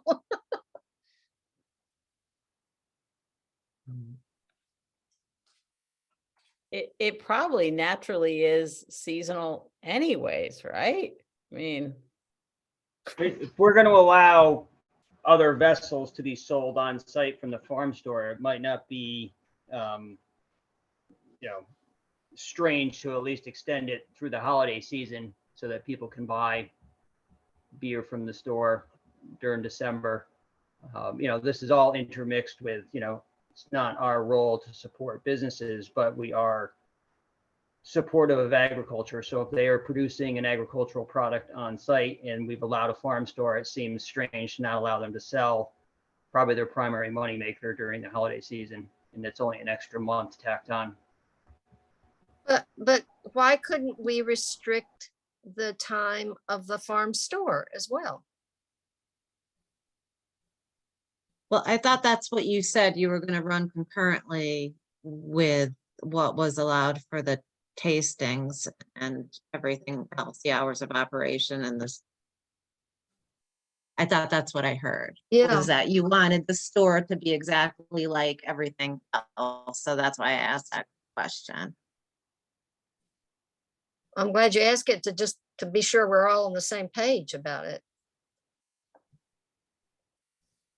I think that's right.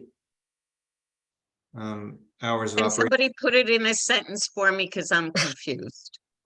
So initially, the approval was for tasting tours, retail for seasonal from March to November. The conversation here was to allow a store where they could sell their beer at retail in cans and bottles and kegs, I guess. Also in line with what you had previously permitted with the hours of operation, which includes that seasonal aspect to it. So that's where we're at, just kind of confirming. That's what you're saying you want to do. So the store is going to have other product other than beer? Or we Yeah. don't know that? Yeah, well, whoever they let come in their store and sell whatever they want to sell. As long as it's within a radius. Yes.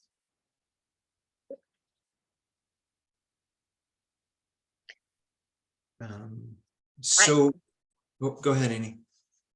I don't know. I don't know about a store.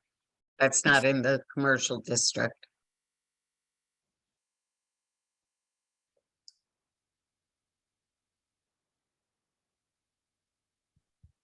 I don't think I don't think it's unprecedented for other farming operations to sell from other vendors at their site. Yeah, but they do it at their farm stand. Because there are other Think of- farmers selling, you know, think of it there's some another that sell place. them. What? I'm thinking of another site perhaps. Can you tell us? I'm very curious where there's a farm store. I love farm stands. I'll go to it. Where is a farm store? Like the Smitty? I mean, what's a farm store? That's commercial area, by the way. I'm thinking of like Mac and Rose in New York, because That's, yeah, okay. That's a good example. So how about we let Ty craft some preliminary draft of a resolution of approval, and use that resolution of approval to craft at least an outline of a resolution of denial, sort of in taking that from the negative. And then we run through that at our next meeting. So really what I wanted to get through tonight was to sort of frame something for some direction for Ty, so that we can have a discussion at our next meeting. And we'll see where we get at our next meeting. And, you know, which, as we said, we have another, we can make it through to our June meeting, but a week after our June meeting, we'll have to have made a decision. So that means make a decision then, or we call a special meeting week after, or we ask the applicant for an extension. But at least this gives Ty an outline. I think, right, Ty, you've got enough, you think, for? No, I can put something together. Thank you. No, thank you. That's I know it's some disparate opinions to put down on paper. Okay, then that leads us to several hours past when we were looking for this agenda item, which is 14 adjournment. So thanks for sticking with it. I know this was the agenda we had tonight was tremendously full and almost unwieldy, but you guys are troopers. So with that, I'll say goodnight. Look for a motion to adjourn and go to bed. Motion to adjourn. I'll second that. Thanks, Karen. And Wes still has to drive home. I do. Okay. Good night. Thanks for sticking with it. Okay.